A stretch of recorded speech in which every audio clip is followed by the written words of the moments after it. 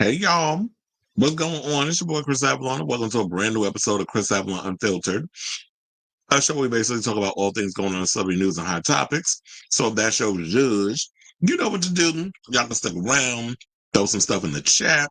Also, be sure to like and subscribe and hit that notification bell so that way you know when we go live with a brand new episode of Chris Avalon Unfiltered. And I need y'all to pardon me because I was just eating some M&Ms because I was like, oh, I need to eat something real quick. And now I'm trying to open up this damn bottle of Pellegrino. I'm like, bitch, why is this top so tight? But anyway, so I had to like eat something real quick because all I had this morning, and normally I don't eat cereal, but I had to throw something in my stomach. And then, cereal only keep me full for like 2 seconds. So I was like, let me get some pretzels and my crack peanut butter M&Ms. I don't know if you check. Yeah, peanut butter M&Ms. That's like my drugs. So I don't do drugs, but that's my drug of choice.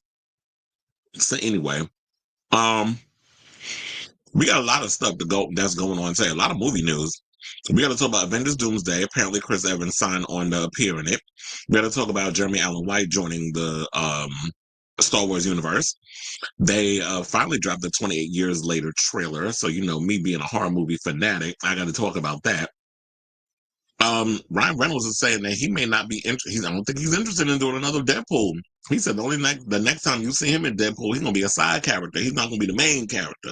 So we got to talk about that. Plus, we got to talk about the latest on Luigi Mangione, who just appeared in court. Or he appeared somewhere. But anyway, he was making his way into the building and he was yelling and saying all kinds of other stuff, which I'm with him though. He said the people's out of touch. And I'm like, yeah, damn right they are. And they've been that way for a long time. Especially mainstream media. So we definitely gonna give you all the updates on Luigi. Like we've been following this story. And you know what? The gays on social media, y'all have been cracking me up with these memes. And I've been living for every moment of it. I hope it don't come to bite me in the ass, but them shits was funny. But anyway, so we have that. Plus, we got the latest on Jay-Z. It's funny how we were just talking about Mufasa yesterday. They had the red carpet premiere. And the Carters were sitting back and like nothing was going on. Like they wasn't a part of the news. What they thought that Luigi was the only one that was trending. Blue Ivy was trending, so was Beyoncé and the rest of them. And Tina, who I hear saying that she was hacked. So yeah, that was brought up during the show yesterday, but it was like glossed over. But I have the full story, so I'm going to talk about that as well. Plus, 50 Cent, speaking of the red carpet, Mufasa situation, 50 Cent was yet again on social media trolling. So we'll talk about that. Plus, the judge in the Liam Payne case says that he's considering charging 2 more hotel workers in connection with his, deletion from the earth. And we have some tea on Taylor Swift, some good news and some shady news regarding because she wrapped up the Eras tour. We're going to talk about the bonuses that she gave her crew. Child, I would give to work for Taylor Swift. I'm like, if you giving bonuses like that, sis, put me on the payroll. So we're going to talk about that. Plus, we got to talk about that there was this show called The Project, which I think is like the Australian version of The View or something or another.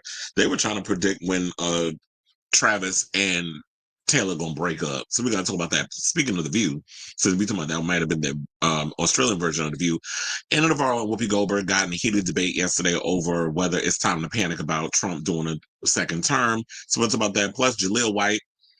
Child, I thought this would be a good debate because I know a lot of y'all, we all kind of grew up in the sense. I mean, I know we have different generations that watch this show, but Jaleel White recently said that some Black people don't rank Family Matters on the Black sitcom list because it's not a hood story. So we got to talk about that. Meanwhile, there was a lot of shows that weren't hood that were successful in the 90s. I don't know what the hell was going on in his brain, but we're going to dissect it. Excuse me. Plus, I was looking for some gay news, or as I like to say, homosexual news. But I couldn't find nothing, but I did find this story that I thought would be relatively interesting. So apparently Pornhub revealed the spicy stats that made 2024 one of the horniest years in a while. So we're gonna go through that list and see what some of you little perverts and freaks was watching this past year on the Pornhub. Yeah, people still be on there watching it. So we're going to talk about that and a whole lot more. But as I said earlier, if you can, please hit that like button, that subscribe button. Also smash the notification bell so that way you know when we go live with a brand new episode of Chris Allen Unfiltered. So just so some of you may not be aware, once the live stream ends, I am going to put timestamps in the show so that way y'all will know when, but depending on the topic, if you don't want to hear like the banter that myself and a lot of the people that watch the live chat do throughout the show, because each segment that ends, if you are someone new, I basically will go in and see what everybody's commenting about and I respond. So it's sort of like a conversation type of show. Interactive talk show, as I like to call it. So if y'all don't want to sit through that and just want to just hear the team, you could either wait for me to edit certain hot topics into like a separate video, or you could just wait for the timestamps to pop up and then y'all could just fast forward to whatever stuff y'all want to hear about. So there's that. And now, speaking of comments, let me check out and see who's up in here with the tea. Hey, Sailor Mermaid. Yeah, we was texting earlier. How you doing? How you doing? Also, he said, bonjour, Jackson.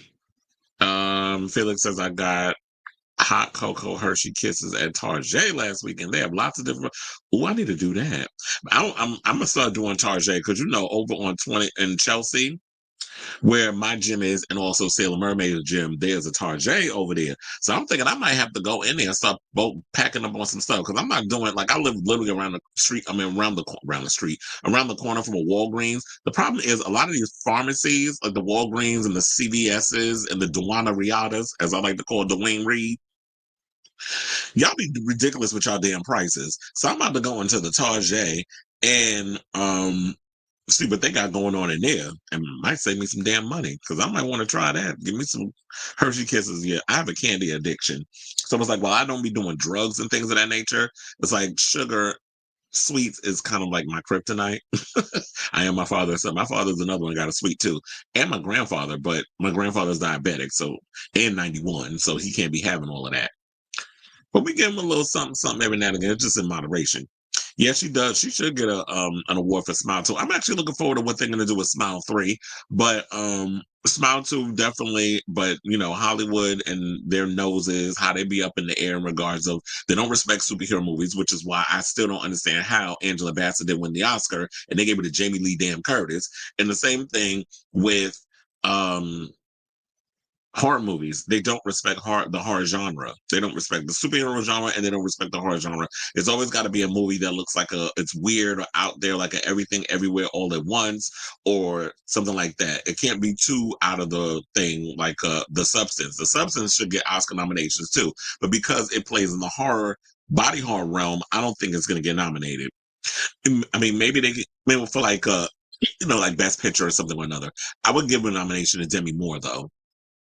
And it'd be interesting to see if they give Pamela Anderson an Oscar nomination. And I know some people are like, Pamela Anderson Oscar? Yes, with all that stuff with The Last Showgirl and all that tea that's coming out about that. They're saying she's good in it. So why not? We've seen a lot of people who didn't start out the best actors who actually just got better at their craft. Channing Tatum is one. He was a horrible actor when he was coming up. Now it's like he's improved.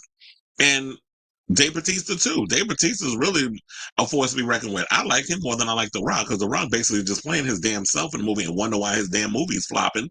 But if I had to choose between like a wrestler or an athlete turned actor who I look at and I'm like, I look forward to the stuff he's in because I know he really cares about the art and not necessarily about the pomp and circumstance of it all, it would be Dave Bautista.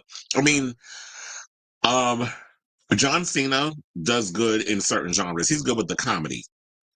Outside of that, it's like, you got your limitations. So he also said it's an insult to the. Yeah, I'm gonna get to that. I got that video.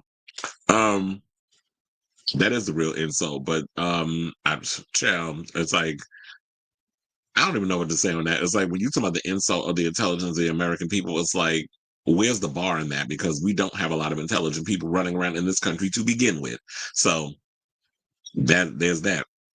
Ryan Reynolds is not leaving all that Deadpool money on the table. I believe he's going to do a sequel of the last movie and just call it Wolverine versus. Well, we'll see. But he just did an interview with what is it, Actors on Actors with But we'll talk about it when it comes up later on the show. He did it. It was with Andrew Garfield, and he basically said that he might come. I want to play the clip. But I just worry, like, depending on who owns certain things, that they're gonna flag it, and then I gotta edit it out and all that stuff. So I'm not even gonna go there. I'll just read the quote. Once Parker Finn is an effing genius to create Sky Riley an alternate world while the real world went on without her. Yeah. I liked how they played into the whole industry Hollywood thing. And that's why I said I liked the second one more than I liked the first one. And funnily enough, I was watching a video where he was talking about that. I think it was Critical Overlord, where sidebar, he actually posted on Twitter that somebody lied on him about a sequence that was supposed to be in Scream 7 that they said he said. Funnily enough, I got the screenshot. I think I saved it. Where they said it was some situation that was like, he said, I didn't say all of that. I didn't say that at all. So y'all was out here lying on that man. I probably did delete it. Because I was busy up in here doing a deep dive on Jay-Z, and I got all the screenshots, so we're going to get to that later on. I was like, child. Why some people out here thinking that he may have had something that there may be some truth to these allegations of the 13-year-old, but we're going to get to that. Even like some lyrics in the song that he did. Yeah, I probably did get rid of it. See, I'd be so busy cleaning out stuff in my phone that I'd be like, I totally forgot that I saved things for certain things. And then when I get around to using it, it's just like I forget. Because I be having so much stuff in here in my phone. Yeah, so I probably lost it. But anyway, let's get to these comments and then we can just run in with the show. Yeah, they said Beyonce just gave her crew post. Chill, talk about cheap ass. That's why I be like, you want to know something? And people be acting like Beyonce could do no wrong, but she gonna get read a little bit when I do this show today. Because I'm like, sis, we love you for the music, but your personal life stuff, we side-eyeing you over here. And some of your little shady misdeeds behind the scenes. Because I was like, first of all, I mean, you know what? I'll save that for later when we talk about Taylor Swift. That should it be an obligation that all celebrities have to do what she does. She does things for her crew, and Beyonce does what she does for her crew. But I'd be damned if, okay, you give me a tight-ass crew poster, what the hell I'm going to do with that? Well, if you sign it, I can sell it on eBay for a whole lot of coins. Mm-hmm. Exactly. There was a lot of shows I grew up on by Warren Hood. Martin, Living Single, Sister Sister, Family Matters. There was also Hanging with Mr. Cooper. There was also The Cosby Show, A Different World. That there were so many shows that I grew up on as a kid that evoked positivity. Even if you watch Good Times, yeah, they grew up in the hood, but it wasn't a ghetto show. It wasn't a hood ratchet show. Like, what is he talking about? Sometimes I'll be looking at Jaleel White like, Jaleel, you a damn clown. Just shut up. Because nobody bought that damn book. Your book probably sold as much as what's her name? Melania Trump, that little pamphlet she wrote. I'm talking about that was the most difficult thing she ever did. No, bitch, the most difficult thing you ever did was marry that man that you with. And now you miserable. That's probably the most difficult thing. But you know, male on a horse got to do what they got to do to make it in America. Hey, Cheryl, it's been a minute since I seen you on here. Like I said, the types of movies that get nominated for Oscars are serious drama. Yeah, and they wonder why a lot of people don't watch them because they nose be up in the air. That's why it's like I like Golden Globes that they mix it up a little bit, but their categories are so dumb. Like they put movies in the musical and comedy category that's not a musical or a comedy. Like there's nothing about the substance. We talked about this yesterday, and that was a long segment, so we're not gonna go into that again because I think that breakdown of the Golden Globes was like 30 minutes, but when we did the nomination, I'm like, the substance is neither a comedy nor a musical. First of all, it's body horror. Like, what is this list? It's just like y'all just put stuff in there, just I guess to be talked about, and then y'all overlooked Denis Villeneuve for directing Dune 2. You overlooked John M. Chu for directing Wicked. Like, where they do that at? Make it make sense. So it said, I saw a video of a girl who posted "Trap is crap." Trap is horrible. Trap was not a good movie. Now I will say this: I love me some Josh Hartnett, and he was good in the role, but the movie was bad. And I like the music though, but I feel like the music was more or less okay. It was like, is this a movie just to promote? Because M. Night Shyamalan's daughter was a singer in the movie. I'm like, is this a movie to promote your daughter's music? And you just wrote this whole story around it? But I didn't like the movie as a whole. The whole thing was stupid. And then the guy sitting there saying, "Oh yeah, this is one big trap." Like, first of all, if any of us would have snitched and told a guest any of that stuff, we'd be out of a job. Like, what are you talking about? And I work in an arena, so I know how arena works. So I like the whole idea of the arena setting, but the whole concept of the movie was just ridiculous. And what's going on with you, M. Night? You just be making so many dumb movies. So you said good for the brand, okay? You said the crew and showrunners make everything happen. Exactly. Because if it wasn't for them, your show wouldn't be going smoothly.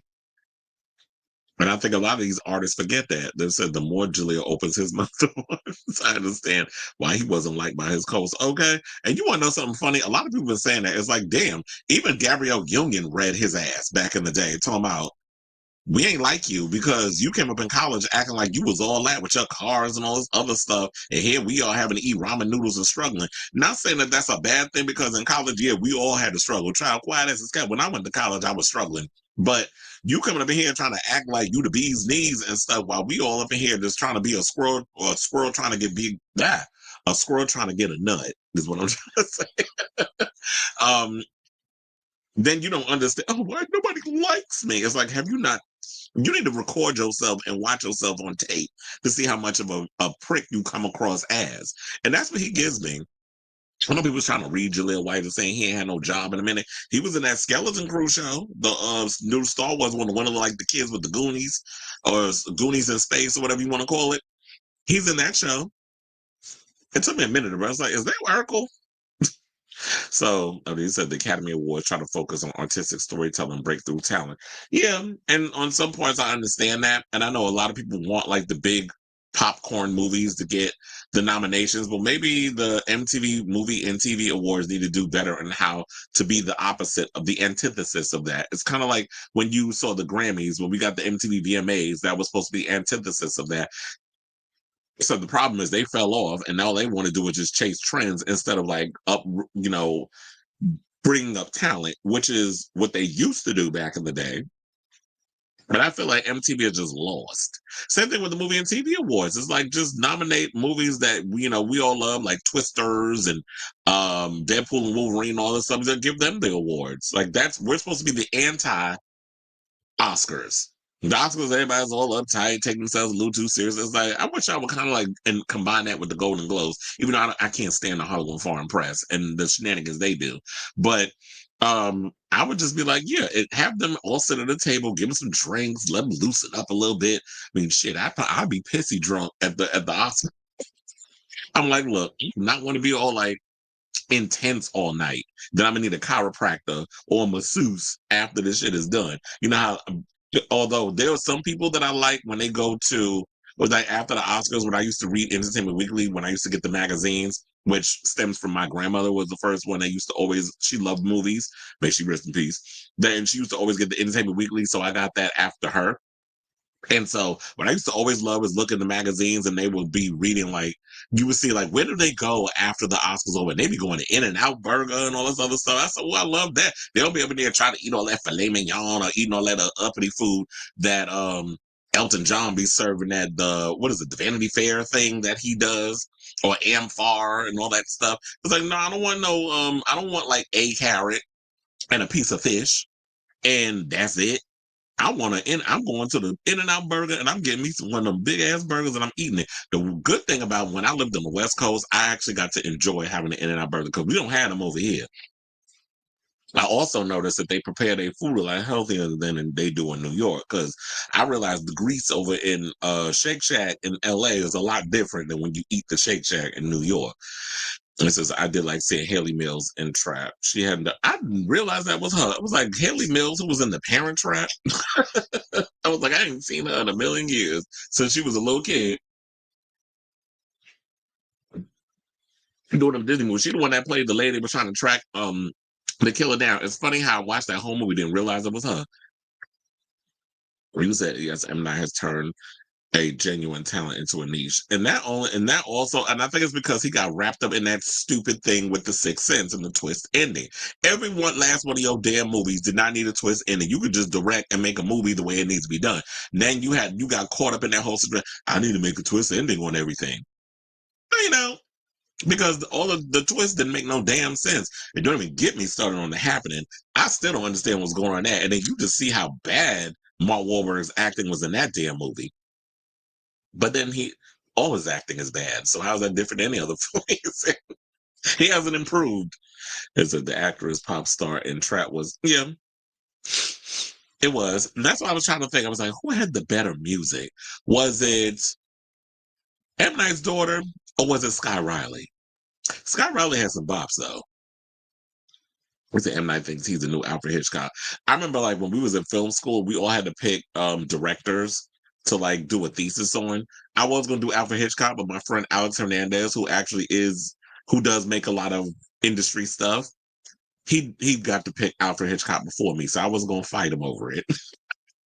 So I did John Carpenter. That was my director of choice because, to be honest, I actually like not all of, but a lot of John Carpenter stuff, and it was a lot of stuff for me to pick from between The Thing and Halloween and Escape from New York and Big Trouble in Little China. There were so many movies that I could pick from him that I could give with, and Assault and Precinct 13. So, and while he wasn't like a big successful director in a lot of ways, he did create a lot of iconic films that people like now than they did back then. And then one of my classmates picked, I feel so bad now that we did this to her. This poor girl, she went and picked oh my god, I totally forgot his just that quick, I forgot his damn name. The director of Armageddon and Transformers. She went and picked him, but we was all clowning her over it. It was like, he's horrible. I was like, damn, we shouldn't have did that to her. I was like, you know what, let people pick their directors. And then we had this kid in my class, George, who I had a crush on, who picked M. Night. But he had a girlfriend, but I think it was like a little open. Michael Bay, thank you. But it was like, Michael Bay, ew. So I did kind of feel bad that we teased her over that. But she stuck to her gun. She said she liked Michael Bay. I was like, okay, sis. The Avatar Last Airbender fan. You want to know something? I want to ask this question. Do people actually like the Avatar movies? Not the Last Airbender, because I do like that Last Airbender, the one that was on Netflix, and I'm looking forward to season 2. I ain't like the movie, but I like the show, the live action show they did. Speaking of Avatar, do people actually like the Avatar movies? Because I don't really hear people talk about the Avatar movies. Y'all will go and give that movie $1 billion. Y'all will go sit 3 hours watching a bunch of stuff happening, all kinds of spectacles, but you don't hear people talk about Avatar the way that they talk about like Lord of the Rings and Harry Potter and all other stuff. Sidebar, speaking of Harry Potter, I did hear in the show that because I was talking about a husband yesterday, Daniel Craig. They said Rachel Weisz is in the talks of playing Professor McGonagall. I was like, well, I can see that. So they trying to go younger with like the teachers and all that other stuff. I did like Village of the Damned, but funny enough, it could have been better, but I enjoy it. I saw the original one too, the one in black and white. I actually like that one too. You said Michael Bay. Wait, who's Peter Weir? I may have to look him up. I was like, why does that name not ring a bell? Oh, who that be? Oh, you said you would have done Wes Craven.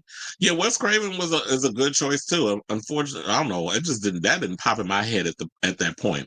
But I was like, yeah, Wes Craven was a good choice because it was like a Nightmare on Elm Street. He did. Didn't he do Shocker too? He did Last House on the Left. Like he did a lot of great horror movies back in the day. Then I'd be like, yeah. But doing a thesis and a film thesis, that shit was not easy.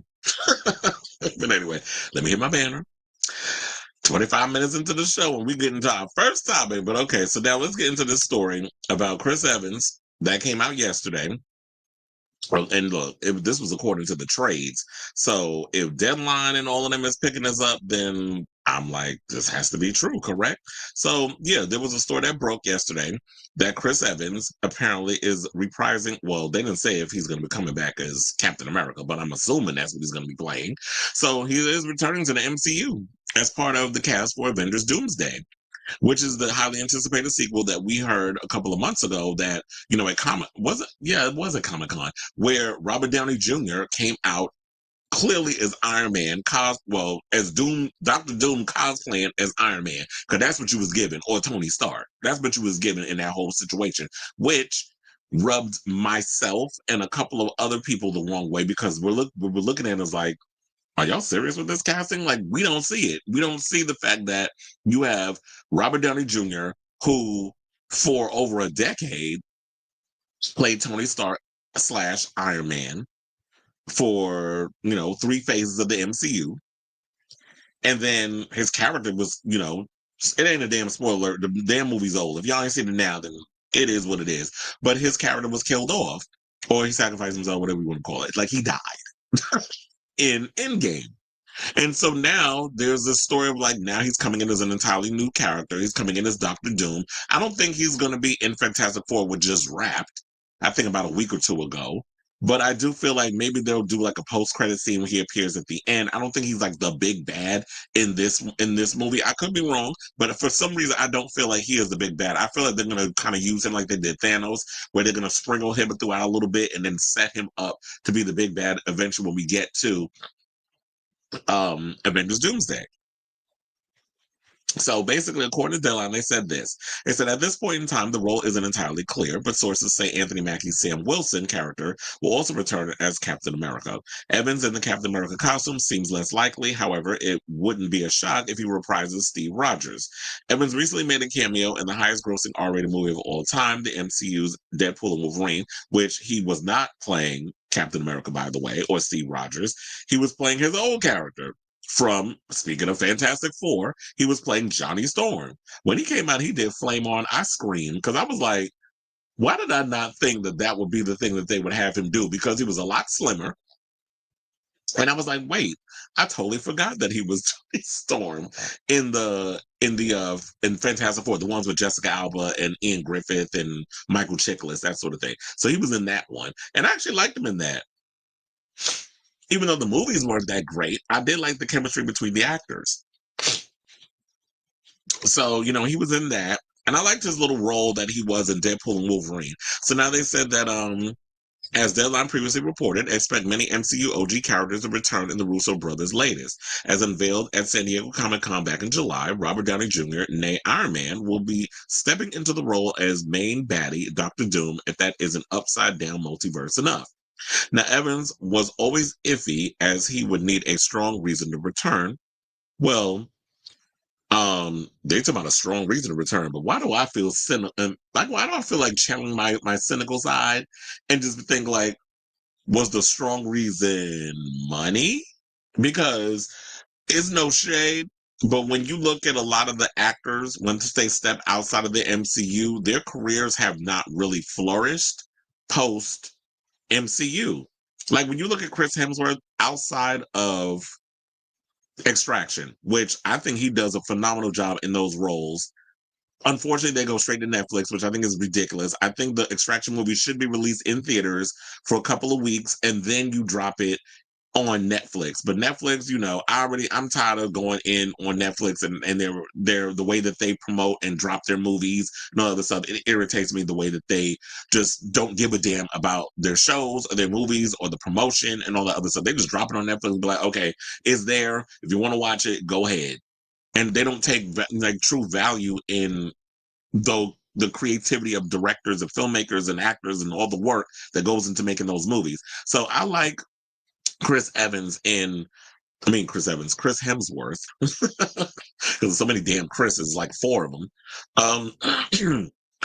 So it was like, I like Chris Hemsworth in the Extraction movies, but outside of Extraction, his movies have flopped. Most recently, Furiosa. And Furiosa was a great movie. I loved that movie, but it flopped at the box office. Y'all didn't go see it. I went to the theater to see it because I love I was going to say Frank Miller. Um, Frank Miller is like, iconic superhero writer, that sort of thing. He's created a lot of great comics. But I like a lot of the Mad Max universe type stuff. So that's clearly my genre. But it's just those movies for some reason aren't successful in the theater. Like I guess they just don't make a lot of money. It's unfortunate. I like that universe, and I think they do a phenomenal job with the action and the stories and all this stuff. But it's just it's got a cult following, so it doesn't have like a big audience. But I would be interested to find out like who exactly Chris Evans is playing, because if you have Robert Downey Jr., who was part of the first three phases of the MCU, coming in as Doctor Doom, then I don't think that Chris Evans would possibly be coming in as Captain America, that he would be coming in as a different character. Are we doing like different variants of different people? Or is he going to be a multiverse type of Captain America? Because remember, at the end of the movie, he was old. So what are you going to go into a different multiverse and pull out a different Captain America? He's going to go toe to toe with Anthony Mackie's Captain America. Because and the weird part about Anthony Mackie is I remember he didn't take the super serum like Steve Rogers did. So I'm also wondering how is he going to be able to stand up against the big bads in because who's going to be, I forget who's the villain. Is it Silver Surfer? That's going to be in there, played by Julia Garner.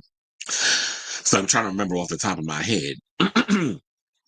So I was like, yeah, how is a average regular guy going to go up against a super being or go up against a superhero, somebody who could be far more powerful than they are? So these are questions that I feel like I need answers to, but I guess we'll find that out when Captain America Brave New World drops in February, and we'll get all the tea once they start filming Avengers Doomsday. But I do, you know what? I like the Russos. Sidebar, speaking of Russos, outside of the Avengers stuff, their stuff really hasn't popped either. They've done a couple of movies and a couple of projects that I kind of like, they're not good. Like those spy shows that they have, I can't remember the name of them also, but it's like the spy shows that they have on Amazon Prime, they're not good. They're okay. Um, then they did that movie, that super, what was it, that spy film with Ryan Gosling and Chris, speaking of which, Chris Evans, was not a good movie. And Ana de Armas, I think, was in that too. It was a terrible film. But yeah, outside of that, it's like, I like the Russos, but y'all really haven't popped post Endgame. So maybe Disney is the antidote they need to get the gang back together and then finally get a hit. So I say all this to say, what do y'all think of this story? You guys excited for Chris Evans returning to the MCU for Avengers Doomsday? And who do you speculate that he's going to be playing once, in the film? Is he going to be reprising his role in as Captain America, or is he playing somebody completely different? And I should also let you guys know that besides the trades reporting this, like all the major trades, the Deadlines, the Hollywood Reporters, the Varieties, all of them, Marvel Studios has not commented on this, but if somebody got this tea and the trades are reporting it, I don't think they're going to report something that is not factual. So let me know what you guys think of this story in the comments down below. Okay, so we have a lot of.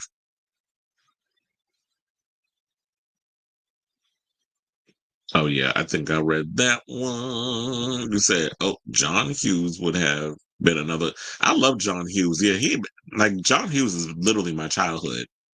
One of my friends was saying that oh yeah, because I was like, oh yeah, I'm a child of the '80s. So yeah, while those movies that John Hughes did I was way too young to even understand them. As I got older, I started watching like The Breakfast Club, which I absolutely is like one of my all-time favorite films. Um, what was it? Did John Hughes also do Home Alone? I'm trying to remember.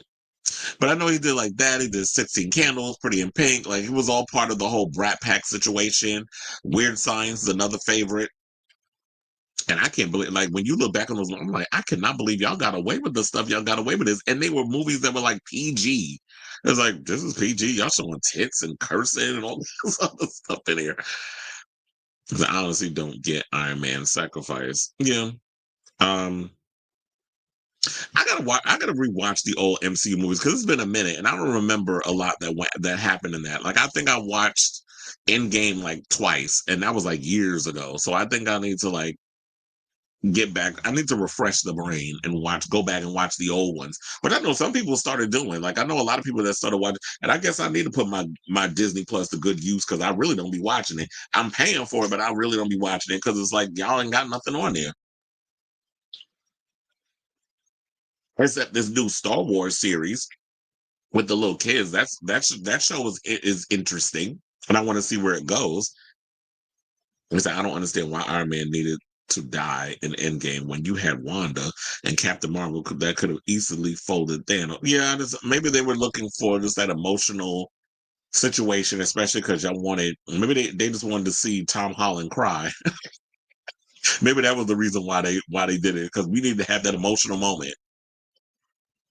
I do agree. I just feel like, damn, I wish I would have put that in the thing. But since you brought it up in the story, it does feel like a desperate money grab on Marvel's part, because they've been struggling with their current phases. I think it was phase 4 and 5.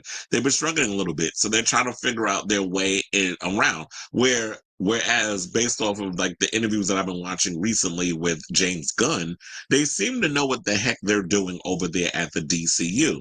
Now, I know a lot of people are still a little skeptical because they've been burned by the DCEU, but you have to realize that was not James Gunn and Peter Safran. That was under other management. That was under old management. We under new management now. So James Gunn, who was a fan of, who was a screenwriter first before he was a director, producer, and all those other things, he understands the art of storytelling. He understands the art of the stories that they want to tell. And he's saying, like, if they're not ready, the stories are not ready to be put out there, we're not going to put it out there. We're not just going to give them, oh, you have a deadline and put this out there. Okay, well, the people will go see it anyway. So like, that's the attitude I felt that was Sony. Oh, they'll go see it because it's part of a Spider-Man, but Spider-Man ain't in it. And it's like, nobody told y'all to make a Madam Web movie. Nobody told y'all to make a Morbius movie. Nobody damn sure told y'all to make a Craven the Hunter movie. But y'all making all these movies, and there's no Spider-Man in it. And if there's a reason why these characters need to have a Spider-Man to go against. You're trying to give them their own little film and make them interesting. I feel like it's the curse of also Disney, where y'all tried to make us empathize with the villains.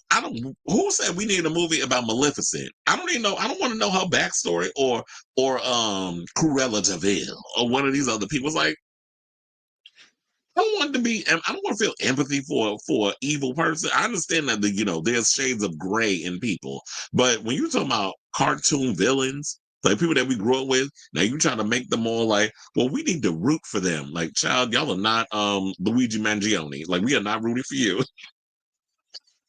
It's like, no, I get the reason why he did what he did. But when y'all sit up here like, okay, I'm supposed to feel empathy for Maleficent, like, get out of here. Don't even get me started. Next thing you know, because when Snow White flops, and I'm sure it will, or maybe it won't, because kids, parents, or whatever, even if the movie looks terrible, they don't care. There's like familiarity. Snow White, we'll take the kids to see it anyway. Hopefully, it don't make as much as Moana too. Y'all said that movie wasn't that great, and it made $600 million. So, oh yeah, he was great in Knives Out. I like Knives Out. Also, you know what? I still haven't watched Knives Out too. I keep forgetting to watch it because it's like with Netflix, like the way that there'd be so much stuff going on. I forget I even have Netflix sometimes. I was like, oh yeah, I got this app. Maybe I need to jump over there. Something. They say yes, that's what they're gonna do. It's going to be an anti-hero series. It's probably, but we'll see how if they can make it work. And said, I was watching clips of The Breakfast Club last week, and the quotes just started resonating with me. Well, yeah, I do love that movie. I know some people say it's out of date. It's they try to clown it now based off of like the stuff that's in there. They say it's problematic. I'm like, it's the '80s. Like, you can't go back and just change up the movie. But did they do a Breakfast Club style episode? Well, I think they've done a lot of those in shows, and like Dawson's Creek, and then even in Buffy the Vampire Slayer, they've always kind of used that as an influence. It feels like Marvel is relying on its classic actors to bring back the blockbuster audience. Who's to say that Chris playing a brand new character will pull the audience that loves Captain America? Yeah, because it's like familiarity. Because already people are kind of throwing a nose at the fact that a lot of people don't really feel a way about Anthony Mackie coming in as Captain America. I don't think people are 110% sold on it. Now, I will go see the movie because it's Captain America Brave New World, and then Tiamat is in it, and there's all these other, and then we got Red Hulk and all the other stuff. So I definitely want to see it for that because it's MCU, and I support those films because I've been on that ride for so long. But if it sucks, And if Anthony Mackie can't pull it off being a lead, then I do agree in the same way as that, yeah, who says that him coming in is going to guarantee pull in a new audience? I just don't understand this whole thing of, yeah, let's go nostalgic and bring back, because I know we're in this nostalgia era now where people want familiarity or they want sequels to things that came out 30 years ago, whatever, like Beetlejuice or whatever, and it's successful. But if the movie is, I just don't understand why we're not developing a new generation of superheroes. Because when we first all came in, when the what was it when the MCU first kicked off, Chris Evans wasn't that big of an actor or a movie star, but we liked what they did with the whole Captain America thing, and we all went on that ride.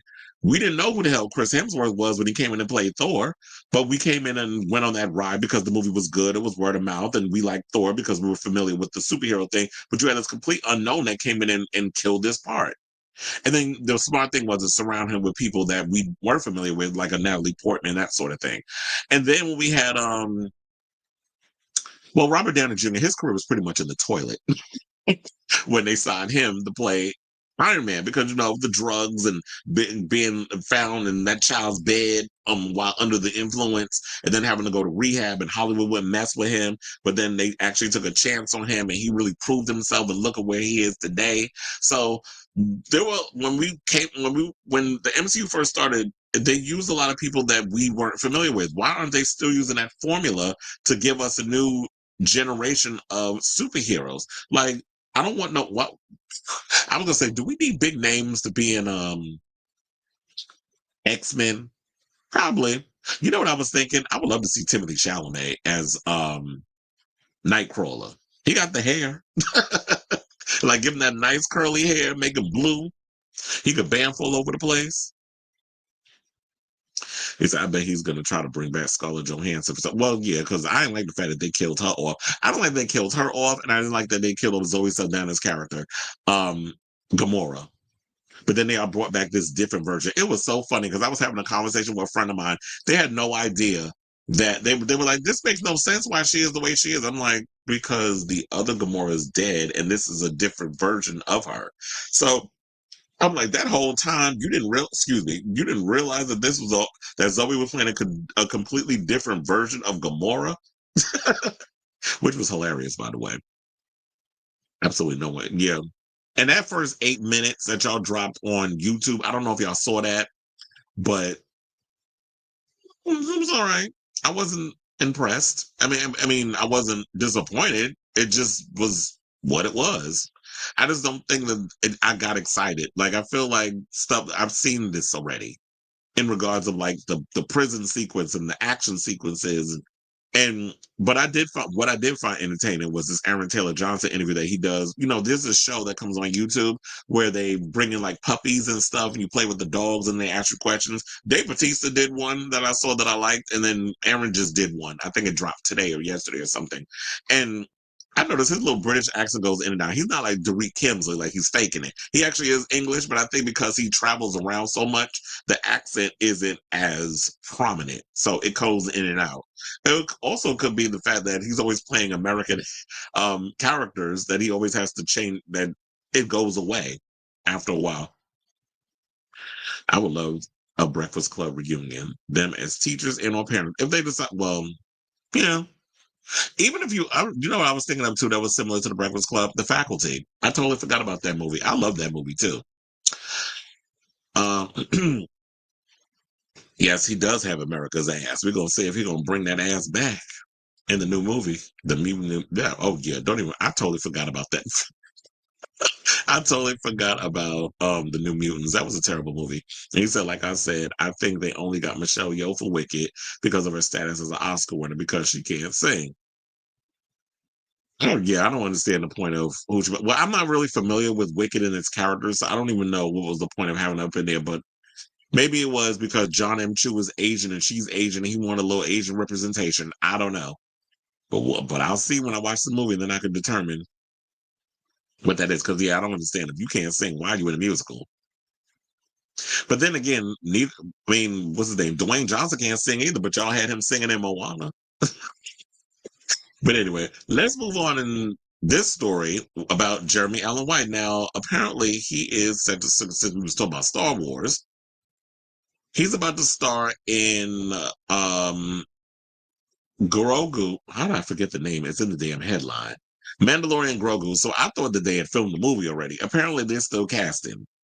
But so this was actually revealed yesterday because Christian Harloff had the actual exclusive. Shout out to him because I like Christian Harloff's show.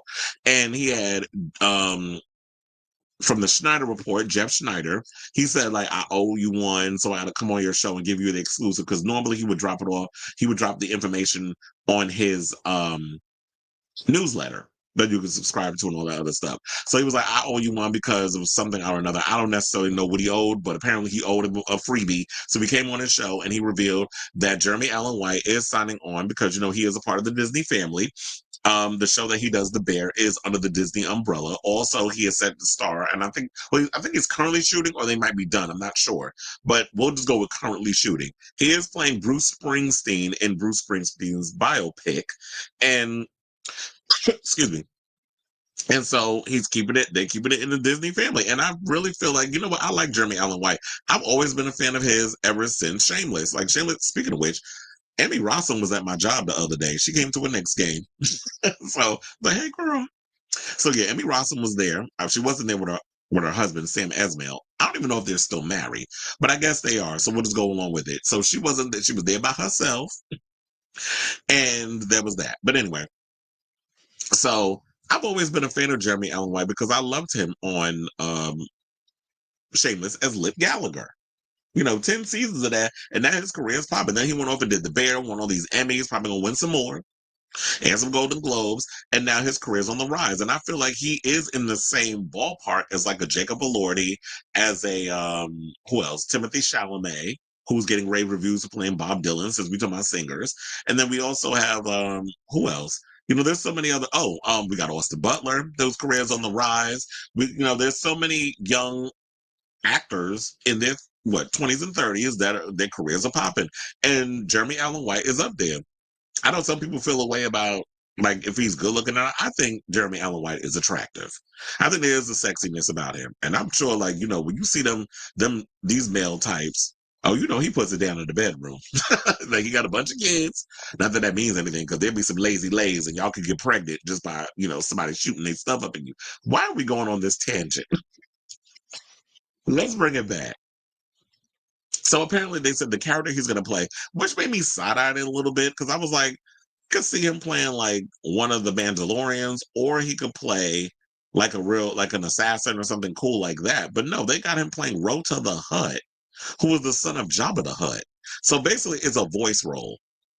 So that's basically who he's playing. So it says, according to Variety, the project marks the first major franchise for the actor following his Emmy-winning breakout role on the FX series The Bear. Now, plot details have been hard to come by for The Mandalorian and Grogu, so White's casting as Jabba's son provides the first real glimpse of what could be in store for the titular bounty hunter and his adorably wee adopted son. The Disney Plus series, The Mandalorian, is set in the years following the event of 1983's Return of the Jedi, in which Princess Leia, played by Carrie Fisher, strangles Jabba to death. The recent spin-off series, The Book of Boba Fett, revealed that Jabba's absence left a power vacuum among the organized crime bosses on Tatooine.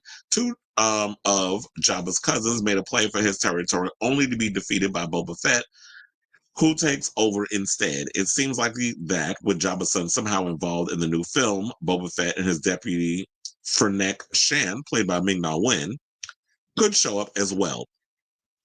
So, so it does say in the article that he is currently shooting the Bruce Springsteen biopic, Deliver Me From Nowhere, with writer-director Scott Cooper. So we already talked about like what his rise to fame was, because I told you I watched him as Lip Gallagher, which is of course short for Philip, if you didn't know that.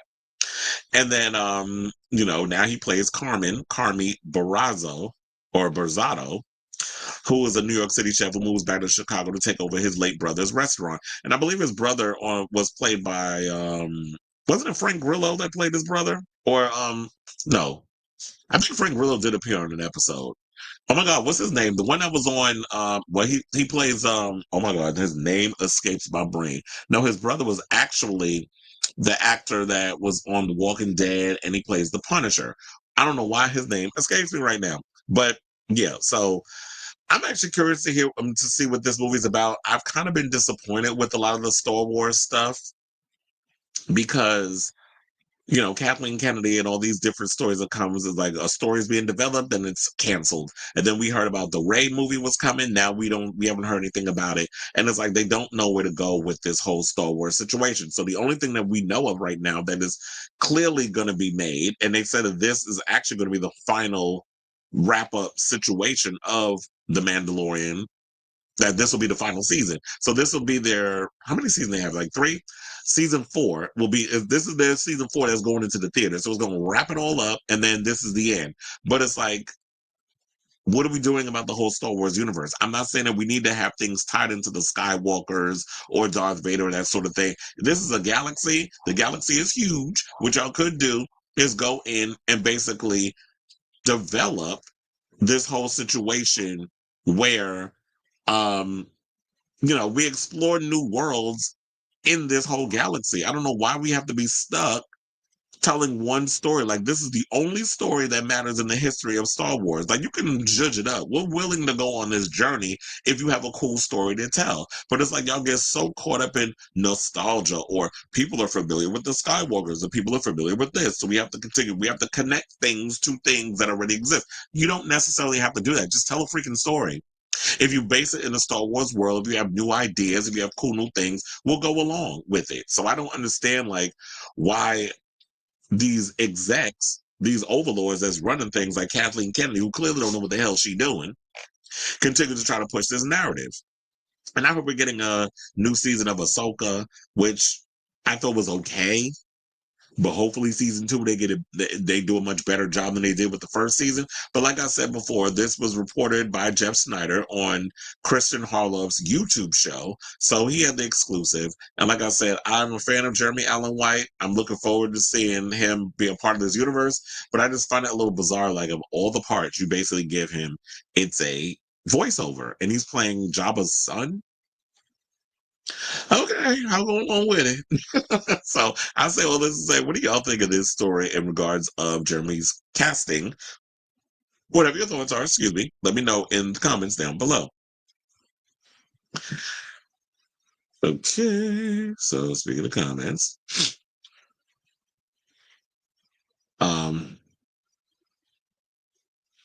oh, you said the director is Asian. Yes, diversity. I don't know if you were being serious or sarcastic. And you said Scream 7 is hiring extras as stand-in for Neve Campbell, and she's very prominent in the film, and her stand-in needs to run and duck and fight. Well, it's not only that, but I'm sure she's got a serious stunt double because it's going to be a lot of stuff. But yeah, okay, so there was an alleged story that was running around in regards to the whole Scream 7 thing, that they said there was a panic room scene. Oh, they said that there's a sequence that happens in a room full of mirrors. So I'm like, okay, so we're stealing from Into the Dragon. Not that we can't use a cool ceiling, that would be a cool scene, but we've seen that already done in horror movies. So I don't think that was true. And then Critical Overlord said, I never said this. And then there was another scene that they said was going to be in Scream 7 where Nev's character Sydney has a panic room, and the killer is chasing Sydney and her daughter and her daughter's friends throughout the house, or whatever the case is. So they're in the panic room, which is Halloween 2018. Because remember, they didn't have a panic room, but they had they did have a panic room. It was like, and I thought that was a cool sequence too. In Laurie's house, where they moved the island in the kitchen, and then it was like a little a panic room in the basement or underneath the kitchen. And so they said that they have some sort of a panic room, and the twist would be, and I was like, oh, this sounds like a really cool idea. That it's like the killer is trying to get in, but not realizing, because we know Scream, there's never one killer unless it's Scream 3 with Roman. But the other killer is actually in the room with them and lets the killer in. I was like, you know what? That would have been a really cool sequence. But apparently it's all fake. So this is why I kind of just like, we got to wait for stuff, because I hate when all these pundits get up here. Well, I heard this and this story and my source and all this other stuff. And it's like, the script from what we've heard from Scream has changed like a dozen damn times already. So I don't even know what's believable and what's not. So I'm going to just wait for the movie to come out in 2026. And you said Allison and Andrew were cute couple in the Breakfast Club movie too. The popular job with the weird goth girl. I love me some Ali Sheedy. Marvel's Inhumans. Oh Lord, don't even remind me of that. The funny thing, I was watching something and they said, "Do you think they would bring the Inhumans back for a series?" I think they asked Kevin Feige that, and he was like, "You never know. I don't think they will. Why would they need to bring the Inhumans back? Weren't the Inhumans sort of like a poor man's version of the X-Men? Like, I wouldn't even think to bring them back. First of all, we're getting the X-Men in a couple of years. So it's like, no, we'll wait for the X-Men. We don't need the Inhumans. We'll try to forget that mess of a show that y'all had of the Inhumans on ABC. And I like Anson Mount. I was like, Anson Mount was on that show, but look, he found success on Star Trek Brave New Worlds. Jon Favreau to direct. Well, yeah, I like Jon Favreau. It's like Marvel won't hire Scarlett after she took them to court. Well, she had a right to take them to court, and because Bob Chapek was shady with what he did. It's like, you did not say anything about putting this directly on streaming, that we were supposed to, it was a movie deal. You have to abide by the contract, but he tried to be shady with the situation, and she got what she needed to get out of it. She got her money, and rightfully so. So I'm with Scarlett over what she did. But if she don't come back, I'm sure she's fine. Like, she's probably hoping to start a new franchise of her own with this upcoming Jurassic Park movie that she filmed over the summer with Mahershala Ali and Jonathan Bailey and a whole bunch of others. So if she's able to give us something way better than what Chris Pratt did, Chris Pratt, sound like I said Chris Pratt did with his versions of the Jurassic World movies, and I did not like them. I just thought those movies were stupid. But if she could make them way more entertaining than what I can't even talk. Chris Pratt did, then I'm here for it. So she's like, well, F them. She got enough money. One thing about Scarlett, she is not hurting for coins. I said, no, they worked it out. So they worked it out. But that's why I said that, look, whether or not they worked it out, whether it's like she got her money, rightfully so, because Bob Chapek was shady with what he did in regards of trying to play her, in regards of the way they promoted that movie.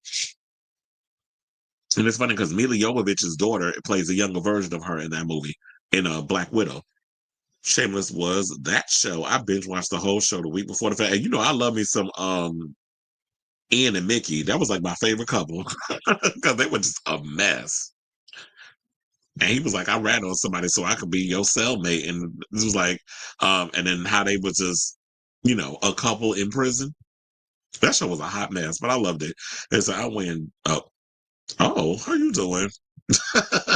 He said that was because of releasing it on Disney Plus during the pandemic. Exactly. And she was like, no, that's not the deal that we're supposed to be doing.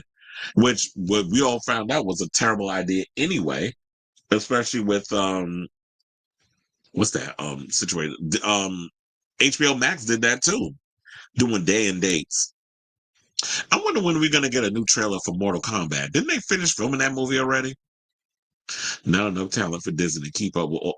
Well, yeah, I guess that's true because they're not creating stars anymore, and so there's not a lot of really good actors. That's probably why they got to keep going to other countries and pull them here. Oh yeah, that's what it was. Thank you. It was John Bernthal. I don't know why I cannot remember his name. I said the Punisher. I want another solo movie. That movie actually wasn't bad. It just didn't do well at the box office. Rogue One, yeah, I agree. Rogue One and Andor, those were actually good, but um, outside of that, we haven't had any. It's been slim pickings regarding good Star Wars stuff. The solo movie bombed, but in my opinion, this still won't get fans excited. They want Kathleen Kennedy fired or Lucasfilm sold because Star Wars isn't taken seriously as Marvel is, and that could be because the people that work at Lucasfilm aren't taking this franchise seriously. They need somebody in there that knows what the hell they doing. That's why I like the fact that DC was smart to get somebody in there who understands the lore and understands the comics and understands where to take these characters and knows what they're doing. And I have to say, I give it up to Warner Brothers and DC because they just gave shout out to him, Corey Jandreau. He got a job working at DC now, where he gets to go in and talk about comics and all the things that's going on with Warner Brothers and DC. So, and they were asking him, because I was watching him on the show that he does, Capes and Cows, with Winston and Christian Harlow, because Christian Harlow has a bunch of shows on his channel.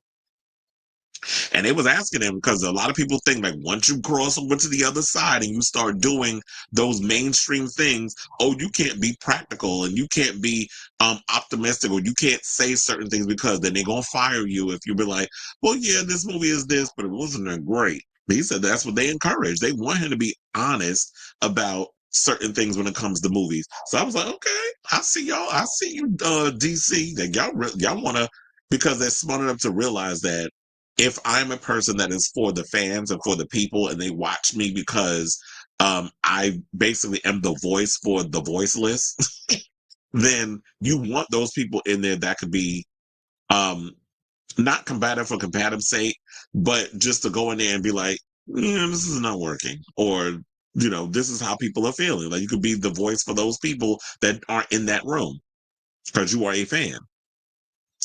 It said it will be legal as Kroger has 7 national chains and 8 local chains. We don't have no Kroger. I don't think we have Kroger in New York.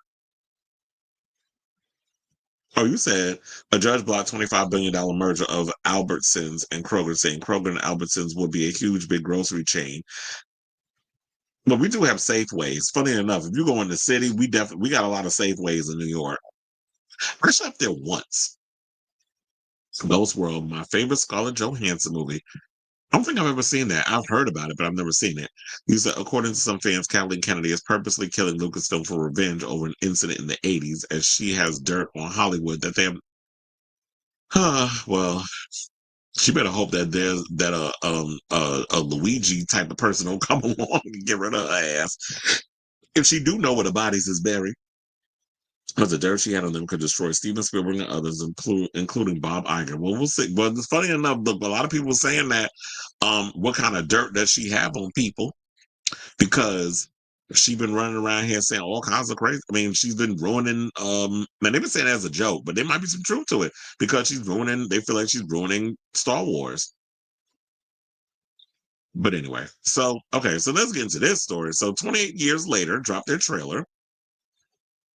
Speaking of Aaron Taylor Johnson, because we was talking about him earlier, so there was a theory that a lot of people saw, and I was like, if this is true, I don't know why they revealed it in the trailer, but Cillian Murphy starred in the original 28 Days Later.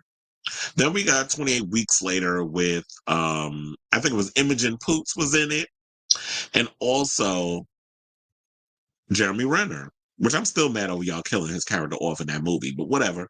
So I actually enjoyed both films. I don't think 28 Weeks Later was as good as 28 Days Later, but I thoroughly enjoyed it. I felt that they got a little Hollywoodish on that film. They had a little Hollywood sheen on it. The original film was like this independent, scary horror zombie, or they try to say it's not zombies. They're infected, freaking zombies, whatever. They just run fast. So it's just like a different interpretation, which we saw them pull that into the Zack Snyder Dawn of the Dead, which, sidebar, was written by James Gunn, in case people didn't know that. So seeing this new trailer, and I was like, I wonder what's going to be going on in there. They reveal a shot, and we have it here, of Cillian Murphy, the third picture, the one at the bottom on the right, as a zombie. They think that's him. And I'm like, it definitely looks like him. Why would y'all reveal that in the trailer? I would have liked to have had that been a surprise. And the thing I despise about trailers is revealing certain things. It's the same issue I had when I watched Smile 2, how y'all revealed oh my God, I forgot his name. The beginning, with the guy that was at the first Smile movie, how y'all basically got him hit by the car when he was running across the street. I was so annoyed by that. I was like, why are y'all revealing that in the trailer? Or they reveal certain things, like a certain twist. Oh, you gotta die in order to bring him back or something, or to kill the monster or whatever the case was. And even though we saw the movie and it turns out that didn't work, but you revealing that in the trailer, it just kind of felt like y'all revealing too much. So I'm hoping that with this one shot, I'm a little annoyed by, but for the most part, um,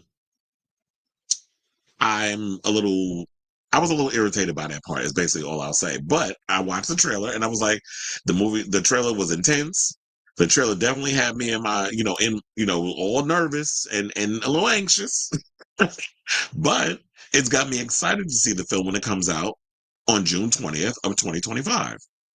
So shout out to Bloody Disgusting. for this story. So it says Sony has unleashed the official trailer for 28 years later, the long-awaited sequel to 28 Days Later and 28 Weeks Later that puts Danny Boyle back in the director's chair. Now, Boyle reteams with writer Alex Garland, who wrote such films as 28 Days Later, Ex Machina, and Annihilation. And I have to tell you, I love all three of those movies. So we already know Alex Garland is an impeccable writer. So that's got me really on board for this film. So the new film, as we said earlier, is 28 years later, which is intended to kick off a brand new trilogy of movies for the franchise. So, in the new movie, it says it's been almost 3 decades since the rage virus escaped a biological weapons laboratory, and now still in a ruthlessly enforced quarantine, some have found ways to exist amid the affected. One such group of survivors lives on a small island connected to the mainland by a single heavily defended causeway.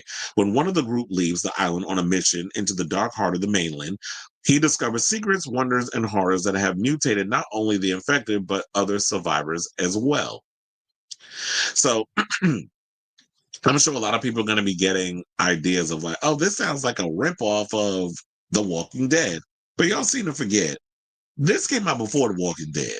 The Walking Dead has had many a decade plus, because I think they've been on for like a good 13 years, to kind of branch out and tell these stories of like how humans are going to exist in this world of walkers. So with this rage virus, yeah, there's always going to be, I feel like, similarities of like, okay, a post-apocalyptic world is all going to have that same type of look that we've seen in so many post-apocalyptic movies. So, but as long as you got an interesting story that you can tell, I'm here for it. So basically, they said that from what we understand, the first two films in the 28 Years Later trilogy have already been filmed because Boyle directed the first movie, and then you had Nia DaCosta, sorry, who did Candyman and the Marvels. You know, some people had a love-hate relationship with Candyman. I think more people liked it than disliked it. The Marvels was also a mixed bag. But if the scripts and everything was already written by Alex Garland, um, I don't think that people should have to worry about whether or not she'll do a good job, because if she's just, directing it, then that's different than, okay, if she had a hand in the screenwriting, whatever the case is. So they also said that Alex Garland, as we said, wrote the screenplay from 28 Years Later and probably wrote the one for the other one as well. Now, Cillian Murphy is executive producing and reportedly returning the star. And now when you say reportedly turning the star, we have the picture of him in there, unless he's playing two parts. We'll see. So the cast includes Jack O'Connell, who I haven't heard that name in a long time, but he's around apparently in it. Also, Jodie Comer, who was in such programs as Alone in the Dark and Killing Eve. Aaron Taylor Johnson, who is very busy, and you can see him in the picture. Then we have Alfie Williams, who's from His Dark Materials, and Rafe Fiennes, who is a prominent actor and has been in such things as The Menu. So, so I'll have to say that, you know what? I've always, like I said before, I like this franchise. I'm looking forward to seeing what they're going to bring with this. And I also have pictures of the posters. So there's one poster that looks crazy with the head and the spine. But no, that's a cool poster.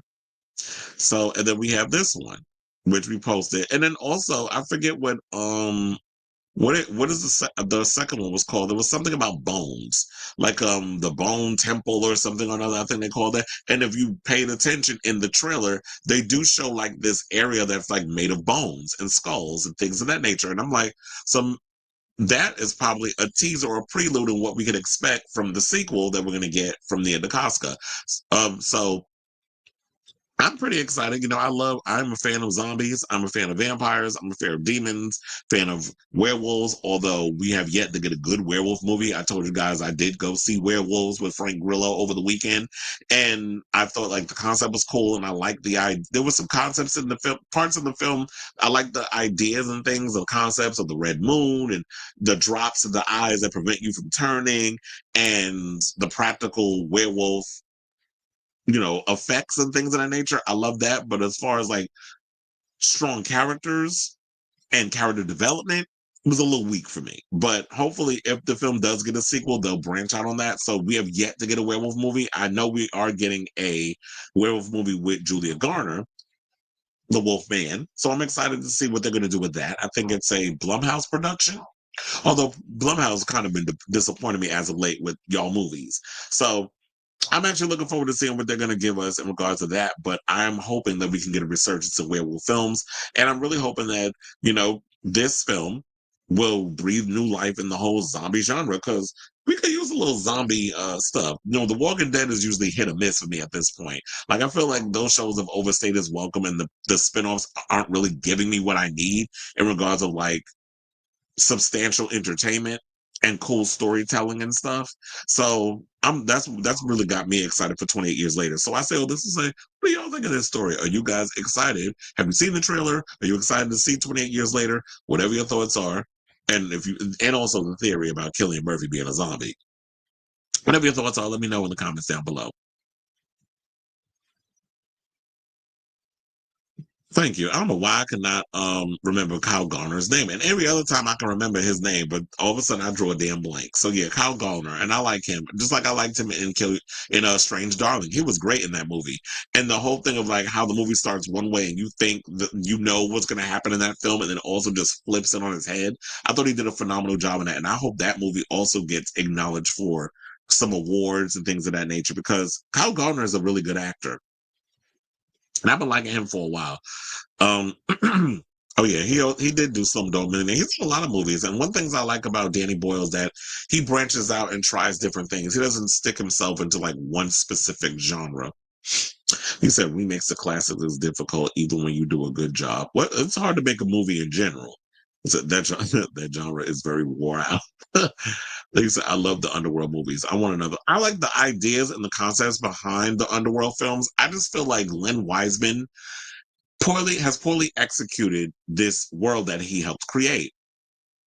That's why I was a little worried in the beginning because he did direct Ballerina, which is a spinoff of the John Wick movies, with Ana de Armas playing one of the ballerinas that we got to see a piece of in John Wick 3 Parabellum. I was a little worried because,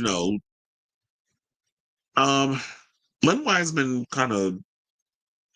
he's not that good of a director. I mean, he can direct something, we could watch it, but in regards of like the execution of a lot of his stuff, it doesn't really work. I mean, although I was entertained by Live Free or Die Hard, and I did get to go to that premiere, so that was cool. But other than that, it was just like I do like the underworld movies, but child, if they put Selena in there, they're gonna be like, "Hop on who this woman?" Because she don't even look like herself no more. so, so I sent you Luigi's manifesto. Hopefully, you can get it faster. Hold on. Because that's actually the next topic that we got to get into.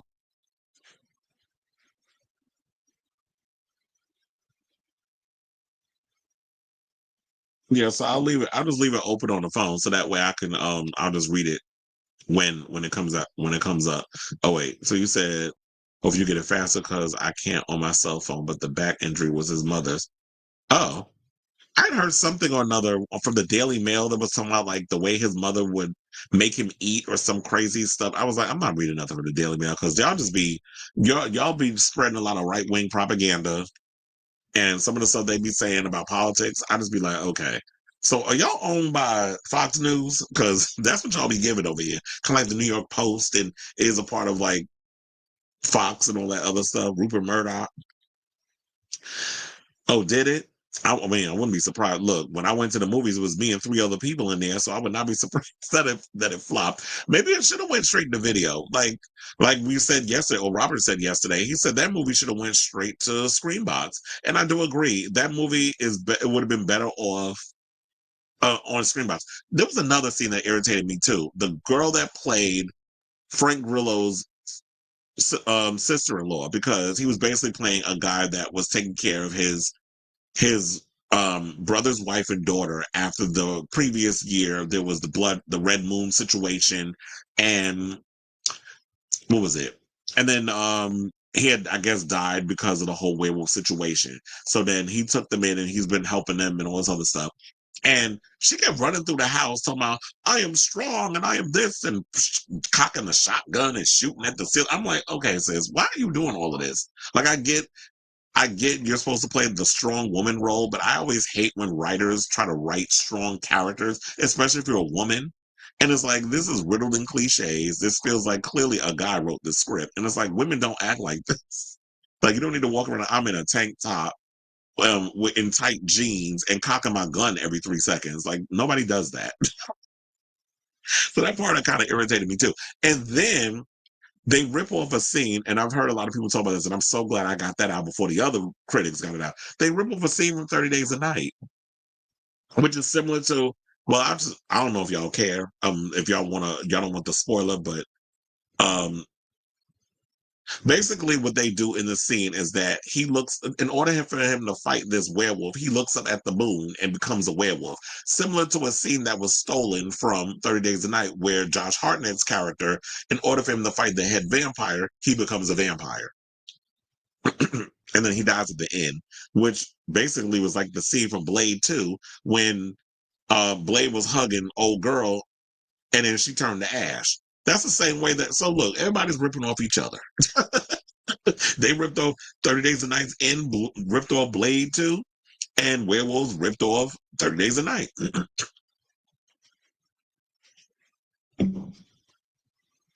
So there's that. You said, I heard Cillian plays a prominent role in the follow-up, but we shall see. As yeah. And I want to know if, they probably did some weird stuff that he was in a lab and they cloned him and that's not him. That's a different version of him. I'm like, child, if y'all get all complicated in that mess, if y'all start going into, speaking, because I saw you put Resident Evil, if they start going into Resident Evil territory with the scientific psychobabble, then I'm gonna be side-eyeing that damn movie.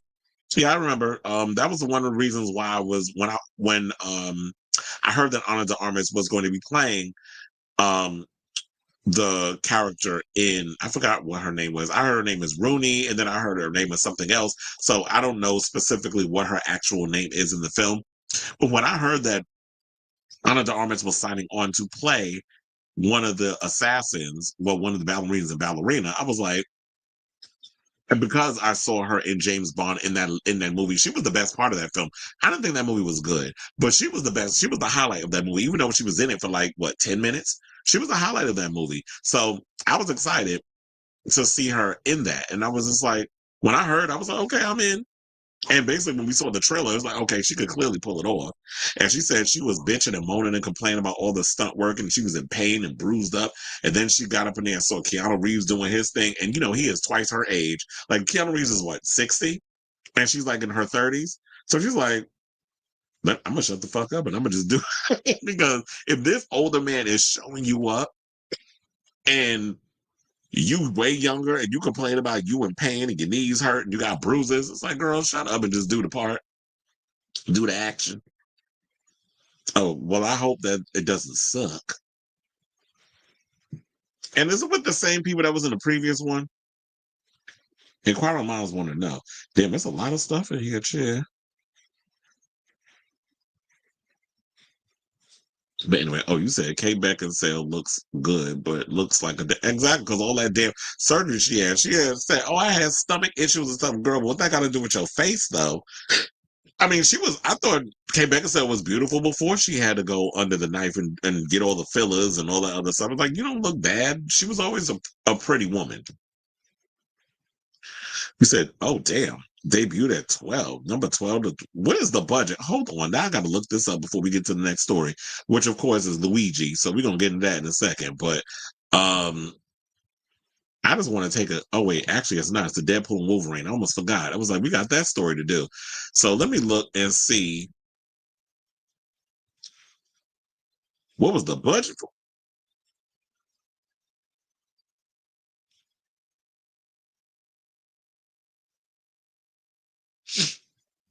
Excuse me.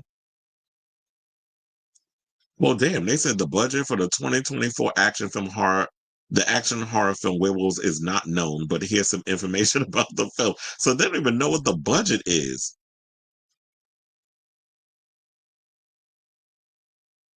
Oh, damn, they said they took it. Well, let me go to Reddit, because Reddit be having all the tea. They said Werewolves took an estimated 130,000 in Thursday evening previews. The film stars Frank Grillo, officially opens today in 1,351 North American locations. That might be a lot of theaters to put that in. And now at this point, they're going to probably take a loss and have to cut down on some of the theaters because you put it in 1,300 theaters. And then when I would go to I wanted to go to an AMC and see it. I didn't get to see it at an AMC. I had to go to a Regal because the AMCs that I wanted, the only AMC that I would have had to go to was Bay Plaza. And I was like, I'm not going all the way over there. So I wound up going to 14th Street Union Square and catching it there. I've been in that theater before, and it's a nice theater out in New York. So I went to go see it there. They said, wow, that's like 1 to 1.5 million weekend, if that. Another said, all right, what's the over under in this making less than a mil open weekend? WOM seems abysmal. And they probably said probably just clears 1 million since it's only in 1,500 theaters. It won't get on the list of worst openings for movies in 2,000 plus theaters. I think the current record holder is 2012's Oogie Loves. What the hell is that?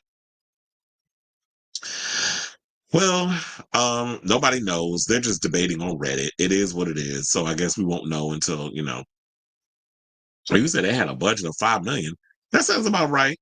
Well, look, it's no Terrifier 3. Terrifier 3's budget was like $2 million. And you see it already made $100 million. And I'm thinking about going to see it again in the theater. I still haven't bought it yet, but I'm like, probably because I want to go see it in the theater again, especially around Christmas. But anyway. Okay, so let's move on to our next topic. Oh, wait, not that one, chill. Let's get into this one. So Ryan Reynolds, almost called him Ryan Murphy. Probably because I was thinking of that Luigi story where they was talking about that Ryan Murphy's already writing the script for it. But we'll get to that in the next topic. But anyway, so despite the success of Deadpool and Wolverine, Ryan Reynolds went on and did an interview with it was Actors on Actors with Andrew Garfield and basically revealed the future of Deadpool in the MCU.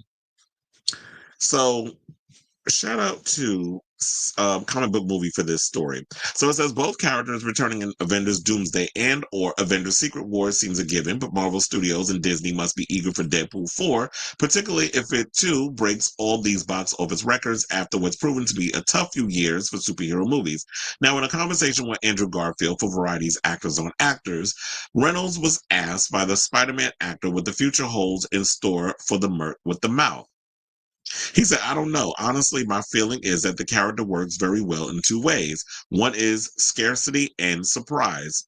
So it has been 6 years since the last one. And part of the reason it is that it swallows my whole life.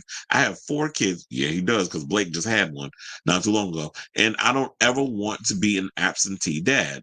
He says, I kind of die inside when I see their faces and they do a sports thing or something and I missed it. I don't know what the future of Deadpool will be, but I do know that we made the movie to be a complete experience instead of a commercial for another one. So with that, the actor seemed to close the door on Deadpool 4 by sharing his belief that Wade Wilson is likely better suited to being a supporting character in many future movies, saying Deadpool's a supporting character much more than he is the center. We center him sometimes because that's what we want, but you can't center him unless you take everything away from him. You have to create a situation where he is much the underdog. I don't think I can do that again. Now, if he comes back, it's going to be in someone else's movie.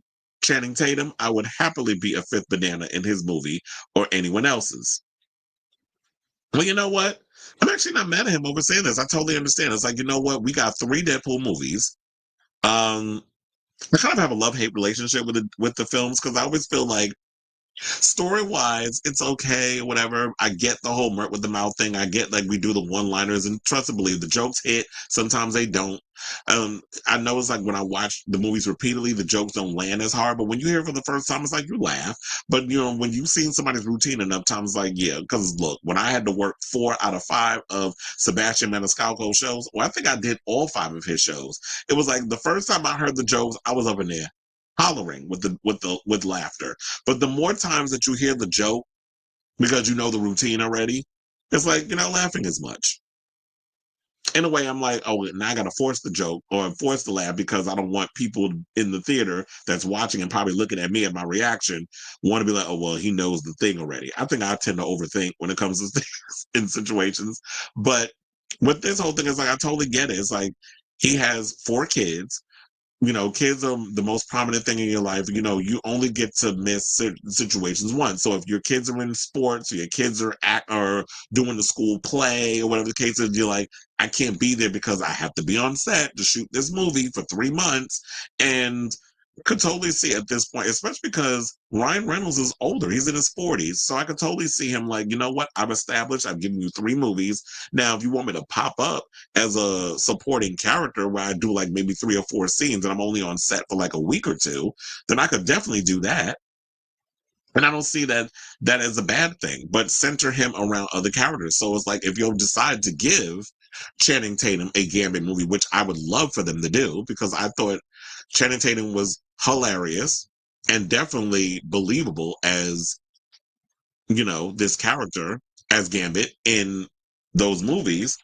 That's definitely something that I want to see from, that happen. So hopefully somebody over there at the at the MCU or Disney is hearing this or hearing our cries and is going to give Gambit the opportunity to finally get his movie. Because remember, once upon a time, they were going to do that. They were going to give him his own film. So, and then it just kind of things just cooled down. And I love the fact that Ryan Reynolds took a lot of things from that was supposed to happen through Disney and the MCU, or even I wouldn't even say that. I would say from 20th Century Fox, because at one point they were in development all these other things before the merger. So for him to bring certain characters in and tie them up and give them the perfect bow on their situation, because I do agree y'all did Elektra wrong. I just feel like Daredevil's not a good movie, and neither was Elektra. I can't believe I'm admitting this. I went to the movies to see Elektra because I love Jennifer Garner, and because I was a huge Alias fan. So when Elektra came out, and because of Daredevil, I was like, let me go see this movie. That movie was so bad. And then it was just like, there was supposed to be a time for Gamma to get his own film. It just never happened because there was a lot of stuff going on at 20th Century Fox, which is now 20th Century Studios.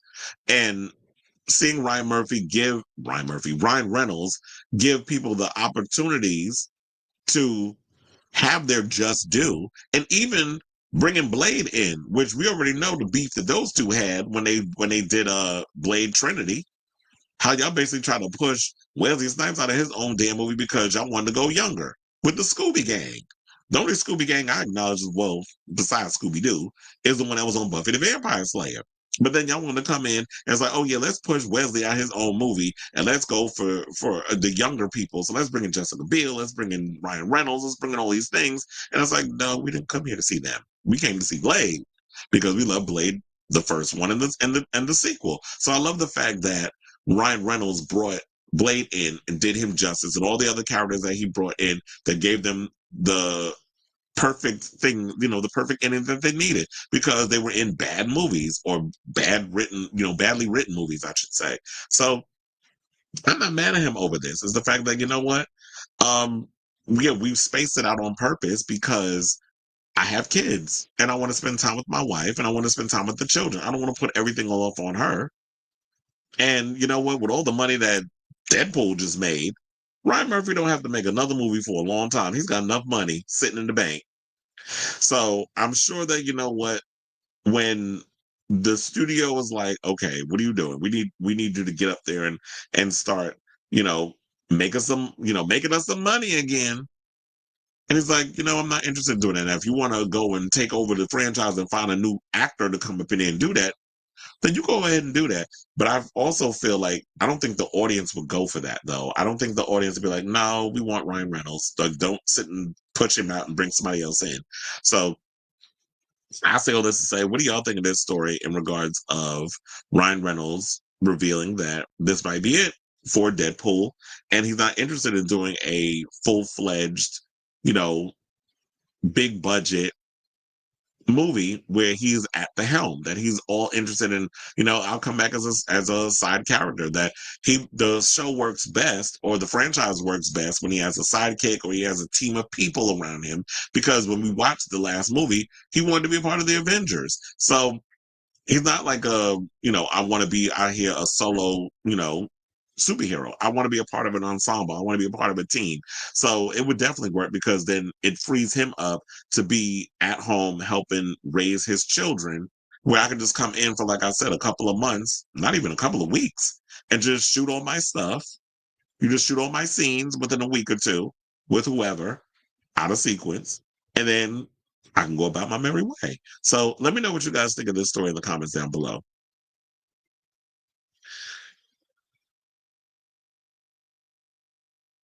Okay, so now Magical Mermaid says he wants to be in the next Endgame movies. Well, you know what? It'd be funny if they actually make that dream come true because he want, like I said, he wanted to be part of the Avengers. So that could happen when y'all could bring Ryan Reynolds in to do all that. I think that would be pretty cool.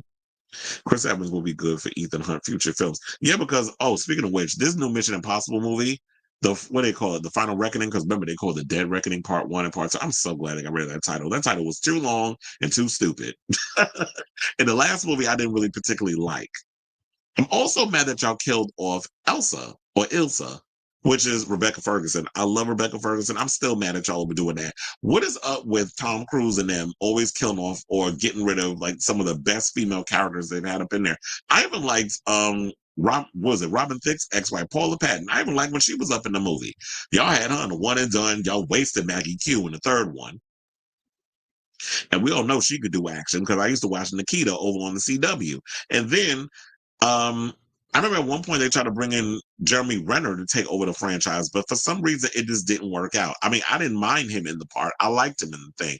It just whoever was behind the helm of those movies, they just weren't working. I think it was Brad Bird and what the hell's his name?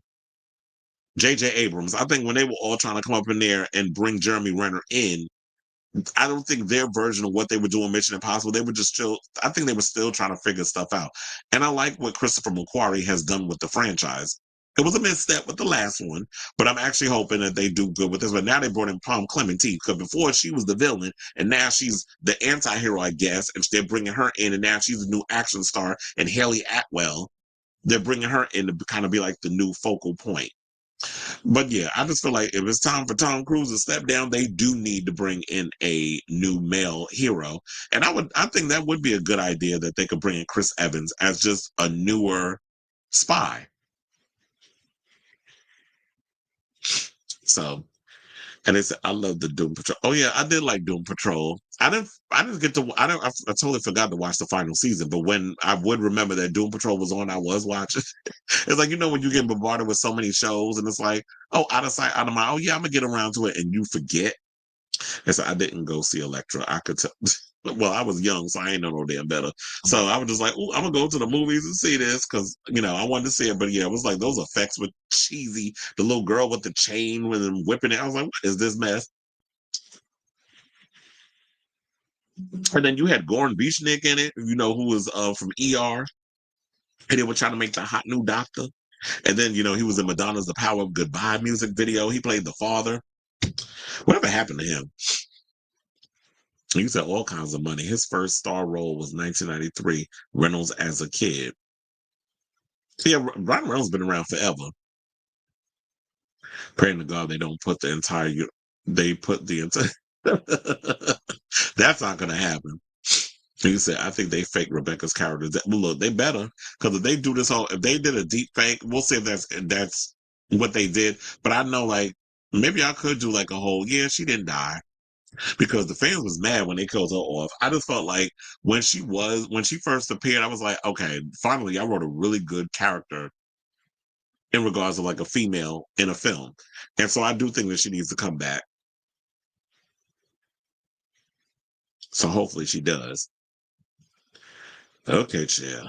Now let's get into the story of the hour. Let's get into Luigi Mangione. Because there's a lot of tea that we got to spill about him. So, oh wait, let me close these windows first before we get to it.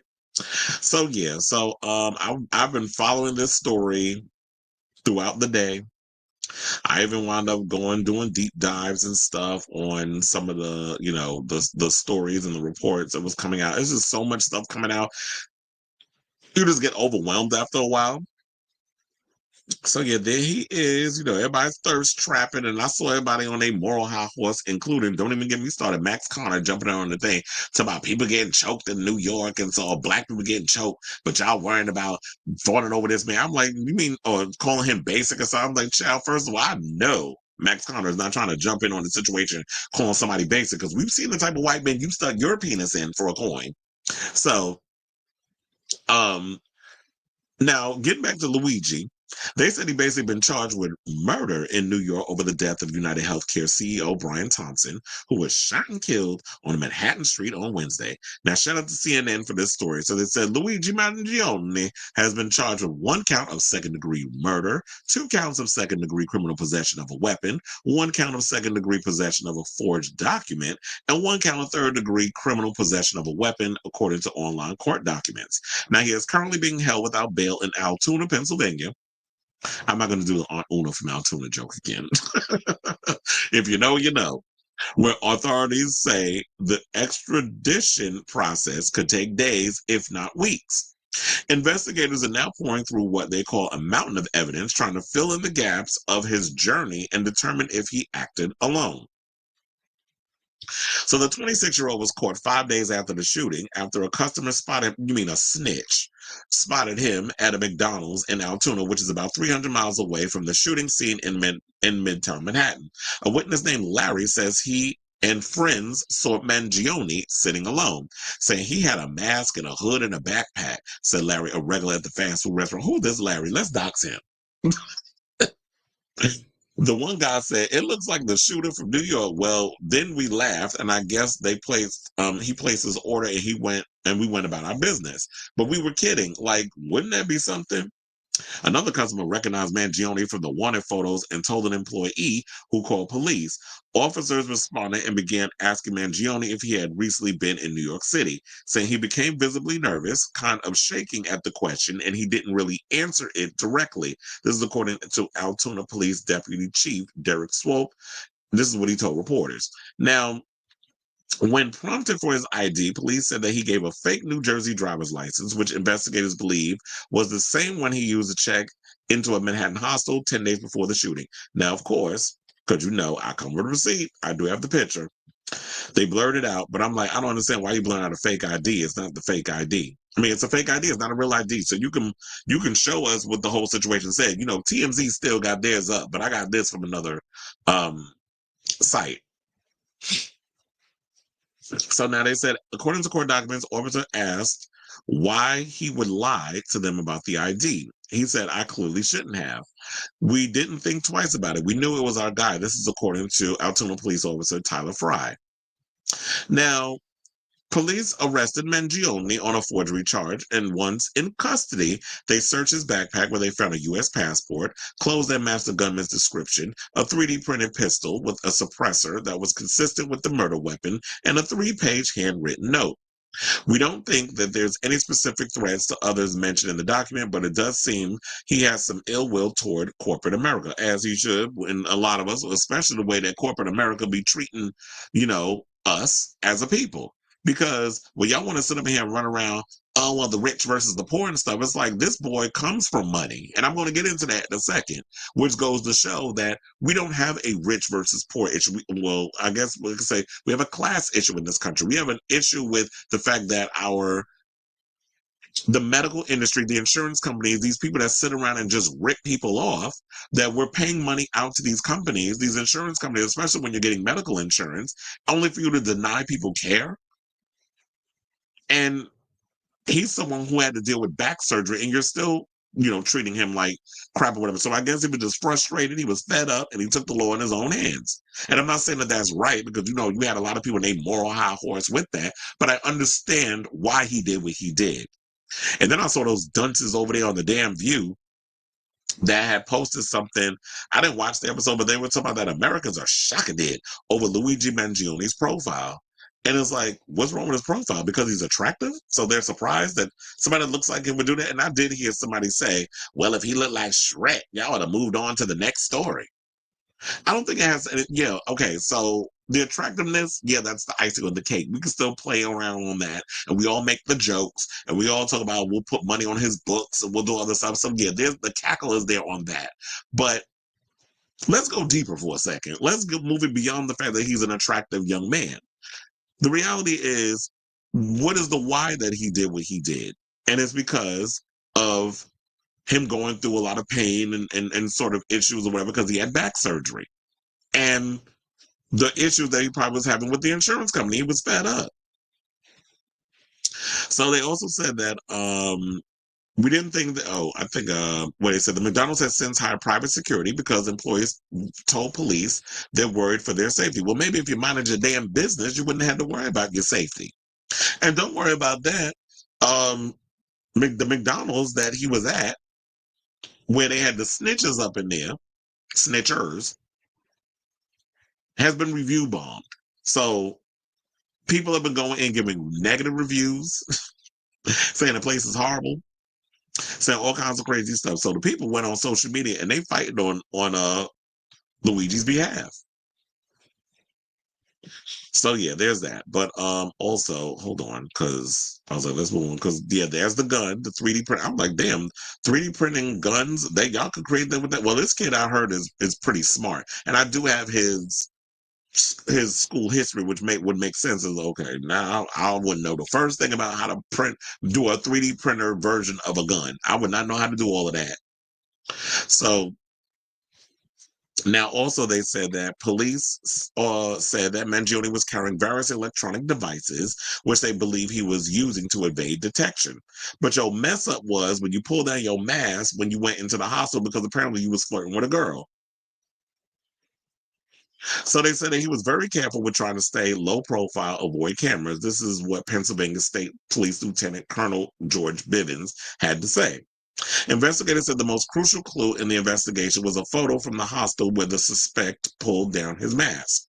The NYPD has been working around the clock to track his movements, from his arrival by bus to New York City to his escape from the crime scene by bicycle to Central Park and his taxi ride to an uptown bus terminal where they believe he fled. Now, police also believe that he left New York City and had been traveling around Pennsylvania in the days after. They believe he took a Greyhound bus to Pennsylvania and spent some time there before going to Pittsburgh and eventually Altoona. Well, yeah, there's a way, because I don't know if a lot of people know about this, because that's how I got to get to Pennsylvania. Like, if you don't drive or whatever, or you don't feel like driving, there is a place over there by Hudson Yard that you go down over there not too far from the Jacob Javits, where they have like a bunch of buses that a lot of one go to DC, the other one goes to Pennsylvania, because when I went and spent the time in Philly for Safira Cristal's event for when she did Drag Race last season, it was like me and my friend, we both got on that bus. Took us 2 hours to get to Philly. And that's basically what you do. So I can imagine that's what he did. He rode that bike probably through Central Park all the way up to 34th Street in that area, jumped on the Greyhound, and headed 2 hours outside of New York City. So according to reports, it was like, who is Luigi Mangione? Well, according to the story, it said CBS News has learned that Mangione is from a prominent Maryland family that owns country clubs, healthcare facilities, and real estate companies. He graduated valedictorian from a private all-boys high school. Excuse me. Got his master's in engineering from the University of Pennsylvania, which probably would make sense how he knew how to create a 3D damn gun, and also has ties to Stanford. A former classmate and childhood friend told CBS News he was nice, smart, and didn't have any enemies during his time at school. Well, the establishment was his enemy, apparently. The Mangione family did release a statement overnight saying they are devastated and shocked by the news, saying, end quote, unfortunately, we cannot comment on news reports regarding Luigi Mangione. We only know what we have read in the media. Our family is shocked and devastated by Luigi's arrest. The statement read, we offered our prayers to the family of Brian Thompson, and we asked people to pray for all involved. We are devastated by this news. That was the right politically correct thing to say. Now, according to his LinkedIn account, Mangione last worked as a data engineer at a vehicle buying website called TrueCar in 2023. In recent months, posts tagging him on social media imply he lost touch with friends, with some asking where he was and what he was doing and wishing him the best and hoping that he was okay. Excuse me. Now, CBS News also learned Mangione had been living at a co-working, co-living space called Surf Break in Honolulu up to 2022, when a spokesperson for that community says he left due to a lifelong back injury that was exacerbated by surfing and hiking. Now, sources told CBS News back pain was a major factor in his life and appeared to be the source of pain and frustration for him. One person said, I was roommates with him, friends, hiked, went to yoga. He did his best to be athletic. And this is what RJ Martin, a former acquaintance from Surf Break, had to say. Unfathomable, knowing the kind of person that I saw and knew. Personally, I can make zero sense of it. There is never a justification for violence. Well, I don't know if I'll go that far. But you say there's never a justification for violence. On paper, it isn't. But when you have somebody like this guy who ran this United Health spot, who was denying people, hundreds of thousands of people, health care, and you taking kickbacks and all kinds of other stuff from that. So they're when his dizzy wife gets up on him, well, he had a family, or people up there saying, well, he had a family. I'm like, so did the hundreds of thousands of people that were denied health care or insurance coverage. So what about them? Is it that lives matter more because they have billions and millions of dollars in their pocket? Why do we continue to worship millionaires and billionaires, but continue to thumb our nose at those who are going through the same situation that we're going through? I just don't understand the backward thinking of a lot of people. It's like, yes, violence bad. We know this. Like, you learn that when you're like 3 years old or in grade school or whatever. So we know that on the surface, violence is not the answer. However, I understand why this young man did what he did. So I don't know if y'all seen it, but I mean, maybe y'all have because in the situation. But let's scroll over to the other picture, aka his mugshot. Shout out to TMZ for this because they had the mugshot photo. Now, I did go down a rabbit hole, but before we get to that, let's read his. Oh man, this might be a lot. So I have like the allopathic complex and its consequences. I believe that this is his I think I read some of this yesterday. Because they were talking about the Second Amendment means I'm my own chief executive and commander in chief of my own military. I authorize my own act of self-defense in response to a hostile entity making war on me and my family. Nelson Mandela says no form of violence can be excused. Campus says it's all the same, whether you live or die or have a cup of coffee. MLK says violence never brings permanent peace. Gandhi says that nonviolence is the mightiest power available to mankind. That's who they tell you are heroes. That's who our revolutionaries are. Yet, is that non-capitalistic? Nonviolence keeps the system working at full speed ahead. What did it get us? Look in the mirror. They want us to be nonviolent so that they can grow fat off the blood that they take from us. The only way out is through. Not all of us will make it. Each of us is our own chief executive. You have to decide what you will tolerate. In Gladiator 1, not Gladiator, child. You are referencing Gladiator, but you know what? That was a good damn movie. So let's go there. So they said in Gladiator 1, Maximus cuts into the military tattoo that identifies him as part of the Roman legion. His friend asks, is that a sign of your God? As Maximus carves deeper into his own flesh, as his own blood drips down his skin, Maximus smiles and nods yes. The tattoo represents the emperor who is God. The God emperor has made himself part of Maximus's own flesh. The only way to destroy the emperor is to destroy himself. Maximus smiles through the pain because now he knows it's worth it.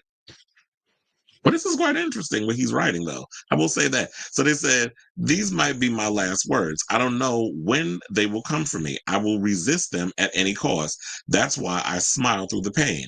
They diagnosed my mother with severe neuropathy when she was 41 years old.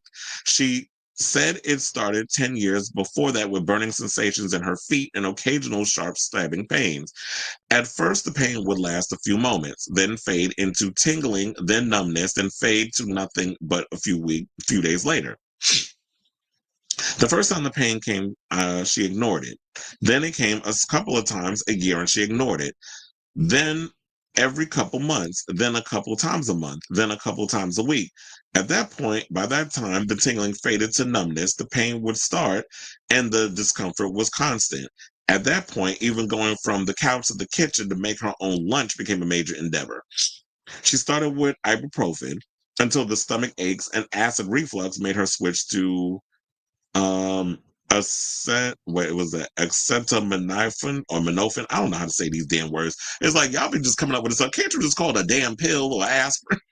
But anyway, it said acetaminophen.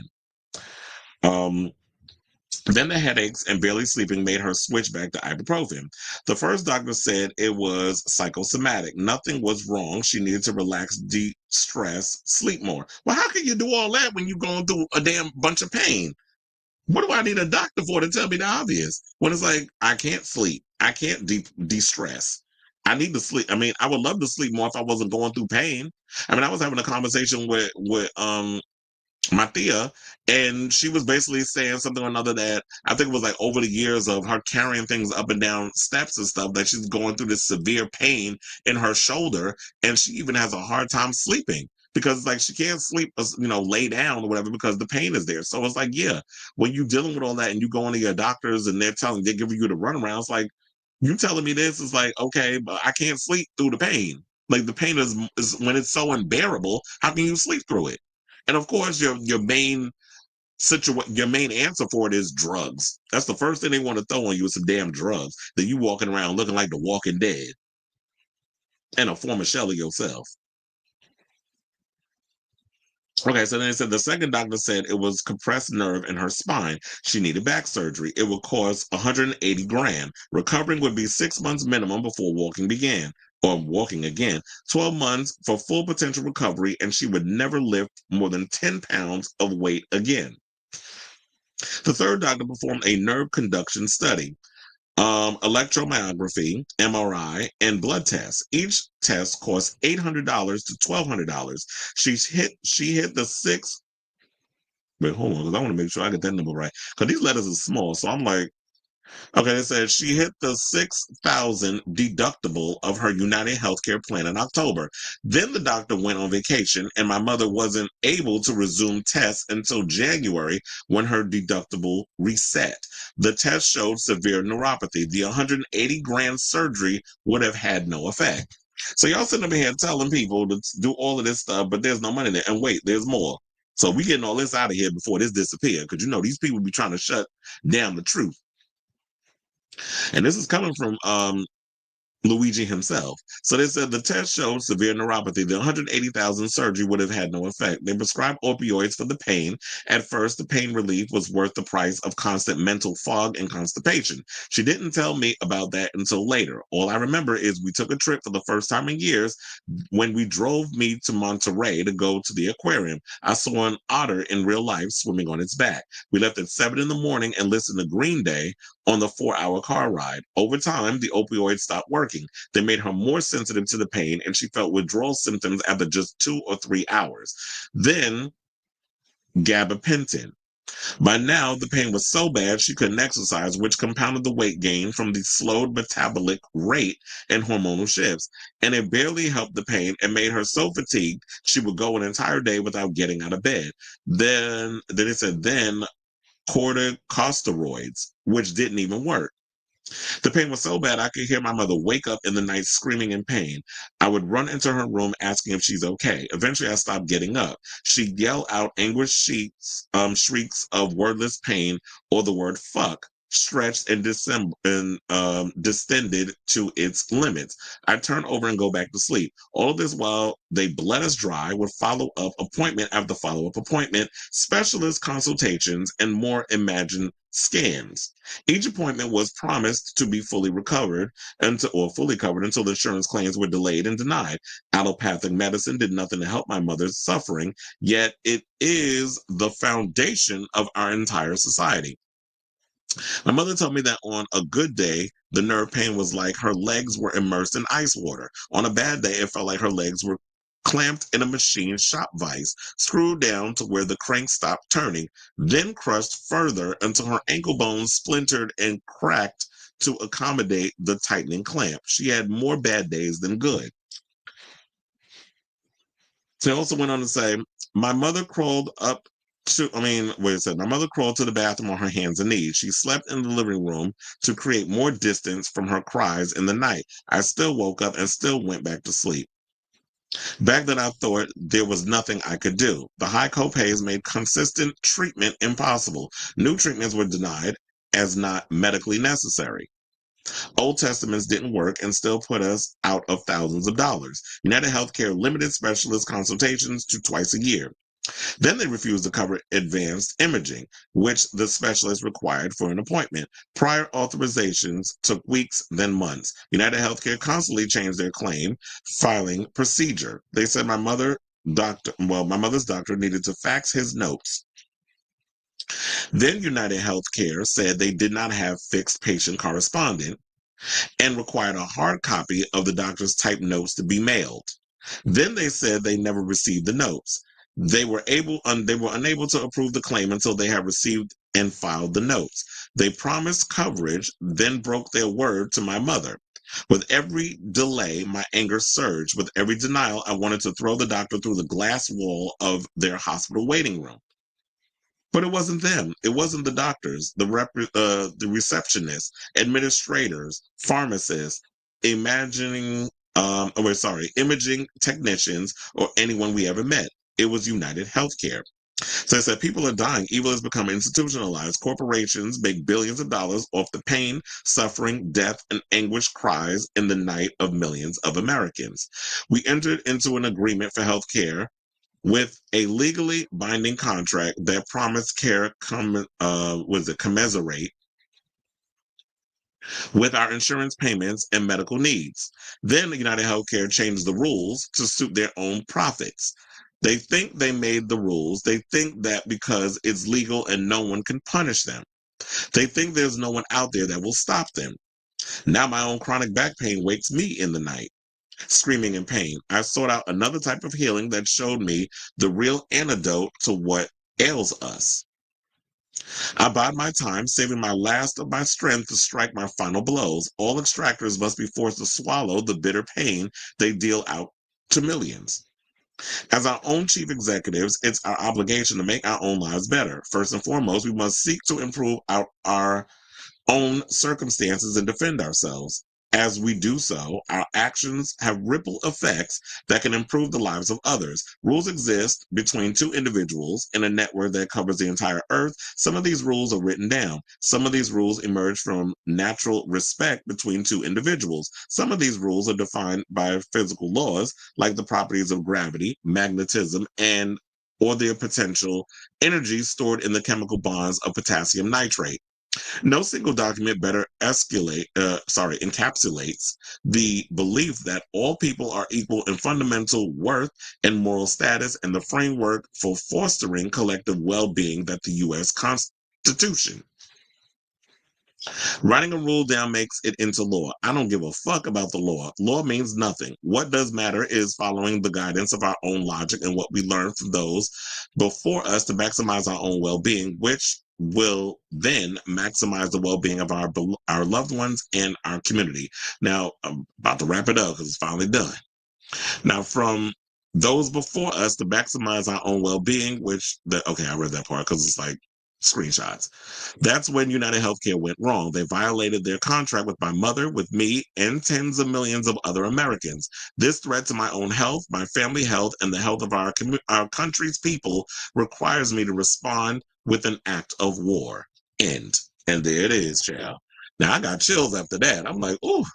Shout out to this young man because it's like I totally get why he did what he did. So everybody's up in here. You know, I don't even at this point I don't even want to go down this deep dive with him because it's like that whole citation of what he had to say pretty much summed it up. But I will post this up to be a cackle. So somebody asked, "Do any of you retards have a PhD?" I have questions. He said, "Pretty huge dick." That's what he got, a PhD, a pretty huge dick. And look, from some of the pictures I've seen, I was like, okay, I don't know if this is Mr. Luigi's bean, but I was like, he got some meat between me down there. I've seen the pictures. Well, I did send it to some people though. But anyway, let me bring this one up. So this is him actually being escorted inside, and this is, for his hearing. And here's why when Kevin Ortega Rojas had this, and he was speaking briefly to the reporters as they was trying to push him inside, inside from him talking. So let's play this clip and then we'll wrap this up. As it's completely out of touch, as an insult to the intelligence of the American people and the lived experience. As it's completely out of touch, as an insult to the intelligence of the American people and the lived experience. Yes, I basically just want to play that one more time for y'all, so in case y'all didn't hear what he said. So yeah, hold on, let me close some of these windows. So basically, it was like, yeah, he basically said it's completely out of touch, talking about the people, and an insult to the intelligence of the American people and their lived experience. And of course, Kevin going on and say Ryan Murphy is writing a script as we speak. And didn't I say as a joke yesterday when we was talking about that with Ryan Murphy, I literally said that, and watch him put in unnecessary scenes of this boy with no clothes on, doing homoerotic stuff, and try to start some mess. But child, there was one thing that a friend of mine sent me, and I don't know if this story is true, but let's lighten up the load a bit, because yeah, this video for Luigi is gonna get a little longer. So let me look for it, because a friend of mine sent me this story from this channel called JulianWildHack.com. So apparently there was saying everything we know about the heartthrob shooter. Actually, let me pull this up for y'all so we can read it as a class. Hold on a second.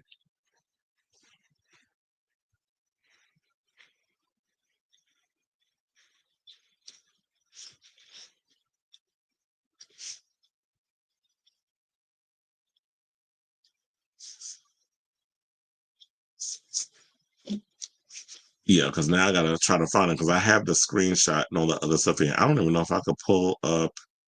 I don't know if I could find it. See, a friend of mine sent it to me in what was it?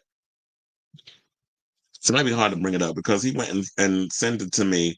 Unless I like copy paste it, send it to the thing, and then pull it open, it's just too much work. So I'll just read y'all what happened. Because apparently there's some boy going around claiming that he had homosexual relations with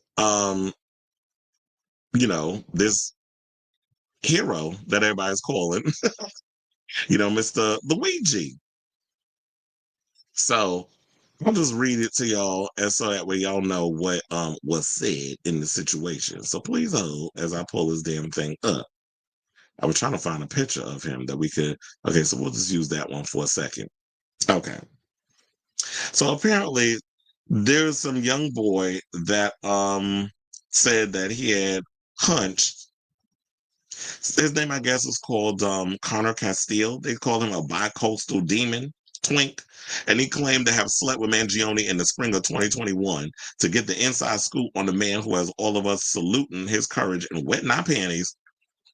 So the first question was, where'd you meet Luigi? This guy goes and says, well, this is going to be a shocker. Grinder. And then they said, where were you living? I was staying in the Upper West Side with some friends because it was right after COVID. It was like 77th and 2nd. That's kind of gay dessert. Lucky to have found each other. Well, I've had sex with guys over in that area. I mean, but that's not about me. Let's get to this. So there's that's kind of gay. That's kind of a gay desert. Luckily to have found each other there. Well, no, I was more or less on the west side of 72nd, not the east side. But anyway, so they said, oh, very much so. So then the question was, so did you guys go on a date? Answer, no, actually, we were messaging on Grindr, but the first time we ended up meeting, I was downtown on the Lower East Side with some friends. I saw he was online and he was like, I'm going out tonight. I was like, oh my God, I'm finally back in New York. I haven't gone out in a year. Where are we going? I ended up meeting him at, but I'm sorry to admit this, but Motel 23. We ended up dancing and kissing on the dance floor for like 20 minutes before he and his friends were like, we are heading out. It was great to meet you. I was like, I came all the way to the Lower East to make out with you for 20 minutes? What the fuck? So then they asked the question, you didn't go home together? So he was like, no, he was with his friends. I was like, can we leave together? And he was like, no, I'm with all of them, but it was really nice to meet you. It was very much not a great start out for him. So the question was asked, how did things progress from there? The answer was, the next time we met was like 5 days later. It was very much, he had me come over to the place he's staying at, fuck. Question. So it was like, the people need deets. What was he like? So apparently, according to this story, they said he's a rough, dumb top. His dick was so big it made me bleed. 10 out of 10 would recommend. I'm screaming at this.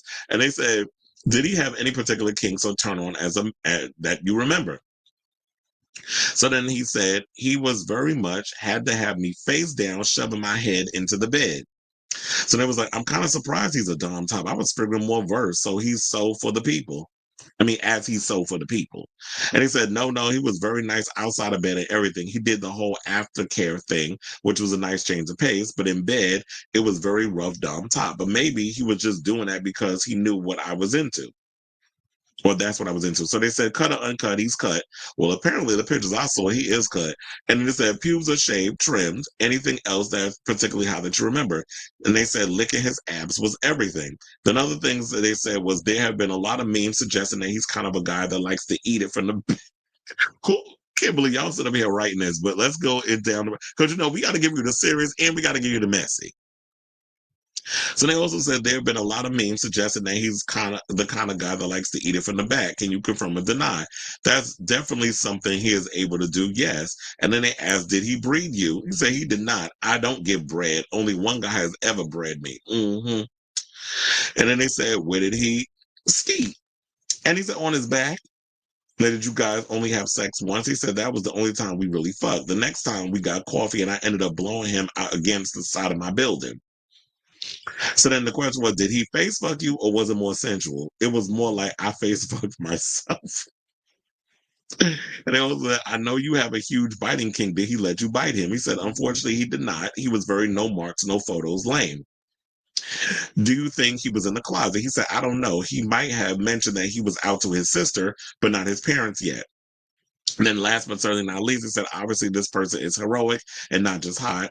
Do you want to make a statement about the act? And he says, he has my full 100% support, even if he did ghost me. Like sometimes when you read this, it's like, okay, are you being serious or are you just being messy? But for the most part, you know, with all the seriousness that I was reading about, you know, him, I have to say that, child, this was a mess. You know, I got to give you the serious with the messy. So it's like I just wanted to level even out the playing field. So I'm like, well, that was a good little story time. For y'all to know what he's into. Like he likes to, like if you ever come across it, he might be hitting it from the back when he behind bars. So I say all this to say, oh, you know what? And there's also been rumors like a lot of people have been trying to ship Dave Franco to play Luigi, and also people that have been shipping Cooper Koch. I actually could see Cooper Koch playing the part. Yeah, I'm Dave Franco, yes, but I think Cooper Koch would be better. But then they'd be like, well, damn, y'all got him playing killers in movies. Look, wherever the money resides, that's where I'm going. So I would like them to do that. But Lord, I'm just hoping and praying that y'all don't have Ryan Murphy write this damn script because we already know what he's going to give. So anyway, I say all this to say because I know this was a long one, but I had to give y'all the whole, you know, situation regarding Luigi. So let me know what you guys think of this story in the comments down below. Okay, so let me close up some of these windows. Because, child, we only 2 hours into the story and we're not even at the halfway point. But hold on, we got a lot of comments. I saw that we had like 32 comments.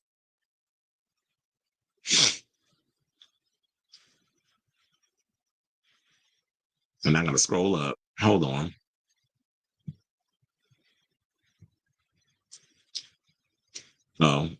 You said good old Dom top Luigi Mangione. Okay. Those engraved bullets will be difficult to explain. Yeah, because I'm not sure somebody gonna ask that. You said I review bomb McDonald's on Facebook. Oh, you did? You should have sent me the link, and I would have probably did the same thing or bring up what everybody was writing. He said if he pleads not guilty, he's a damn punk. Well, look, it's gonna be hard for them to find a jury that don't relate to why he did what he did. I think he'll be a bottom in the joint. You never know. Perhaps some blonde hair dye would have helped. Okay, he should have went and gave himself a whole makeover to throw off people. How does he have? How does he have everything on him? Yeah, I don't understand how you still walking around with everything. Like I feel like he should have dumped all of that stuff. The insurance companies know everyone's income too, and if they pay or get the money. Insurance companies are a damn scam.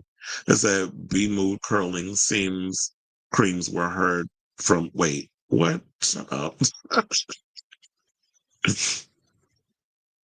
I mean, I wonder if they got him in cell by himself.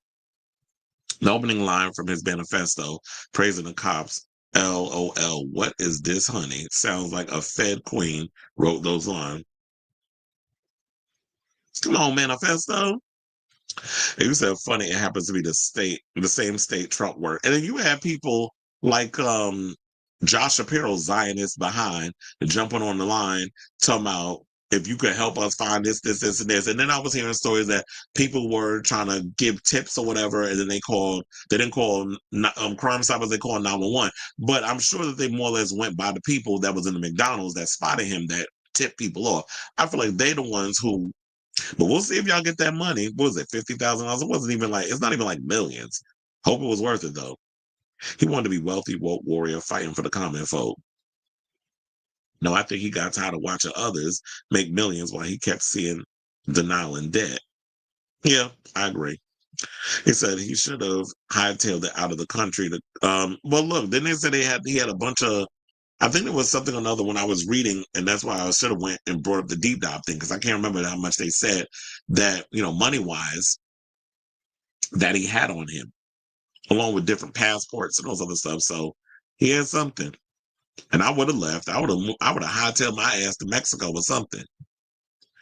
It's a narrative on the greed in healthcare. And I think that's the conversation that we all need to be focusing on instead of these stupid mainstream shows that just want to focus on, oh, well, what he did is wrong and sticking to the shallowness of it all. It's like, no, let's really have the conversation about our healthcare industry and how it's built to just suck all the money out of us. And things are only going to get worse, especially with that clown that's about to get in the White House. Because I just saw his recent interview and I'm like, what the hell was that? That if he talks about disasters, he needs to watch back that interview he just did.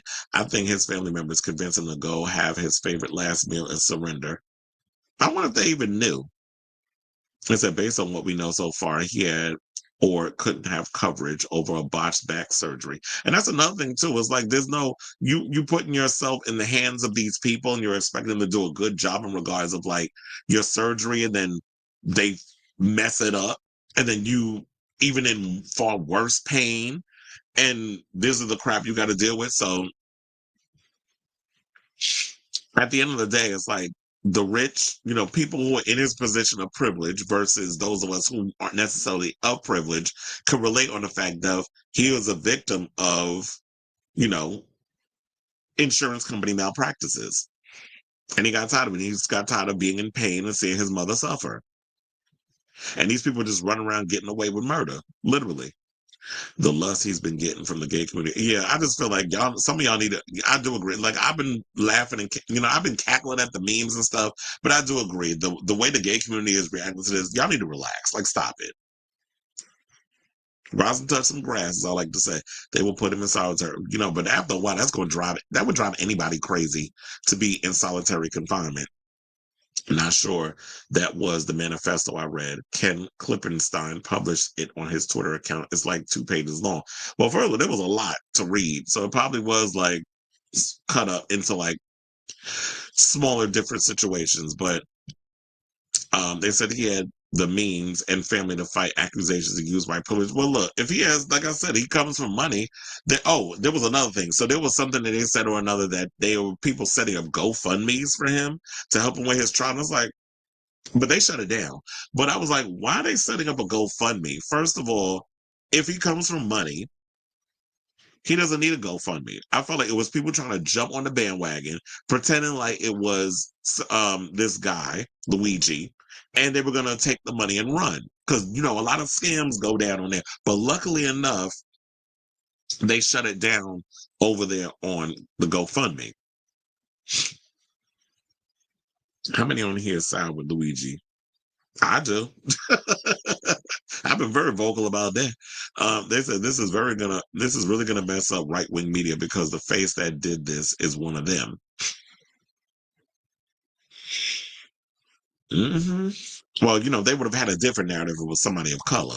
We already know the type of narrative, or someone that looked like a migrant. You already know the narrative they would have went with that because America is a celebrity. Yes, we are. We worship celebrities and we worship criminals.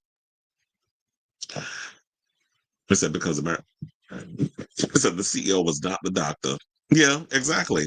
He wasn't a doctor, and that's why in the end he pretty much said that he come to realize it's not the people that work in the tech departments, it's not the nurses, it's not the doctors, none of those other people. They're at those, they are at the mercy of these insurance companies, which is why it was like I hated. Well, I remember, and I didn't understand like all the bells and whistles and the ins and outs of the medical industry, but I just knew like after a while I hated working in the medical industry, and I'm glad I got in and out early. And he said he looks like a trendy Aragua. I don't even know what the hell that is. Like you coming up with all these weird names and stuff. I don't know what that is. And you said that might allow him to get protection from the hombres. He does not. Or if you try to say he look like one of those cholo types or whatever, no, he looks white. So, um, taking a life is just not the answer. Yeah, we know on the surface, it's like murder is not the answer. I don't think that killing someone is the right thing to do. But when you're at your wit's end, it's like sometimes the only way a lot of you people understand, and I've said this many a times, is like, you know what? I could do the whole peaceful thing. I could sit and talk to you until I'm blue in the face. But sometimes slapping the shit out of somebody is the only way some of you people understand. And unfortunately, he had to jump to the extreme and, incite violence. But that to me is like the only way that some people it gets through their thick skull. And hopefully we can be smart enough, us as a people, as well as the media conglomerates, the mainstream media, because, there's a lot of people, I don't really care for mainstream media. I don't really watch mainstream media because to me, they're too far gone down the rabbit hole of y'all are over there, but y'all not in the real world like the rest of us. Versus people that could really have a logical conversation about this. So they'll go up there with their little things because they don't want to get in trouble by the corporate overlords. So they sit and they give y'all these kids' table versions of a conversation and act like they really said something when y'all said nothing but blew nothing but a bunch of damn hot air.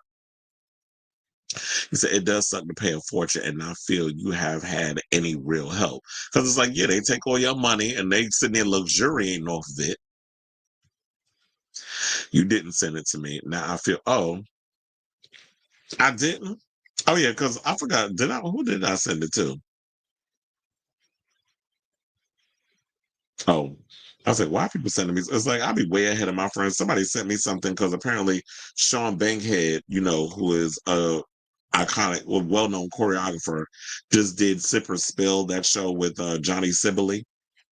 I was like, I'm way ahead of you. I got the alert that was out. But anyway, I was like, I don't know. Sometimes I'll be looking at my library and stuff do not be showing up. But anyway, I ain't got time to be sit up here and look for it. I have to find it later on. But anyway, um, let's get through the rest of these comments because we have more of a show to get to. We said Cooper Koch in the Oscar-winning performance of a lifetime as Louis. Okay, the phone covered in delicious man. So, oh yeah, I did post that in my stories. I got scared to post it on like the main page because I want to get like, oh, you're posting sexual activity and you're gonna get banned for 30 days or whatever. How long it was gonna ban me. So let me just put it in the stories and it expired. I did post it on my oh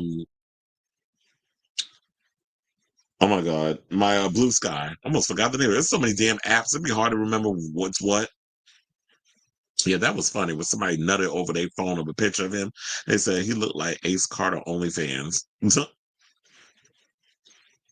He took someone's life, so he simply has to be accountable. Well, yeah, we have to, there has to be a lesson learned of this, but there needs to be a lesson learned on the other side too. OMG, this is so disrespectful, especially if they thought he might have been closeted. Yeah, that was another thing too, because I'm glad you brought that up. So while we're sitting up here cackling, having good old entertainment regarding that, spilling that tea, this reminds me of that episode of Nico's Aesthetics. Hey, Nico. Nico, what do you mean? um, where there was this, I can't remember the name. If you remember Sailor Mermaid, you could throw it in the comments. But there was this young man whose mother revealed on social media that her son had unalived himself because I guess he was going through depression, something or another. And people decided to post pictures of, oh yeah, we're going to talk about, oh, he passed away. And then put a picture of the mother's note. And on the right-hand side, they posted a picture of him with his butt cheek spread because it was more or less known for his thirst traps, and apparently they said he had a BBL and all this other stuff. So it was this cute little Spanish boy that was walking around, had a big old ass, and he had killed him, taken his own life or something or another. So people chose to post a picture of the nude next to what the mother wrote, and people was feeling like, oh, it's disrespectful and that sort of thing. And I do agree with that. It's like, how are you sitting up here now because you want to clout chase? And that's what this all revolves around. You're clout chasing, or you're using someone's situation as a way to gain attention to what you got going on your social media.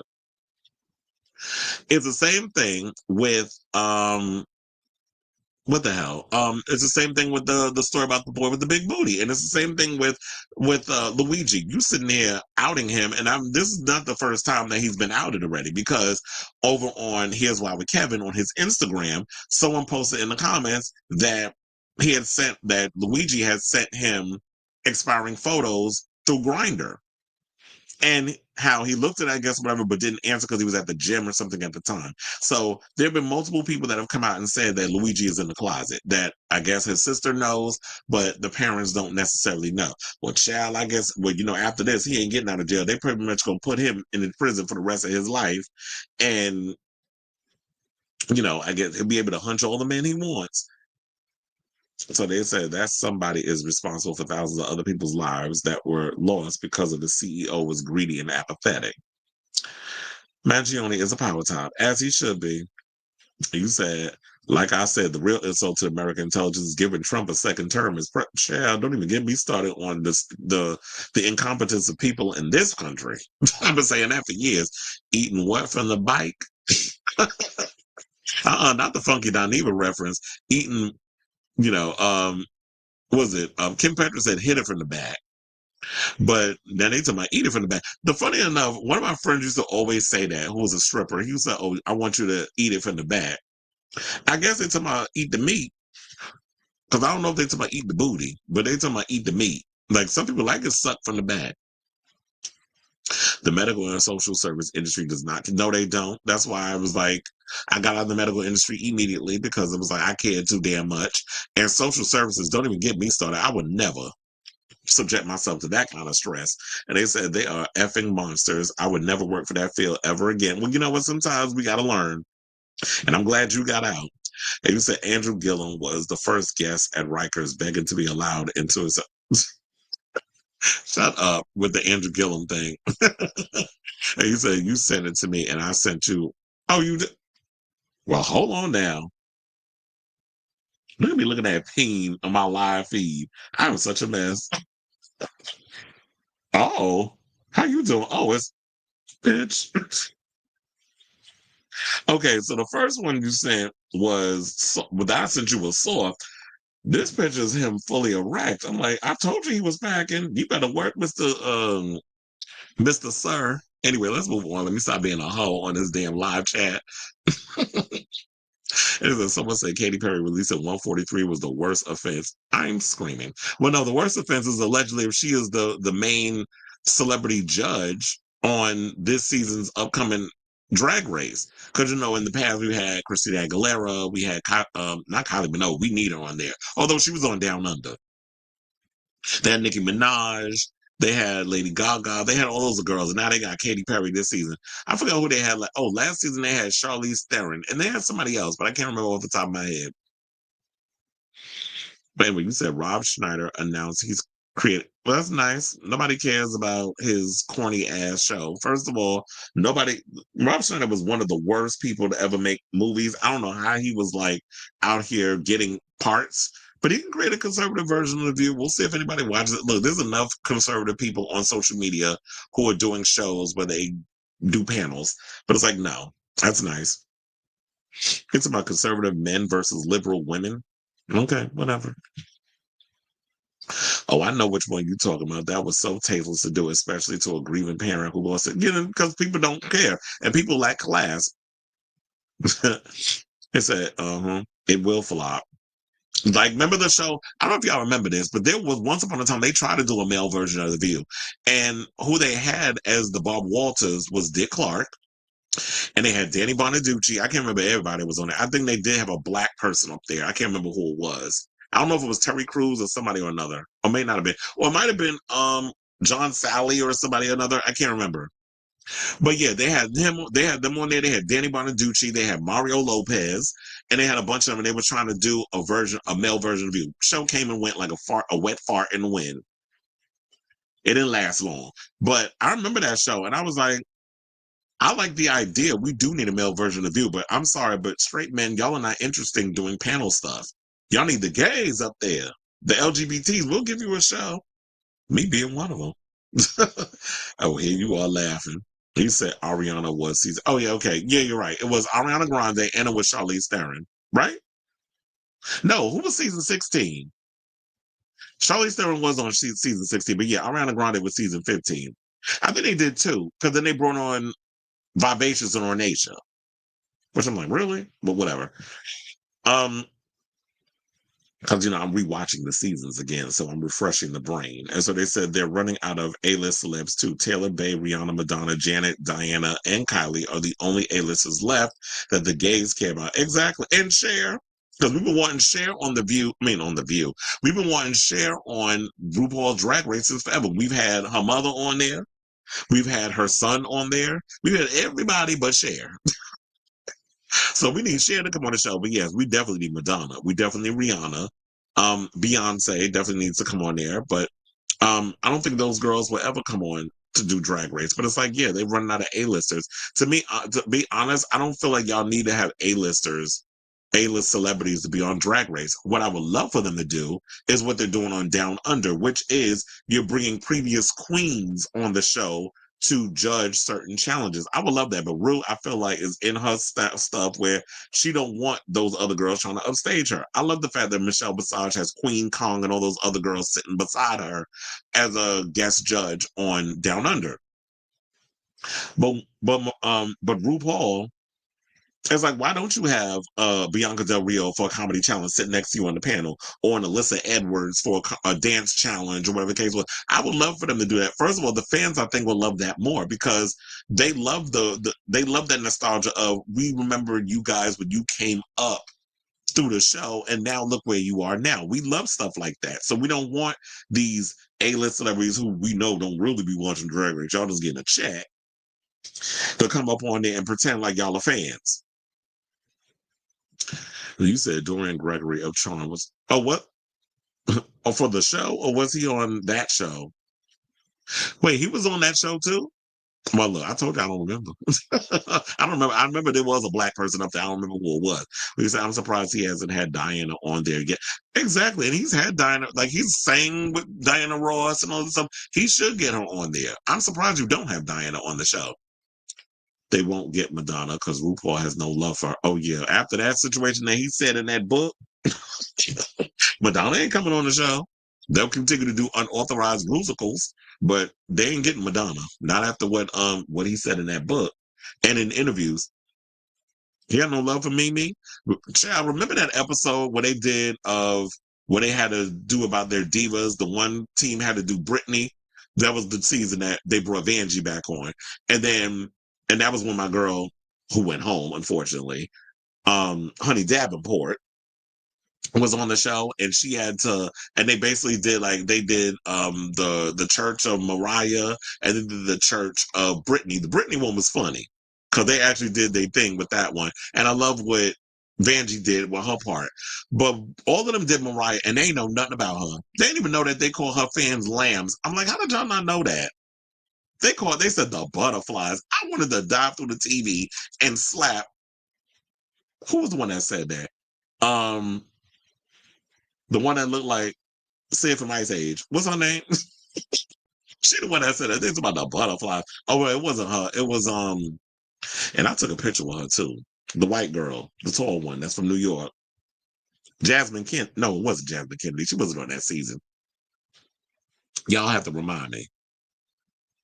But anyway, so this especially after Madonna gave the RuPaul Queens a huge platform on the Vogue judge that pissed her off. Well, look, oh yeah, Scarlet Envy. Thank you, because I was like, I don't know how I can remember her name. And the funny thing was, I took a picture with her. Damn, I got a story to tell. Story time. So I remember that day I was at the Monster in New York. Scarlet Envy was doing a show in the lower level.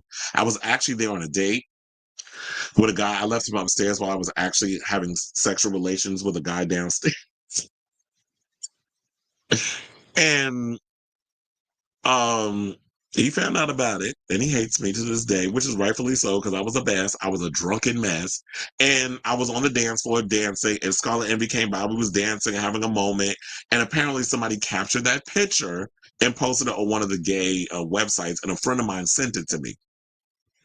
So yeah, that was like maybe a couple of years. That was before she went on Drag Race, actually. And said he had Kylie on yeah, that's what I said. He had Kylie on Down Under, but American audiences love Kylie too. So she definitely needs to come on there for that.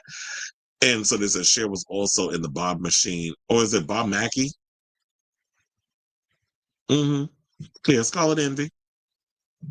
I'm surprised he hasn't had on Cher. Yeah, that's why I said. And he's had Bob Mackey on numerous times. He's had, excuse me, he's had on Chaz Bono. He's had on Chaz's grandmother, Georgia Holt. Like, she was on the show. Yeah, I remember that iconic episode where she was asked about her abortion. I was like, girl, not you bringing that up. That was the Bianca Del Rio season.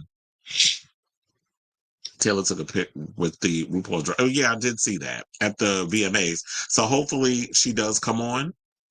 I would like to see, some people don't think that Taylor Swift is a gay icon, and maybe she's not. And yet, once upon a time, she had a little friendship with Todrick. But I think I would like to see, what? I have no ill will towards Tay Tay. But I would like to see her on the show. We got a story about her later on. I would like to see her come on. And it said, we don't know anything about why this dude did what he did. Well, hopefully we will learn why he did what he did. Because, we had, there's a lot of speculations and stuff that's going on, whatever. So you need to calm down. Okay. But anyway, so what's the next one? Oh, yeah, we got to get into this Jay-Z stuff. So now, in a case of a hit dog will holler, Jay-Z apparently is filing a motion to repeal. He wants the woman who's filing or suing him, and she's pursuing the case anonymously. He wants her to basically reveal herself, in the words of RuPaul, since we was just talking about him. So shout out to Hot 97 for this story. So it says reports indicate that Jay-Z has responded to allegations of R-wording a 13-year-old girl in 2000 by urging the accuser to either reveal her identity or abandon the legal action. The music mogul, who firmly rejected the accusations in a statement, and said to have filed the motion in federal court on Monday, December 9th, challenging the plaintiff's request to remain unnamed. On the other hand, her lawyer, Tony Busby, has reportedly submitted a motion advocating for her continued anonymity throughout the proceedings. Hov's legal team stated the filing from Jay-Z's attorney, Alex Spiro, specifically requests that the Jane Doe's identity be disclosed in order to properly defend himself against a false claim through a legal process is a transparent manner. The filing accuses Busby of a pattern of leveraging high-profile figures with unfounded claims and argues the lawsuit against Jay-Z stems from an unwillingness to settle. The court has not yet issued a decision on the matter. Now, the funny part is, he was going, so did anybody notice? Well, two things. I skipped over one thing yesterday, and I was like, wait a minute. When he said physics, he actually meant psychics, because there was a psychic that was predicting that we was going to go, and there was Jay-Z stuff about Jay-Z was going to come out. And she said within another 10 years, it'll be when he gets taken down. So that's, what are we, in 2024? In 2034, I guess he will get his comeuppance, is what she's predicting. And I do have the clip of her where she was saying her predictions before it went down. So we're going to get to that in a second. But he was saying physics, but I think he meant psychics. I don't know if maybe somebody on Rock Nation team need a speaking spell to know how to spell proper words, and it literally went over my head at the time I was reading it, or was referring to a psychic and just don't know how to spell it. And then try to use this whole thing about growing up in the hood and I'm a young man and this and the other. I'm like, sir, you are pushing 60. There's nothing young about you, Mr. Carter. So you run up in here trying to make yourself seem like you a young man from Brooklyn. Yeah, that was you 30 years ago, but that ain't you now. And so when you trying to act like you are the people with this situation, it's got me side-eyeing you a little bit. Now, do I think that he may have all-worded this girl? Like I told you before, I don't put nothing past these damn celebrities and some of the things they did. And I did go down a rabbit hole. I told y'all that earlier in the show. So I do have the screenshots of some things just so that way I can remind myself. So, but then, of course, with this whole thing with Tony Busby, the only thing I did say before that I don't like is the fact that I do feel like that y'all, people like him and so many people were jumping on this case, it feels a bit sensationalized. I don't know if we could say it's necessarily Tony Busby or it's the way that the media is handling the Diddy case or covering the Diddy case or covering this case now. So it could be it could be all those things. So yeah, in case you need a reminder or a refresher, Jay-Z was accused of S-ing a teenage girl at an after party held in New York City following the MTV VMAs. The lawsuit first brought in October initially named Diddy as a defendant and referred to Jay-Z under the pseudonym Celebrity A. Now, on December 8th, the case was refiled, explicitly naming Jay as a defendant.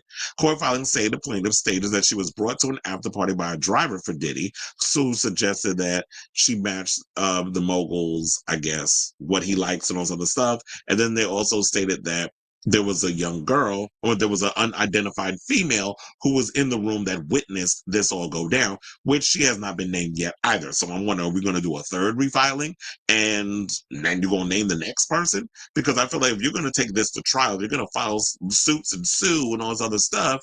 I would have named every damn body. Everybody's going down in this situation. Pay me for my pain. If you don't have evidence of, yeah, this man did what he did, pay me for my pain. And I'm dragging everybody down in the dirt. That's what I would have did, but that's not what this person did. So before we get to the fact that, Beyonce and them sitting up in here showing up at the Mufasa premiere for Blue Ivy, who looked gorgeous, by the way, in her Kristen Siriano gown, and sat up there on that red carpet, act like nothing happened, and that her husband wasn't being accused of these accusations. Now, that's the one time Beyonce gave an Academy Award winning performance when her and Blue Ivy and Mr. Sean Carter was standing up there on that damn, red carpet like nothing was happening. Beyonce know how to give an award winning performance when she need to. So let's take a trip over to the neighborhood tour, who actually had the clip of this woman by the name of Sloan Bella, who I have watched her many times, and she has been a soothsayer and a lot of stuff. Not only her, but my Virgo twin, Cat Williams, because, we both born September 2nd. That's why he's my Virgo twin. So here's a clip of what she went and said, because he called her fake physics. Sloan Bella said Jay-Z would be named in a lawsuit in November. They said she was a little bit off, but she was correct on when it was going to go, I guess, in so many ways regarding it. So let's play the clip, and then we'll come back and talk.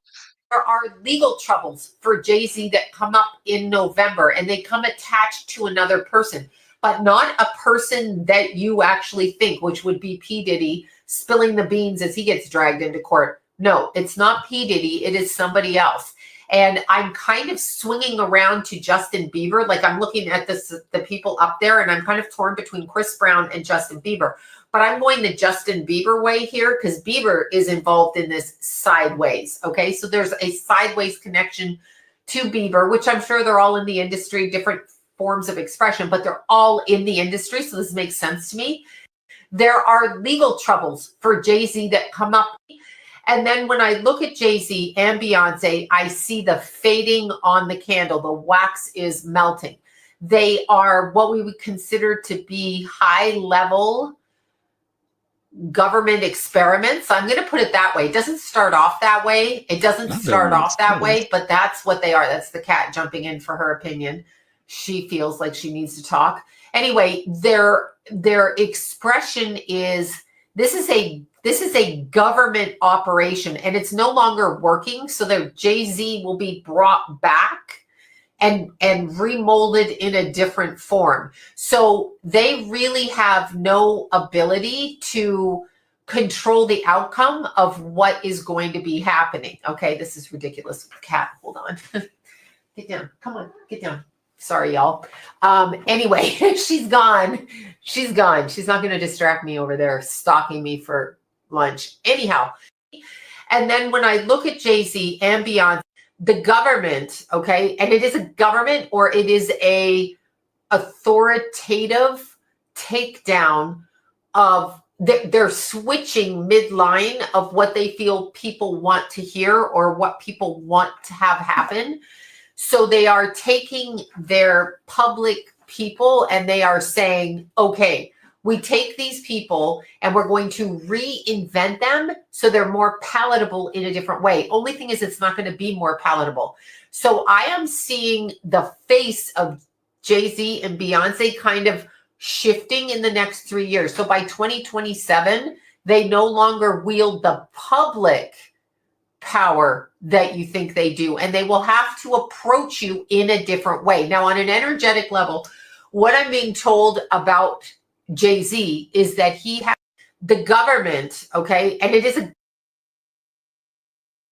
Yeah, so basically that's all she's saying so far. There's a whole lot of stuff coming out with that. And it's like, the neighborhood talk, they stay with like posting 50,000 goddamn posts a day. So it's like hard to keep up with all the stuff that they talk about.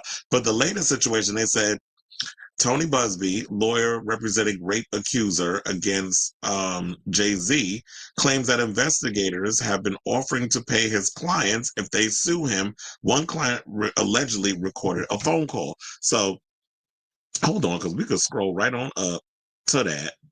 And then as a class, because I had to refresh it, we can bring it up in here. So yeah. So now they're talking about investigators from New York have called many of our law firm currently and former clients. What they didn't anticipate was one of the clients decided to record the conversation. It's shocking and illegal. Here's a portion taken from the transcript. Investigator, in a couple of days or maybe the next week, anyone Googling Busby and his company, his practice are going into litigation, okay? What we're trying to do is we are trying to put this thing together for the company that we're working for. We can get you paid. You could get money right soon. We gave this kid $1,000 to start yesterday just to get him on the right path. At the end of the day, this is going to go through the courts. Busby is getting sued. These guys on tape are on tape offering to pay clients to sue our law firm. That's a crime. So they're busy out here trying to say that there's all kinds of criminal stuff going on with this. And they also said that here go Bobby Lights, tired ass, looking up. When you still trying to get that music career to pop off? Because Jay-Z ain't paying you dust, sir. So said blogs should consider not spreading more of these allegations until there is solid evidence.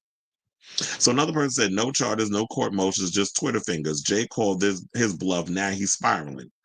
Another person said the lawyer is spiraling with all this Twitter talk. And they said he didn't. I was working for a prominent paper and I did the write-up for that night. He never went to an after party, and Diddy did host a party that night. They were at a Manhattan club called Lotus that night. Diddy was in a private section. Jay-Z was never in his section, nor were they hanging out. Diddy later was spotted entering his New York townhouse with Jennifer Lopez at 3 a.m. alone. We ran the photos. In fact, you can even Google them.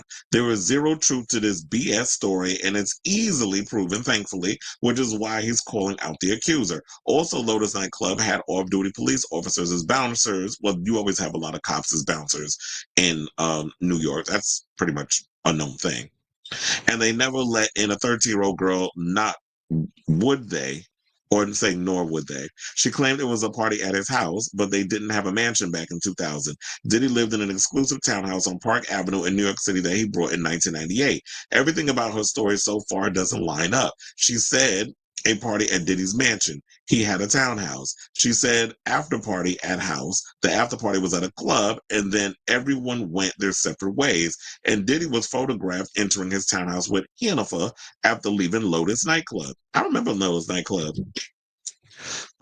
So yeah, so it's like Tony Busby. I already said it before because they've been coming after him, talking about that he's an opportunist and a grifter and is trying to find ways to jump on the bandwagon as this like his little payday. Like I compare him to Gloria Allred and Lisa Bloom. Like, I can't stand those two whenever they want to jump on a story. It's like, do you really care about these people, or you just like the TV op? You just like being talked about or being a part of the situation.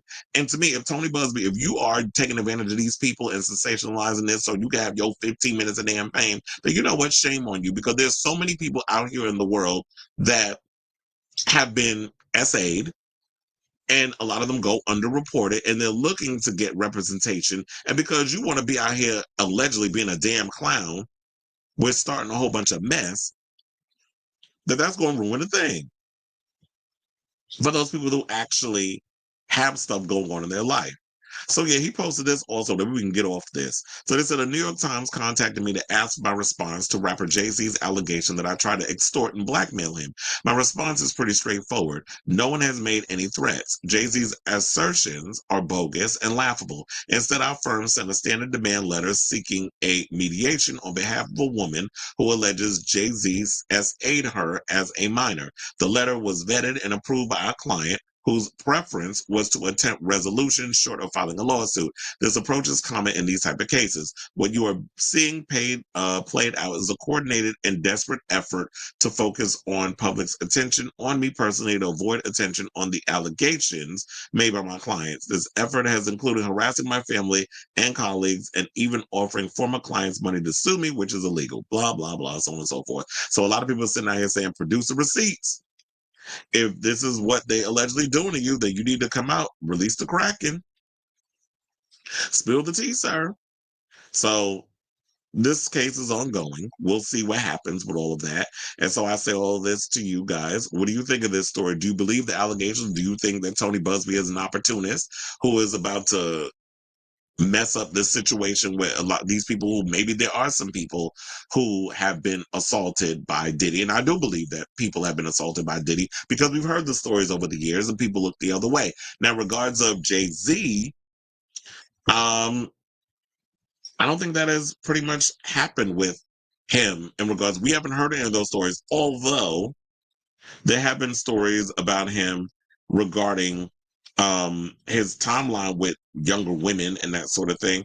And you know what? I'll save that because I don't want this story to be too long. We'll get into that with the other stuff regarding 50 and Jay-Z and Tina Knowles and all this stuff. I'll throw it in with those conversations. So let me know what you guys think of this story in the comments down below. Okay, so give me a second. I will get to y'all comments after I finish up all this Beyonce stuff, and then I'll get to y'all comments. So just keep adding them in the chat. Okay, so now let's move on. Let's talk about Miss Tina, honey, who claimed she was hacked. And, you know, this seems to be her go-to excuse whenever something goes down with her social media. She always blames it on a little hackalation. As like says, how many times you gonna use that as an excuse? But anyway, so according to E! Online, shout out to y'all for this story. After the rapper, whose real name is Sean Carter, was accused of R-wording a 13-year-old girl with Sean Diddy Combs in a civil lawsuit filed on December 8th, fans noticed Knowles' Instagram account appeared to like a post on the social media platform from ABC7 Chicago detailing the filing. As of December 9th, Knowles' account appears to have unliked the post. However, the fashion designer Tina Knowles was not a fashion designer. I don't know what y'all thought y'all was making with House of Diarrhea, but that was not fashion. But anyway, let's continue. So they said the fashion designer shared on December 9th that she was recently hacked, saying, "I was hacked." This is what she wrote in a post shared on Instagram. "As you all know, I do not play about my family. So if you see something uncharacteristic of me, just know that it's not." Well, child, we don't know y'all. So don't sit up here and try to act like, oh, if you see something out of character, just know that it was me. Well, look, didn't Solange beat his ass in the elevator? Is that uncharacteristic of her? So don't sit up here and try to act like, because y'all keep yourselves so private, that one time when something happens that's, you know, a bunch of buffoonery and shenanigans, that all of a sudden we supposed to know the Carters and the Carter Knowles, and we supposed to know how y'all operate. No, ma'am, we don't know you. So I wouldn't put it past y'all. Like, y'all all put on a united front. If Beyonce love him, I'ma just support it, because, you know, she's in the, you know, what is it? Her head in the clouds. She ain't never gonna leave him, allegedly, like she said she was, if he mess up during the Lemonade era and cheat on her again. She said she was gonna leave him. You gonna lose your wife. She said that. I doubt it. But that's what she said. Because, Virgos, they love being in a relationship. Not this one, but her. It's like, y'all get, after a while, people get on my nerves. I need you out of my house. So, Knowles 70 previously made headlines on her social media footprint in January. Well, look, at least she's on brand. She did it at the beginning of the year. She closing out the year with another Accuser. So they said that in January, her IG account liked a post criticizing Janet Jackson's concert ticket prices, which she later apologized for. And she said, "What I am guilty of is liking a post, going through when I'm in a big hurry and I don't have time to really read, and liking things because I trust that these are people that I follow," she said in a video message at the time. "That was a big mistake. I will never do that again." Well, apparently, it looked like you did it a second time. So she said she liked it the first time, but she didn't realize what she was liking. She just saw something about Janet Jackson and just liked it. But you like something about Janet Jackson, people wasn't buying tickets to her show because she give y'all the same damn thing every show. You already know what you're going to get going to a Janet concert. The same routine, the same choreography, the same tie-looking outfits. And we live for Janet. But girl, zhuzh it up a little bit. Step outside your comfort zone.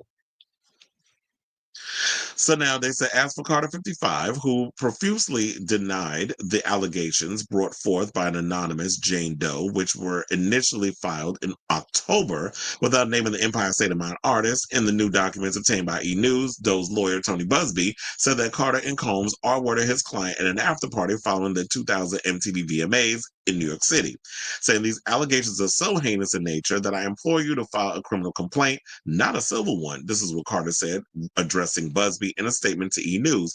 Whomever would commit such a crime against a minor should be locked away. Would you not agree? These alleged victims would deserve real justice if that were the case. So yeah, there's all that so far and so forth. Tina out here saying that she was hacked. I ain't buying it, but if you say that's what you was had, we'll go along with it. But I had to go down on a rabbit hole. So shout out to Miss Facto, who had pulled up some of this stuff. So they was talking about that, that Jay-Z has a history of getting with young women, and they were sitting there like, because they said at one point he tried to get with Maya, she turned him down, and then they did a song or something on together, and he was like cold to her. And then there was this thing they said, despite the public knowledge of R. Kelly's marriage to underage Aaliyah and the 2002 leak of a tape involving minors, Jay-Z continued to collaborate with him in 2004, releasing 2 albums and going on tour together. Additionally, Nas later revealed in an interview that Jay-Z was aware that R. Kelly had minors in the studio during their time working together. Another post that they brought up was they said that Jay-Z also refused to let Beyoncé perform with Sean Paul at the VMAs, being the only man on stage with B. And I've always said this over the years, like, damn, why can't Beyonce work with other male artists? She can't work with Sean Paul. Like, they did Baby Boy together. So he should have been in the video with her and it's performing. But them Sagittarius, y'all are real selfish and y'all get possessive.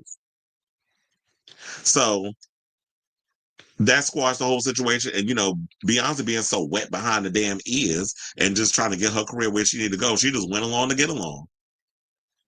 They also said that in another interview, Bun B, who worked with Beyonce on Check On It, this is the one I was trying to remember yesterday, and I can't remember who it was, but they said Bun B, who worked with Beyonce on Check On It, revealed that Jay-Z called during the video shoot and told all the men to leave the set. There was another story where it was like, before marrying Jay-Z, Beyonce mentioned that he played a significant role in shaping her into the woman she is. However, relying too much on a partner can create unhealthy dependency, which can make it difficult to leave a toxic or unfaithful relationship. Now, there was another post that said, before dating Beyonce, Jay-Z was reportedly involved with Aaliyah. Jay-Z was born in 1969, while Aaliyah was born in 1979. Both Jay and Dame Dash were linked to Aaliyah after her controversial marriage to R. Kelly, who was later exposed for his predatory behavior. Additionally, and I brought this stuff up yesterday, a rumor circulated about Jay-Z and Foxy Brown, who was only 15 when she began working with him, adding further controversy to his early relationships. And then there's the lyrics to one of his songs, which I remember what song it is, but they said that, what is that? Hove got a young girl. Hove got a young girl. Still not quite 21. So high strung, such a vibrant thing. I introduced myself. Hi, Miss Thing. You're 19? No, you're lightning in a bottle. I give you a ring. Tomorrow, the scene that follows screams of horror. Classic Stephen King novel. Mama didn't think you should take someone. So advance in romance, you should just wait. Papa don't preach, Hove don't bite. Hove been through it. I might mold your life, cause I'ma show you right. Proper etiquette, how to hold your knife, keep it competitive with Oprah's ice, be like Janet, take control of your life. And so, yeah, they were saying that also in 2008 interview with 17 magazine was another one where Beyonce revealed that Jay-Z was her first serious relationship and that she had never lived with a man before him. She also mentioned that they began dating when she was 19 while he was 31. Then they also said that on finally settling down with Jay-Z, she said the following: I was 18 when we first met, 19 when we first started dating. There was no rush. No one expected me to run off and get married. I really don't believe that you will love the same thing when you're 20 as you do 30. Well, I've been saying that for years, that your love ain't gonna be the same when you get to certain decades or certain parts of your life. So that was my rule. Before the age of 25, I would never get married. I feel like you have to get to know yourself, know what you want, spend some time with yourself, and be proud of who you are before you share that with someone else. And so, yeah, so there was like that, because some people were saying that over the years she kept changing the date in regards of when her and Jay started hunching or being in a relationship with each other. So some people are speculating that, you know what, he's had history in the past of being with younger women where you were like pushing 30, but you getting with girls that are teenagers. Because my generation, because Beyonce, Foxy, um, who else? I say Maya, we all in the same age range. So when you got Sean, who is in his mid 50s, and Beyonce, who was in her early 40s, there was a huge age difference. And I know now Gen Z kind of looks at it funny because of the whole age situation, but back then it wasn't a big deal. But I can see like people will kind of side eye the situation that maybe there is some truth to it. But look, that's what the court of law is about. If people are going to sit out here and accuse you of things, excuse me, and rake you through the coals, you get your lawyers to do what they got to do and prove that you are innocent in all of this. But I understand at the end of the day, it is hard to prove SA or any kind of abuse in that kind of way. So yeah, in regards to this whole Tina Knowles situation and the stuff about Jay, let me know in the comments down below.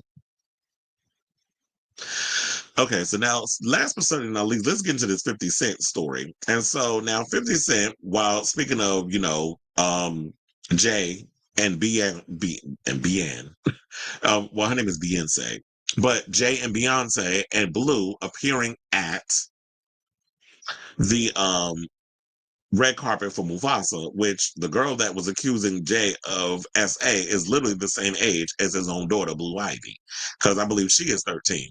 But apparently 50, aka Curtis Jackson, had time to get on social media and clown Jay and continue to troll him. So now 50 mocked music mogul Jay-Z on social media after he was named in an SA lawsuit alongside 50's longtime rival Sean Diddy Combs, months after he repeatedly questioned why Jay, who had denied claims against him, had not yet spoken up about Combs' SA allegations.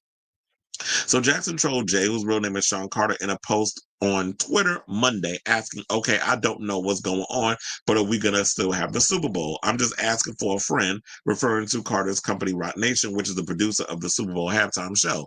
Now, in an interview with radio host Big Boy on Monday night, Jackson laughed about his post on Twitter about the Super Bowl, stating that he was asking for upcoming headliner Kendrick Lamar, adding he doesn't think the NFL would want to be associated with Carter following the SA allegation. Jackson also questioned a statement Carter issued through Roc Nation social media accounts denying the allegations, calling the statement combative and stating he believes it was written by a lawyer instead of a publicist. Well, child, if it was written by a lawyer, that lawyer need to be fired because I don't know how you misspell psychic as physic. But I guess sometimes we all human and we don't always gonna catch everything with the spell check. So Jackson said, however, he hopes that things are tight. Things are eyed for Carter internally, referencing Carter's young children, adding he believes the current cultural climate incriminates people for not even what you did is what they said you did. But he does have a point with that we do tend to criminalize people for, oh, the court of public opinion is way more valid than the actual evidence. Now, as you can see, Carter made his first public appearance after the lawsuit Monday night at the premiere of Mufasa, The Lion King, with his wife Beyoncé and daughter Blue Ivy Carter, who both have speaking roles in the film. Now, the family reportedly did not speak to the media. Of course they didn't. And left the Mufasa red carpet quickly after posing for pictures Monday night, because they knew they were not going to address the elephant in the room, and the press were not going to go up there and ask,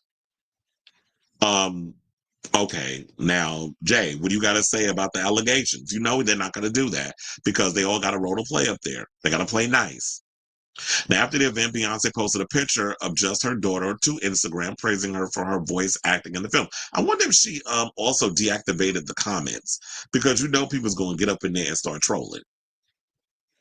So, yeah, and I have to say, I absolutely think that Blue Ivy looks gorgeous here. I love this Christian Siriano gown that she's wearing. She's gotten so big. It's like, what are y'all putting in the food that this girl don't even look like she's 13? But it's like she's gotten so tall, she's about to pass her parents in regards to that. And I would not be surprised if a couple of years from now, we're going to hear Blue Ivy is joining the likes of all these other kids is like models now. Because the Garcelle, I just saw an episode of The Housewives where Garcelle got her son Jade as a model now. And I'm like, he got the features. He got he got that strong J.K. Rowling jaw. So it definitely makes sense that she would have him out here modeling, and so many others. Like, you got Lisa Rinna, daughters is modeling, and you got Kaya Gerber, who's a model, who was the daughter. Well, her mother was a supermodel, Cindy Crawford, and then you got so many other people whose kids. I would not be surprised down the road, but then again, she adopted them. I was gonna say Naomi Campbell will have her kids, but girl, they ain't come from her uterus, so I don't know. I won't speak ill of nobody's kids, but if your kids ain't got the features to be a model, that may not happen. But if it's like you have the genetic connection, because I remember once upon a time I used to throw shade at Blue Ivy, but that girl grew into her looks, and she is a pretty young lady. So who knows that down the road we will definitely see her. She kind of reminds me of my goddaughter Jocelyn, like the body type, like she's real skinny, and quiet and demure. Can be a little shady too. That's why I was like, I could see why my friend Michelle made Johnson my goddaughter, because we definitely got the same type of personality, and she's a Virgo, so that's even worse. So now they also said that in regards to the allegations, the lawsuit is saying that Combs and Carter served a drug drink at a VMA's after party, repeatedly R-wording her while an unnamed female celebrity watched, which Carter has strongly denied. Carter issued a statement. As we all know, we talked about it yesterday, and in the previous post, we don't need to go through it again. And you already know, like, Jackson has, as in Curtis, has repeatedly trolled Carter earlier this year after Combs' SA allegations and legal troubles deepened, questioning why Carter had refrained from publicly addressing allegations levied against Combs, which he had frequently collaborated with. Now, soon after federal agents raided Combs' home in March, Jackson posted a picture of Carter's face on a milk carton with the word missing on Instagram, writing the caption, "Anybody seen Jay? LOL," joking he ain't answering his phone. So, Carter's always out here trolling the girls in regards to stuff, because it's competition. He's one of the big. He's playing with the big leagues with the moguls and stuff. He's after his hip hop moguls. He's gone after Diddy. Diddy's been taken down. He's going after Jay, because Jay, according to him, Jay has done some shady things to him behind the scenes regarding business endeavors that he was trying to pursue, and Jay apparently put the anchor in that, which has prevented 50 from being able to do certain business dealings in the sports arena and things of that nature. So I could definitely see why 50 has an axe to grind when it comes to him. But like I said yesterday, and anytime I talk about this, the only thing I feel bad about is like, yeah, Beyonce having to endure these allegations and deal with this in the spotlight, and then the kids having to deal with this. But Jay, just get ahead of it. Because, yeah, they were saying, and there were many rumors before that they were saying, like, well, it seems to me that Jay-Z and Beyonce kind of been in hiding once all these Diddy allegations came out. They've been trying to keep a low profile because allegedly they know where the bodies is buried. There was always these stories that's coming out. So I'm just going to wait and see how this all plays out, and then we could take it from there. So I say all this to say, because we can do all the court of public opinion stuff, but I feel like let the legal people do what they need to do, and then we could just go see where the chips fall regarding that. So I say all this to say, what do you think of this story? Whatever your thoughts are regarding this case, let me know in the comments down below. Okay, give me 1 second. And let me go to the comments because we have a lot, child.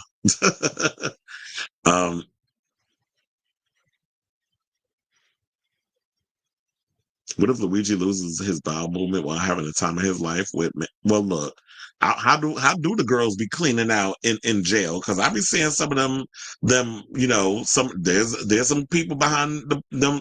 I can't even talk. There are some people behind bars that are creating OF content, that are creating sexual content and getting their pipes clean. So if they're doing it and not giving no mudslide on the end of their meat, I want to know how is this all going down? Because how they cleaning the pipes? He said, who was the girl? We don't know. The fact of the matter is she is she is anonymous at this point. We don't know who it is. So that's why Jay is pushing this thing for this girl to reveal herself. So yeah, she filed anonymously, and that's what her lawyer is trying to keep her name anonymous.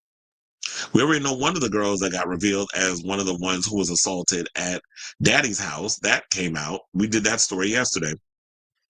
We say, yep, many psychics, tarot readers, and astrologers predicted Jay-Z's potential downfall based off the planet's transitions happening on his natal chart.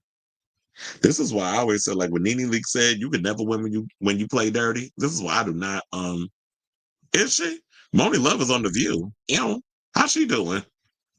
And they said Becky G was the guest judge. Oh yeah, she was. And remember when the people in the audience, I was like, on the show, I was like, y'all shady. They didn't know who Becky G was. I'm like, how do you not know? Well, unless you're Latino or you listen to Latin music. I knew who Becky G was because I listened to her English language stuff, and then I also listened to her Spanish music, and also I knew her from Power Rangers.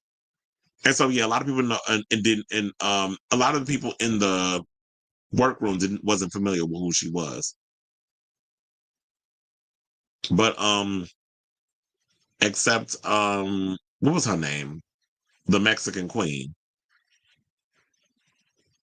I know her last name was Carr. I can't remember her first name. Oh, you said you just looked it up. I'm glad somebody did. They said they also said they predicted possible divorce. Well, look, a lot of people have been predicting a divorce happening. We'll see if it goes down, because if Beyonce does file for divorce, then everybody's gonna be like, "Oh, I guess it is true." You said government operations are we in a made for survival? Beyonce seemed nervous as fuck. Let's just say it, to be at the premiere. Even the GMA video was off-putting and felt like they filmed it yesterday. Yeah, she definitely looked spooked and nervous. Pluto in Aquarius is really out, reap all the karma that these corrupt elites and establishments for all the shady shit they've done. 2025 on the next 19. Chill. I'm just going to come outside with my shades and my umbrella, and I'm trying to shield myself from the shenanigans. This is why I don't do people dirty, because I'm going to just let the universe handle it. And so far, the universe is doing the Lord's work. Now, when are they going to get Trump? Or maybe they are doing it with his alleged cognitive decline. Beyonce probably told her to do damage control. And I was like, oh, damn, it's crazy how all of this came out. And then there was the Mufasa premiere, because we talked about it yesterday. I didn't know when the Mufasa premiere was going to be, but I was like, wait a minute, Mufasa comes out this month. Which, by the way, I've heard that it's getting good reviews. So I guess it was a worthy prequel, because I was like, who asked for this? But according to the press, they say, the reviews and everything, they say it's a good movie. I'll wait till it comes out on Disney Plus. I'm not going to the movies to see that. They said it's also sad that this energy was in the air for Blue's first red carpet. Exactly, when this is like her very first ever role as an actor. And we could go and talk about the whole Nepo baby thing, but this is her first turn as an actor, and then here her father go being messy, or his past coming back to haunt him, alleged past. She really isn't a good liar, isn't she? Who, Beyonce? No. She need to do a little practice. I don't think, well, here's the thing. Virgos, I don't really like to lie because it's like, damn, I gotta constantly remember the damn lie. So I don't. I just be like, hey, look, it is what it is. Because I'm like, I don't want to have to keep remembering my lies and stuff. It said, like, father, like son, Trump Jr. is cheating on. And Jr., like that booger sugar, allegedly. What's sick is the same people who advocate for victims being groomed are attacking those who pointed out that Beyonce was groomed by Jay-Z when she was a teenager, like they were blaming her.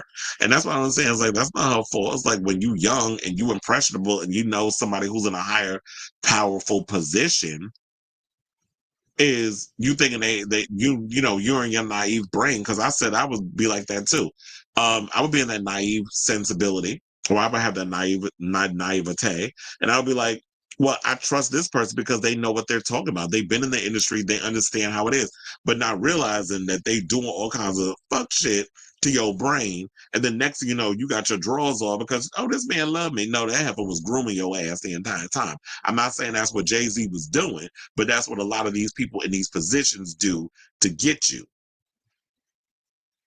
You said creepy on Beyonce, Maya, Roxy. Oh, I'm glad I forgot all about Roxy. Oh, you meant Foxy. You said Beyonce, Maya, Foxy, Aaliyah. It said, not Les Beyonce. There was somebody else I used to call lesbian with a name. I can't remember who it was. A physic. I said, will they show up to the Grammys? Shall? Well, hopefully this will be all dealt with before then. Thank you, Geneva Carr. I cannot remember her damn first name. It'll be interesting, but look, they got plenty of time. The Grammys not till February. But then Beyonce has other obligations. You got this movie, plus she's performing on Christmas. I'll be working the Knicks game on Christmas Day. So, but with her, she's performing, but she'll probably do the same thing she's doing here, avoiding the press, avoiding questions. They're going to have all of the security people just usher her in, get her on the stage, do her little halftime, just get in the car and go home. One could only hope. Based on the planet's transitions on his chart. Come on, Oda Bay Brown with the chart. You said, Tina being a bad lie. Oh, you talking about Chad, that's what I said. I said all that damn filler done went to her damn brain. It's like nobody believes the lies you was telling. But anyway, let's move on and talk about Liam Payne. So we have an update on that where the lawyer is apparently saying that he is considering filing more charges against some of the people that work at the hotel where Liam fell to his death. And I'm like, if you have enough evidence, sir, go for it. So 2 months after his death, shout out to Rolling Stone for this story, by the way, the investigation surrounding Liam Payne's fatal fall at a Buenos Aires hotel continues to unravel. Now, according to new documents obtained by Rolling Stone, the judge in the case has charged 2 workers, including the receptionist head, who called 911. The judge has also called for all suspects in the case to be questioned as part of the investigation. Now, according to a new filing on Monday, the judge in the case lists Casa Sur Palermo manager and his receptionist head, who called 911, as imputados or people charged in the case. And it said that the document asked that the 2 parties be notified of the accusation, although it's unclear what they're charged for. Now, since this there is a sufficient reason to suspect that they have put it in the investigative act, we ask that the following people give a statement. This is what the document reads before listing each person associated with the case. 2 individuals accused of serving Payne drugs will be interrogated on December 17th. Let me find out y'all got the exact time and date. They said they will be interrogated on December 17th at 10 and 11 a.m. respectively. Payne's friend accused of abandonment of a person followed by death will be questioned on December 18th at 10 a.m. and both hotel employees will also face the court on December 19th at 10 and 11 a.m. The suspects may refuse to answer questions via the attorney. According to the Buenos Aires system, after the interrogation, the judge must determine whether the defendants should be further prosecuted, dropped from the case, or if there isn't evidentiary support for either decision. So now, as of Tuesday morning, the hotel reception head continues to work at the Accuser Hotel. He made 2 911 calls around the time Payne died on October 16th. In one call, he mentioned to the dispatcher that a guest had too many drugs and alcohol and was trashing the entire room. A second call, he warned that the guest's life may be in danger. At one point in the second call, the receptionist asked, "Are you sending the police as well or not?" After the dispatcher mentions yes, the police will join the same, and they got a SAME in caps. Argentina's emergency medical services too. He responds, no, just the same, just the same. So y'all just want the police, but you didn't want the medical services, because I guess if they would have checked Liam for whatever, they would have checked his vitals or whatever the case was, they probably would have found that he was under the influence, and that maybe some of them would have been incriminated by supplying him the drugs. So they didn't want them there. So now, you already know he passed away from multiple traumas, internal and external bleeding, and a cranial injury as a result of a fall from a third floor of the Accuser Hotel in Palermo, Hollywood on October 16th. Now, 3 people, a friend of Payne, a hotel worker, and an alleged drug dealer, are currently being investigated in relation to his death. Now, the new update comes several days after an attorney for Payne's friend accused the prosecution of serious irregularities in a filing obtained by Rolling Stone, which claims that the prosecutors had failed to review footage, for the camera near the site where Payne hit the ground. The document also claims that the prosecutor met with the manager of the hotel restaurant, which had access to said camera in private. Given everything shown, it's clear that there has not been a serious, profound, or at least until now, a serious investigation. This is, according to the filing. Now, several weeks after his death, prosecutors identified alcohol, booger sugar, and a prescribed antidepressant in his system at the time of his death, according to a toxicology report.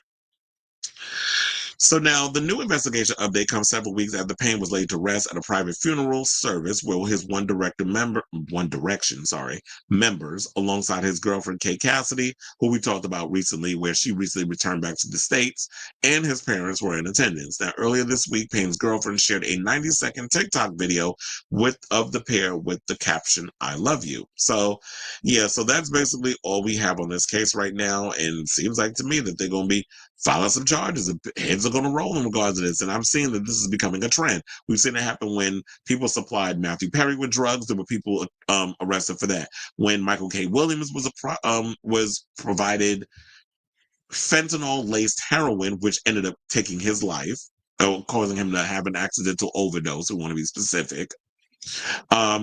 There was the dealer that was charged with that. Now we have this whole situation. So yeah, y'all need to be careful. And this goes to show, like, when it comes to celebrities or people in general, and you're supplying them with drugs and they're being erratic, and you're playing like a little drug dealer because apparently the salary that you're making at your job is not paying you enough. So now you out here being a little drug dealer on the side, and then you got to pay the consequences for it. So that's the latest. And if anything else comes out regarding the story, I will keep you guys updated. So in the meantime, let me know what your thoughts are on this story in the comments down below. Okay, so now let's get into this Taylor Swift story. Now, before we get to the negative stuff, and regarding like these people on this talk show that was trying to play Psychic Friends Network with Taylor and Travis Kelce's relationship, let's get into some positive news regarding Taylor and her Eras tour, which just ended, I believe, on the 9th, right? So that was yesterday, I think was the last show or something or another. So look, apparently she's making the wildest dreams of her performance and crew come true, because according to Us Weekly, they said that Swift, who's 34, gave out $197 million in bonuses to the crew over the past 2 years. Now, recipients included the truck drivers, caterers, instrument techs, merch team, lighting, sound, production staff, and assistants, carpenters, dancers, band, security, choreographers, pyrotechnics, riggers, hair, makeup, wardrobe, physical therapists, and video team. So a lot of y'all don't realize that a lot of people work on this show. Sidebar. Speaking of which, I have one of the people that works on a guy that works on a lot of tours from I know he worked on Taylor Swift's tour. He worked on a couple of tours. Actually started following me on TikTok. Just shout out to him.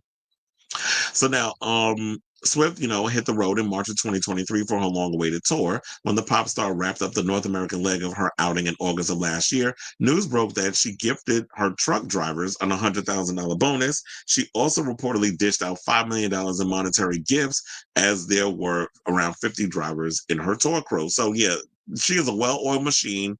She has a lot of people that she works with on this tour that work with her, and she's like, you know what, I'm going to give you guys bonuses. I'm going to take care of you all. Now, I was asking this earlier, but I was like, let me bring it into the topic.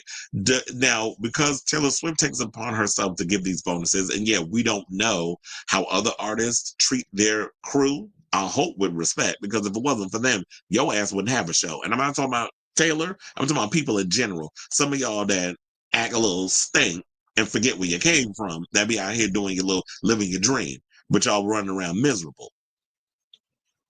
Is it an obligation for other artists like a Beyonce or a Kylie Minogue or a Madonna or any of the other artists that are out here doing what needs to be done with their tours? Is it an obligation for them to give these bonuses and stuff? Or maybe they are giving these bonuses. We don't know. It's just that Taylor's is being reported on. So yeah, there's that. And we've always heard that Taylor is the type that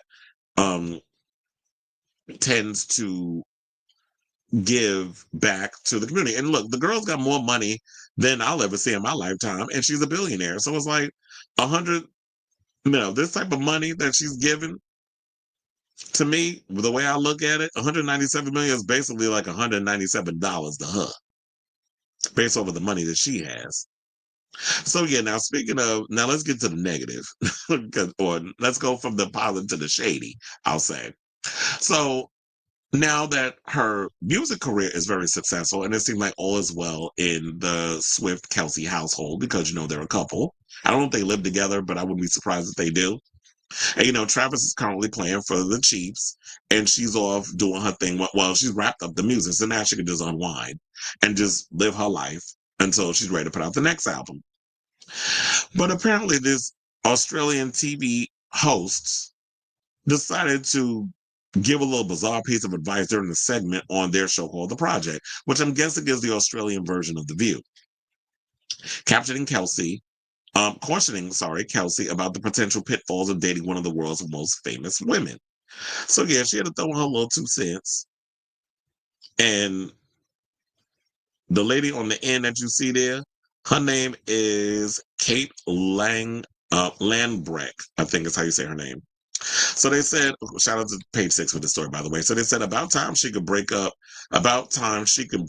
with her boyfriend and write a new album, I reckon, Sam Taunton told viewers. Now, Kate Langbrecht agreed, joking, if I was a guy and I went out with Taylor Swift, I would sleep with one eye open to see if she's tinkering away at the piano. She's also expressed support for Taunton's assertion that the pair's relationship is a sham, saying, I always speculate about people in the media. Now, Swift is 34 and the Kansas City Chiefs player 35 started dating last summer after Kelce tried to give her his number at an Eras Tour show and went public with the failed attempt.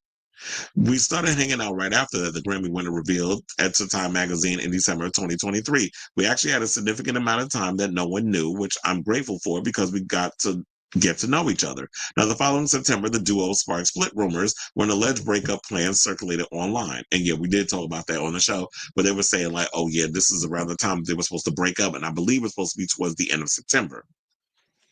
Now, at the time, Kelce's publicist team claimed that it was entirely false and fabricated, and it did not come from their agency. The athlete insisted that New Heights podcast listed as in October that his romance with Swift is indeed real. So I don't understand why. I guess some people would assume that it's fake because of the way it came across.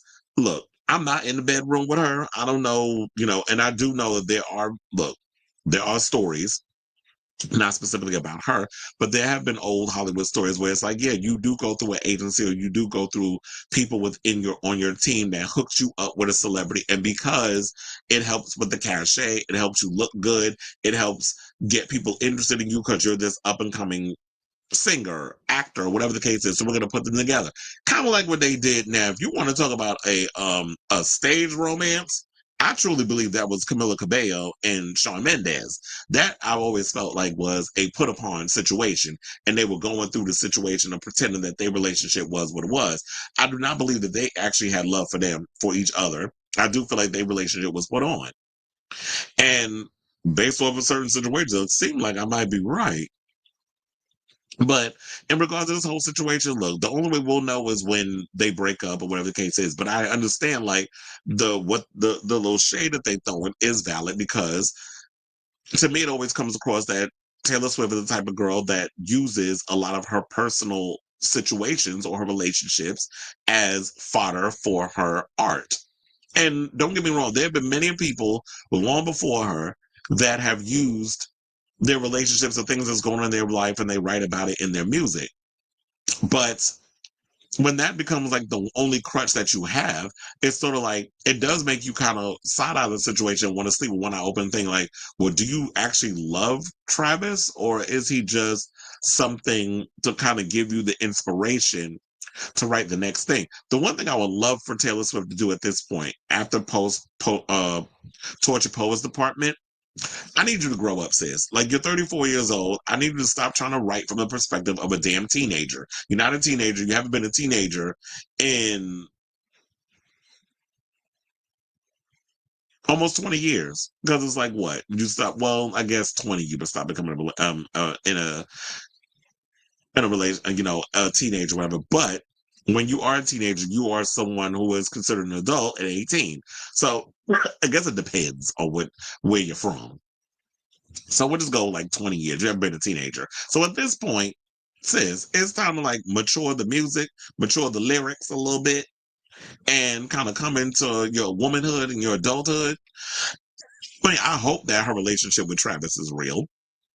I would hate that people are running around here being fake or whatever, and it's still in 2024 that people can't be their authentic selves because of pressures from behind the scenes. So is it fake? Who knows? But I like the idea that people being shady out here and speculating, unlike, American television, where y'all always want to be practical because y'all be worrying about them celebrities not want to come on your show. So I say all this to say, what do y'all think of this story regarding Taylor Swift? The excuse me, the bonuses that she gave her crew for the Eras tour, and the speculations that her relationship with Travis is not real. So whatever your thoughts are, let me know in the comments down below.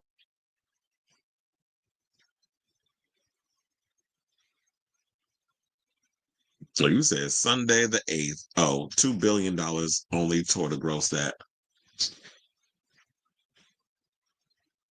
Yeah, because she's been touring for like almost 2 years, so I can understand it. He said, girl, she a Sagittarius. They're alerted to committed relationships, even okay. But she still acts like she's in high school. Exactly. They don't like to settle. She's using him. Might be. From watching videos, Taylor is not the only one. It's because of the celebration of girlhood and the infantilization of millennials, males, and females because they hate being adults. Well, I hate being an adult too, but I ain't got no choice. It's inevitable. So we can't not be an adult. Onyx says, I don't think she would date a guy just to write songs about it. I think she really does like these guys, and her specialty is songwriting inspired by her love life. Sidebar, did y'all see the video of Lady Gaga giving the behind the scenes of how she came up with the LG7 and Disease and like the different versions of it, and how Circuit actually came to her with the song? So it kind of makes me wonder, I was like, was this originally an Ava Max track? But then you wound up giving it to but then you wind up giving it to Gaga. It was Rolling. She did a thing with Rolling Stone where they went behind her. That she was in the studio, and I see like she's trying to give like this whole grunge look, because I was looking at her hair. I'm like, is that a wig? I think she was wearing a black wig, and then she had on like this crop top, and then she had on like these Doc Martin type boots, which I absolutely love. I love a pair of Doc Martens. People be talking about, oh, they make your feet hurt. They don't make my feet hurt. I'll be running in them and everything. So while, women run around in heels, Doc Martens is my boot of choice. And I was lucky because, like, when I lived in Brooklyn, my ex roommate had them lying around, and he was like, he don't wear them. He was like, you want them? I was like, shit, I'll take them. You know how much Doc Martens cost? And they were like a magenta color, so they really stick out. It's not like the ones that everybody just wear a black pair or whatever. I was like, oh, they're colorful, so I'll take them for that. Oh yeah, well yeah, there's a lot of not only millennials, but yeah, I agree with that. They do want to act like kids. Okay, she's gonna be 35 this week. So shout out to her. Oh wait, hold on. Let me take that out. Okay, so we have about 3 more topics left, and we're done with today's show. But before we get to those topics, if you have not already, please hit that like button and that subscribe button. Also, smash that notification bell so that way you know when we go live with a brand new episode of Chris Avalon Unfiltered. Also, as a reminder, I will be putting timestamps in once the live chat is done. I'm gonna go through it, put the timestamps in, all that stuff. So if you want to actually skip through the banter that we do in the live chat, you can basically skip to whichever topics that we talk about in the show and leave your comments and all other stuff in the chat. The chat will be over, so in the comments. So please and thank you. Okay, now since we talked a bit about the Australian version of The View, let's get into The View. So apparently Anna Navarro and Whoopi Goldberg got into a heated exchange over Donald Trump. Now they've had this conversation before, and Anna Navarro was like, I'm not sitting waiting and seeing. We know what we're going to get from Donald Trump. Because funny enough, I just be feeling like not only The View, but a lot of people, y'all act like this is his first term. We've already seen him run the free world. And we've seen what that brought us. And now things about to get worse. So apparently they said they clashed over their opposing perspective on how to respond to Donald Trump's immigration policies ahead of the inauguration in January. So Goldberg set off the anti-Trump Republican strategist after suggesting that viewers should spend the holidays and the 6 weeks leading up to Inauguration Day, which is January 20th, excuse me, with their families or working, but not in a frenzy over the incoming administration. Saying, listen, he makes lots and lots and lots of noise. This is what she said of Trump. He says he's going to do all these things. He does this to keep you all in a panic. All we have to do from now until January 21st is be with our families, be with our kids, do our jobs, make sure our checks don't bounce, make sure that we are taking care of ourselves and our families. Whatever Trump's going to do, he's going to do, but do take our word for it. Things seem to move slowly, the Sister Act star added, noting that the former and soon-to-be president didn't come get Hillary Clinton after beating her in 2016 for the White House. Now, Navarro 52 chimed in to suggest that Goldberg was speaking from a position of privilege, which set her off. And I've been saying for the longest that Whoopi Goldberg has this habit of speaking from a place of privilege. Because, all she worried about is how much taxes she paying. So Anna says we have the luxury of saying that because we're legal. We are successful. Listen, if you are a legal immigrant in this country, you're not going to be not in a panic. If you are a woman working for the Department of Defense, you have a right to be in a panic. Goldberg fumed at her co-host. Anna, you tell people to stay fraught and like this. She said, no, I'm telling people to prepare, Whoopi. I'm telling them to prepare. Do you think they are prepared? They are prepared. Actually, they're not. So I don't know where she getting that from, where she's like, people are prepared for what's to come. No, they're not. Because y'all sat up here and ran around talking about, it's a threat of democracy and all this other stuff, and people still voted for him anyway. So we know what we got with Trump. A lot of people said that things were better under Trump. Money, all kinds of things. But you have to realize is that we just start feeling the effects of what Trump did until Biden was into his thing. And now when Obama was doing what he did, you didn't feel it until 2 years into Trump's campaign. So Biden started coming in doing it. And don't get me wrong, I have my issues with him, and we've talked about it many a times on this show. Some people believe that Biden's going to go down as one of the worst presidents in history. Like, really? I thought Trump would be the worst. Well, they might actually, that might be short lived because, people have selective memory or people have short term memory. And I feel like with people after, with all the stuff that's allegedly going to be coming through with the tariffs and all that other stuff and the mass deportations and everything else that he's threatening, Trump might be on board to be the worst president when he becomes 47th. And look, the good thing about it is he can't run again, even though he's talking about 2028.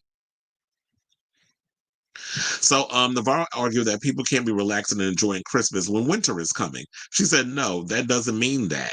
Winter is here, the actor and comedian argued. Winter has been with us. And my point is we can lay down and do nothing for the next 15 days and then we could be freaking out for the next 4 or 2 years. So I was like, did she not get the Game of Thrones reference where she said winter is coming? But it's like she said winter is here. So I guess she's saying that we're already in the ish. Or maybe she missed the point. I'm trying to justify what Whoopi's saying because she's saying that winter is here. Winter has been with us. And it's like, yeah, we've been in the shit storm for as long as I can remember. But I think we're starting to feel it more now more than ever. And it's like, American people can't seem to get a leg up. Food is going up and food is freaking expensive. Then we have housing is going up. There was Miranaire's son. I just saw this interview that he did with Zatio, which is Mehdi Hassan's page or site or whatever you want to call it. It was on his YouTube. So Miranaire, who I believe is someone who works in the entertainment industry, I think she's a filmmaker or something or another. I can't remember. Her son is running for mayor of New York, and he's running on this whole situation of, he said if Netanyahu was to come to New York City, he would arrest him. I was like, I'm here for that because we all know he's a war damn criminal. And he also said something or another that, we need to bring down the prices on housing and all this other stuff because it's like we need a situation of affordable housing is the backbone of New York City. You can't keep price gouging people when it comes to apartments. There should be no reason why a studio apartment in New York is $2,500, but the rent keeps going up, but the wages aren't. So people are literally struggling to be able to not only pay their rent, but to put food on the table. And to support their families or even support themselves if you're in a single household, if you're a single person in a household, that you can't even afford to pay your rent. You got to have 4 or 5 roommates to be able to pay your $3,500 rent for a 3-bedroom in New York City in the middle of Harlem. Yeah, I'm telling y'all my business. So that's how much my rent was. But a 3-bedroom apartment in Harlem is $3,500. So I totally get it what Anna's saying. She's not saying that you could panic or whatever. I said, let me take it off that because that was like a shady. That was me. I intentionally put that shady picture of Whoopi face looking like that up in there so y'all can have a cackle. But I do agree. It's like, you know what? We need a change because it's like you're continuing to squeeze so much juice out the lemon. There's no more room for us to breathe, and it's going to be at a point where we back so much against the wall. People are gonna start fighting. We already talked about this thing with Luigi Mangione on why he did what he did. He was at his wit's end, and I feel like until things change, things are only going to get worse. And we're gonna get more Luigi Mangiones who are getting sick and tired of being price gouged, who are being taken advantage of and used and abused by these corporations, these greedy landlords, and these greedy real estate developers, and these greedy food company owners, CEOs, and then the healthcare system. We already gone down that rabbit hole, and these greedy politicians. So we definitely need to change, and we definitely need to get Mayor Adams out because I already told you he grifted to get pardoned by Trump. That's why he want to work with him on this whole situation. So I do think that 2 things can be true at the same time. It's like, look, we can sit and wait and understand and not panic and react when we see the policies that Trump is going to put into place. And we could also be on our P's and Q's and pay attention to what he's planning on doing. So while we Americans who are privileged enough to be born and raised here like myself don't have to worry about being deported, I do worry about those people who want to come to this country to build a better life for themselves because they had to deal with worse hardships in their country and they wanted to come here for a better way of life, and they paying their share of bills and taxes and things of that nature. And trust and believe, migrants do give billions of dollars in supporting our economy. But they ain't gonna tell you that.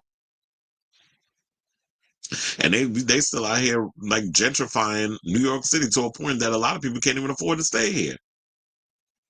So I say all this to say, what do y'all think of this story in regards to what Whoopi and Anna had to say? I would have played the clip, but you already know if it's ABC and Disney and all of them, they would have flagged this, and I would have had to cut it out, and they would be like, "You can't monetize your page" and all that other stuff. So let me know what you guys think of this story in the comments down below. Okay. You said there's a whole Gaylord conspiracy, of course. Oh, the word kind of normalized adults being kids to keep their innocent world, because that's kind of what the Christian nationalism wants, an innocent world, which we all know that ain't how it is. And so Whoopi isn't being a drifter. It sounds like ABC News is telling Goldberg to keep her mouth shut. That's what I'm thinking all that too. And this is why I said that this is why people no longer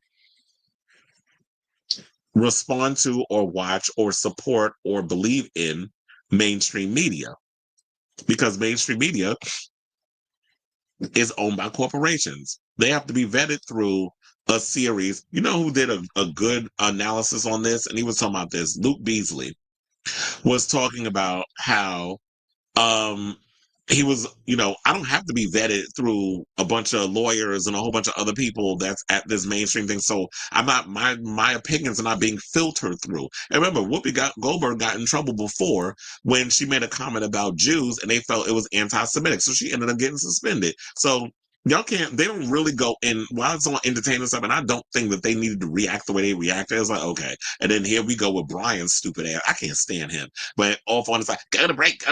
Like any little time somebody slightly raise their voice, I want to run to a damn commercial so y'all can sell y'all tampons and your Metamucil. So it's annoying on that part. It's like they're having a conversation, and why can't they have a debate without it getting to the point, oh my God, people are going to start freaking out and they're going to make a story about it. Women fighting. Ooh. So go to break. And it's like, have the conversation. That's why a lot of people are running to independent media, because people want the truth. People want to hear someone say some stuff that sounds about right. I have somebody, Kalani, and I'm about to block this bitch if she keep it up, who keep talking about that I don't know what I be talking about when it comes to politics and how I need to stop getting my information from TikTok. I was like, first of all, I just deleted the comment, because I'm like, you're not gonna sit up here and tell me what I can and cannot talk about on my own damn channel, and then tell me I don't know what the hell I'm talking about when it comes to politics. Because trust and believe, I do when it comes to certain things. Maybe it's not what you agree on, but you're not going to come up in my channel and tell me I don't know what the hell I'm talking about, especially when it comes to certain political situation. But yes, so I'm glad Anna clocked Whoopi.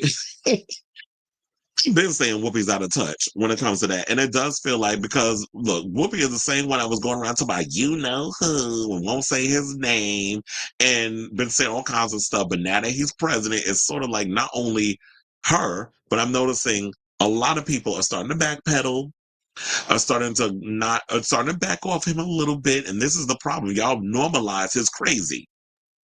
And then you got Mika and her big head ass husband running over there to Mar-a-Lago, kissing the ring and bending the damn knee like this is an episode of fucking Game of Thrones, and kissing they behind. Talking about, well, yeah, when I go on the Lions, then we do. I said, no, you don't. First of all, you are no different than Anna Kasparian, whatever how to tell you. You say that dumb bitch's name, and Jake Uger and the rest of them idiots over there who go where the wind blows. You're no different than Bill Maher. You're no different than Matt Taibbi. You're no different than the big head heifer I was talking about yesterday.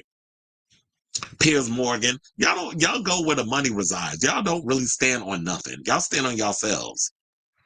So that's what irritates me about people. Like, if you want to stand on something, stand on what you say. Like, don't go, because y'all know there's more money in conservative media than there is in liberal media. Liberal media is dead, because y'all want to keep doing this when they go low, we go high bullshit. And you want to continue to feed people these lies and this vitriol when it comes to stuff. When people going around saying Kamala Harris and Trump were neck and neck, I'm like, neck and neck where?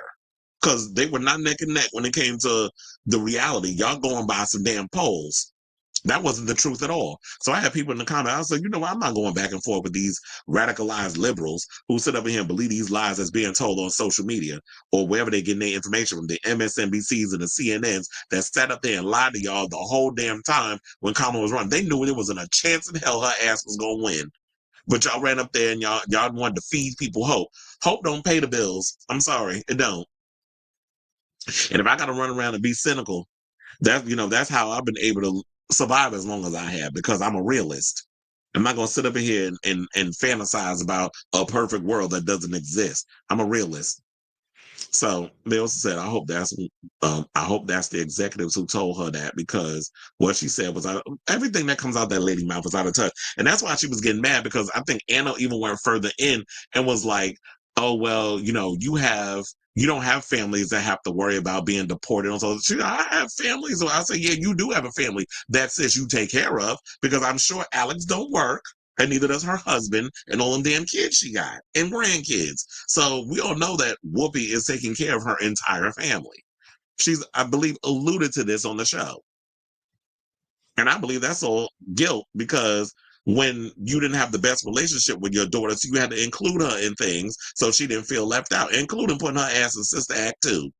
So I believe she also, she's made appearances and things. I wouldn't be surprised if you try to give her a part in Annie. Now, I haven't seen the play yet, but I'm just saying she might have a part in Annie, as as Miss Hannigan's assistant, even though Miss Hannigan didn't have one. They'll create a part. Mm-hmm. Okay, so what else we have? Okay, oh yeah, let's get into this Urkel story, child. So now, talk about somebody out of damn touch. Oh damn. Why did it refresh? Hold on. Let me do that one more time, because it keeps freaking playing, and I wanted to play it from the beginning. Why you look chubby too in the cheeks? But anyway, let's get on this whole Jaleel White story, because I'm getting sidetracked. So apparently, he aired his grievances regarding Family Matters not getting the respect as one of the Mount Rushmores of Black sitcoms. So in a recent interview at the Wilmington Library for the launch of his new book, Growing Up Urkel, I want to know what the sale on that is, because I don't know, the way he's been coming across, I doubt anybody was out here, besides people who got a little Family Matters nostalgia, has bought that book, because I actually thought about getting it, but the more he does interviews, the more I start to not like him. So the actor, Jaleel White, suggested Family Matters gets left out of the discussion on the best Black TV shows of all time. Now, as I said, I do have the clip, courtesy of the Neighborhood Talk, so shout out to them. And we are going to play this clip, and then we'll come back and talk. Please hold. The TGIF brand sometimes makes you feel like you don't completely belong in the pantheon of Blackness. Blackness has been treated as a very monolithic experience in entertainment. If it's not a hood story, it's not a Black story. And, sometimes I feel left out of that, so it's like, like if there's ever a poll and they say, oh, what are your favorite Black shows? And, Martin is in there, or Living Single, or any of those guys, I already know we coming in last. But if there's ever a poll and it's just like your favorite family shows and suddenly Martin's not in there or whatever, all of a sudden we rank really high. And so it's kind of interesting in how we look at ourselves, to be quite honest, even as Black folks. And somehow I became a symbol for Black male nerd culture, to be quite honest. I mean, I know this for a fact. Any brother that grew up in the 80s and 90s, well, 90s and 2000s, wearing glasses, he was told at school he looked like me. He was called Urkel. And he didn't look anything like me, guaranteed. But still, his peers would find a way to call him Urkel, and even girls to that extent. So it's really humbling to see how far nerd culture has come. And really, it's not nerd culture. It's smart culture. It's hobbyist culture. It's skateboarders. And I could never have known in a million years that I would be the face of that. I never could have known that. Being a part of the TGIF brand. Okay, so you know what? On that part, he is absolutely right.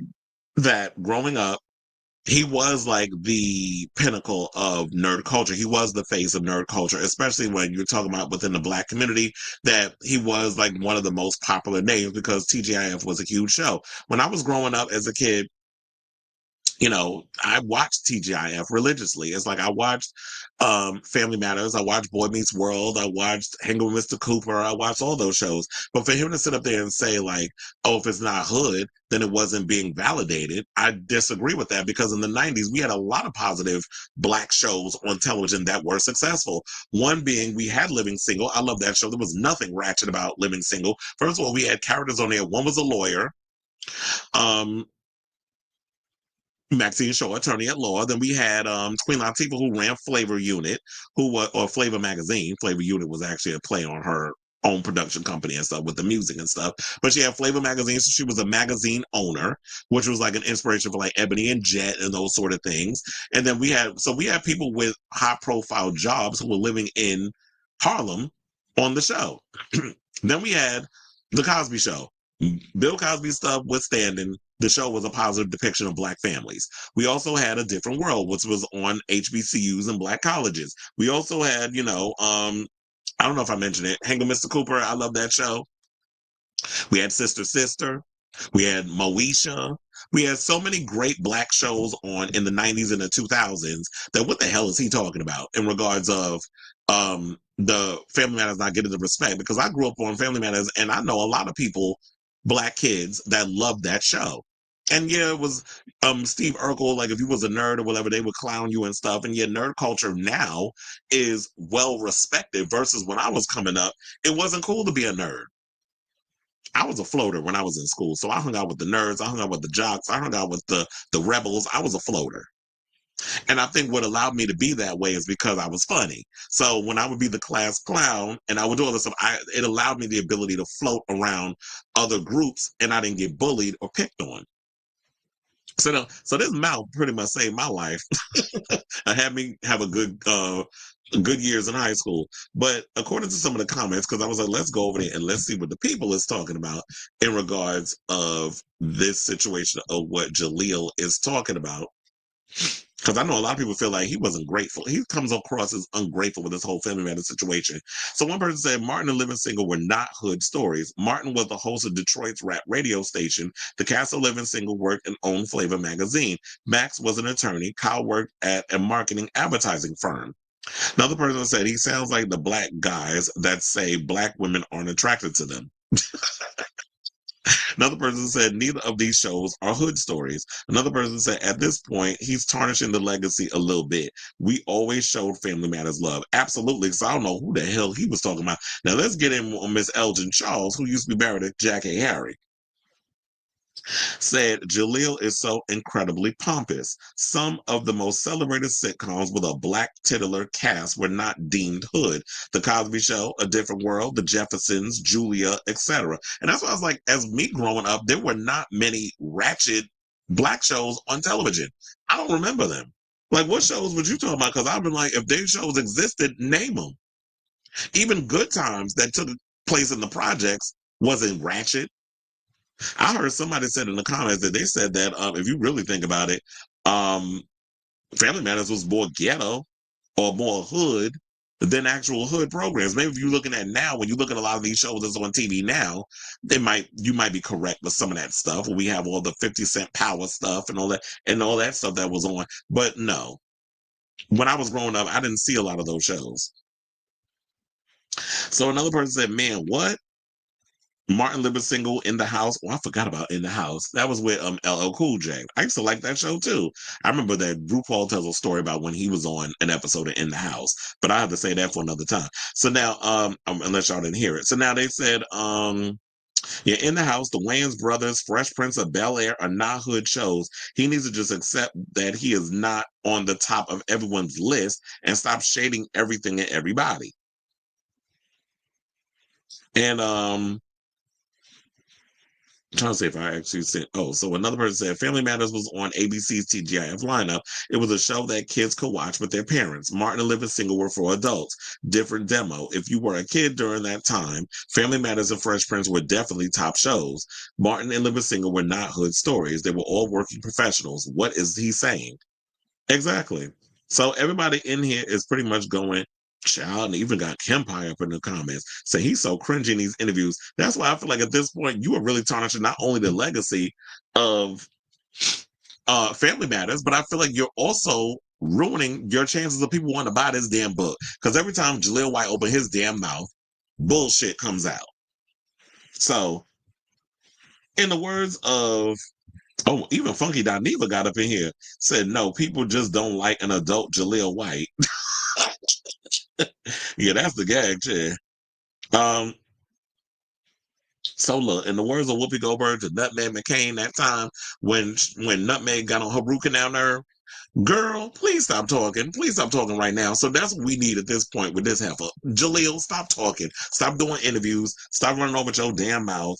Because everything that comes out of it is just makes you sound worse and worse. So I say all this to say, what do y'all think of this story? First of all, Jaleel don't know what the hell he talking about in regards of like black television and the shows that I grew up on, like all those shows. Even New York Undercover, I used to love that show. Actually, I got the opportunity to go on New York Undercover. I think I told y'all this story back in the day, the episode that Eddie got killed on. And that's when I met Lauren Velez and Jonathan LaPaglia, who kept staring at me. I remember that.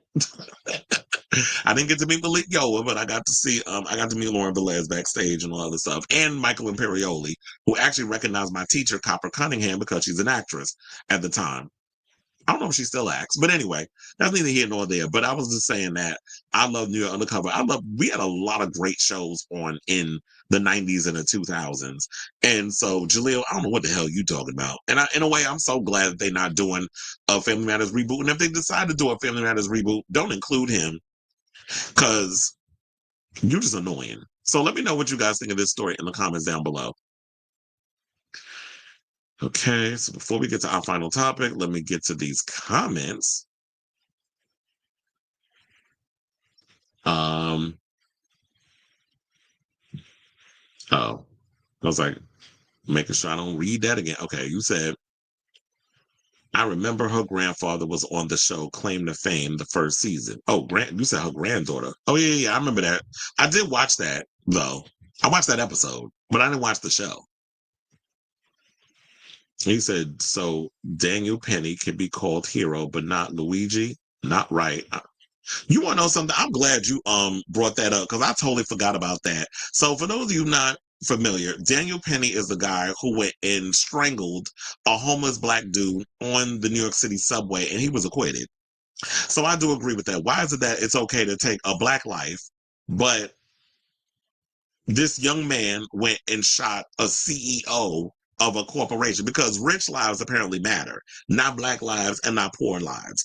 Only rich people give it, we're only supposed to give a damn about rich people because we all aspire to be rich, according to these people. No, we aspire to be comfortable. We aspire not to be stressed the fuck out. Maybe there are some people out there that want to be rich or whatever, and you go ahead and you strive for that, but not me. I'd rather have enough money in my situation that I'm good and I'm comfortable. I don't want what I'm going to do with being worth $100 million or whatever the case is. I can't be buried with that money. So as long as I'm comfortable, I ain't got to be worrying about ever being broke or homeless. I'm good. But I do agree with that. Where it's like, yeah, why is it that we praising Daniel Penny being called the hero, but these corporations and these people on social media, the ones that socially lacks any kind of social intelligence, want to sit up here and say that Luigi is wrong for what he did. Yes, we know murder is wrong. However, the reason behind why he did what he did, I feel no ways tired about it. So I agree. I stand with him too. Trent. He said Family Matters does deserve recognition. It does, but the way he going about it, you rubbing people the wrong way. And you said Family Matters was written.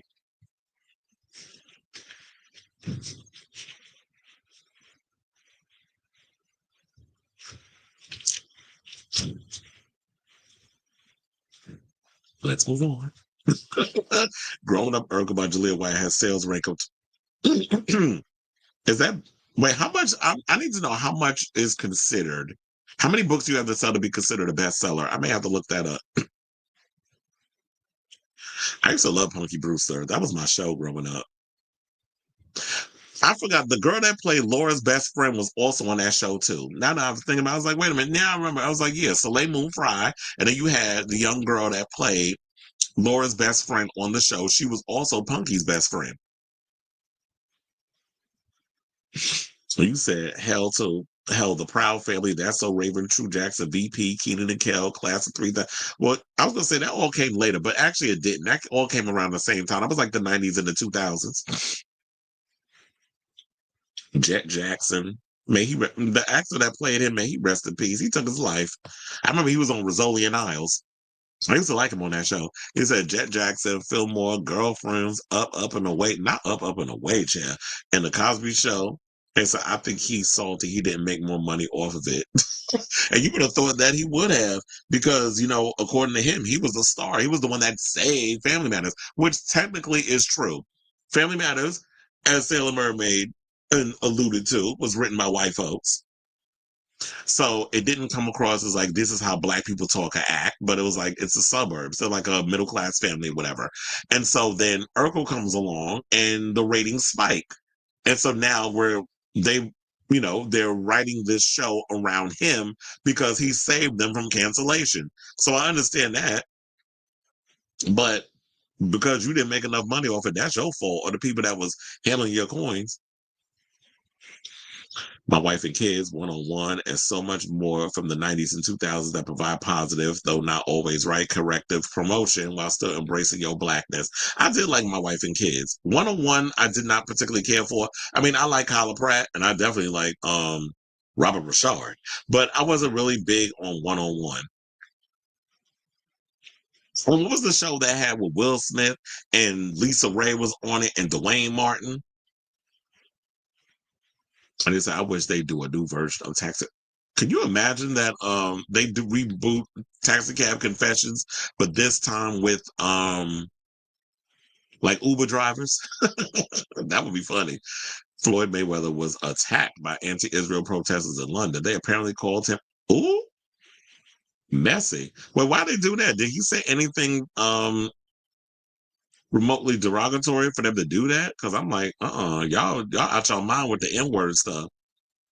Sound like someone mad, and that's all he known for is Steve Urkel. Well, you know what? That's his fault at this point, that he couldn't shake playing Steve Urkel, that he couldn't branch out and do other things.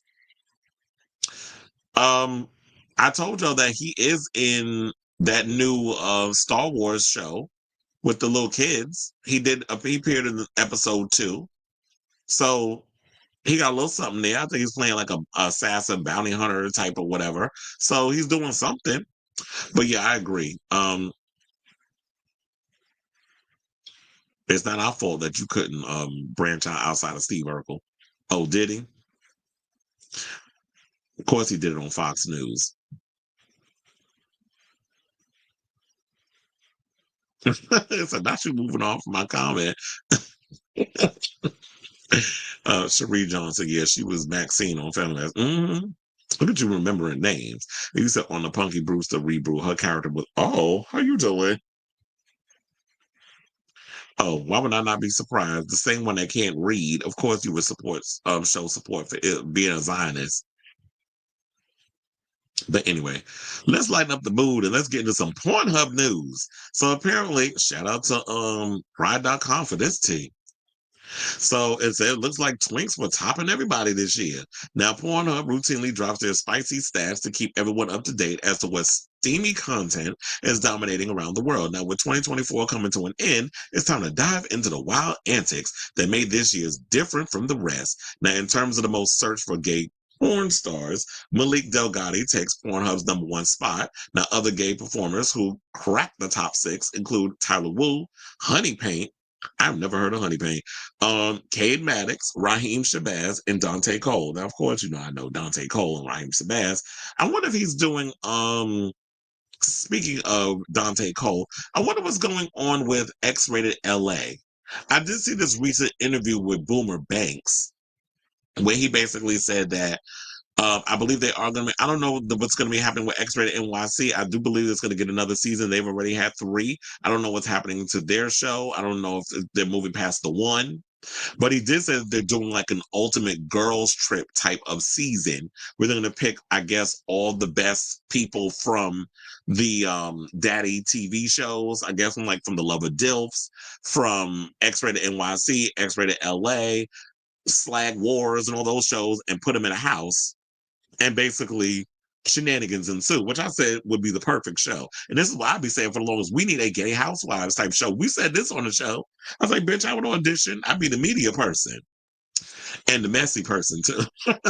The media one that's being messy. So they said overall it was an incredible year for LGBTQ plus performers as trans content creators also earn millions of views. Now, Puppy Girl XO, Emma Rose, and Danielle Chanel serve as the top 3 search performers this year. Now, hold on, because I was like, we need a little photo. Because I was like, what picture could I pull up? So I was like, let's get Malik Delgado up in here since he's topping people this year. Shout out to him and his Instagram. Now, they also said, now let's break down the type of content everybody was binging every month by quite a large margin. Twinks came out on top this year. Now, Twink was not only the most popular LGBTQ plus term of the year, but it was also the most viewed queer category on the site. Now, besides Twink, there was plenty of other steamy videos binged with anime, Pinoy, that would be like Filipinos, Pinoy, Femboy, and Straight Guy's First Time rounding out the top 5 terms searched. Now, fun fact, they said even searches with the word demure saw an uptick. Now, here's the thing that's interesting. Now, y'all be out here throwing shade at the femme queens, and y'all be throwing shade at the twinks or whatever. But why is it like, I guess because, we have an obsession, the gay community with youth, because it's like we can't be our authentic selves when we're young growing up. But I think the times is changing. Like young kids are coming out more and more at a younger rate. So they get to have they coming out and they could bring their boyfriends to the prom and all this other stuff. But me growing up, I never had that opportunity to do that. So they also said that the fun doesn't stop there. So Pornhub's comprehensive analytics give you all the data that you didn't know you needed. For example, Dom King was the most searched gay adult entertainer among women.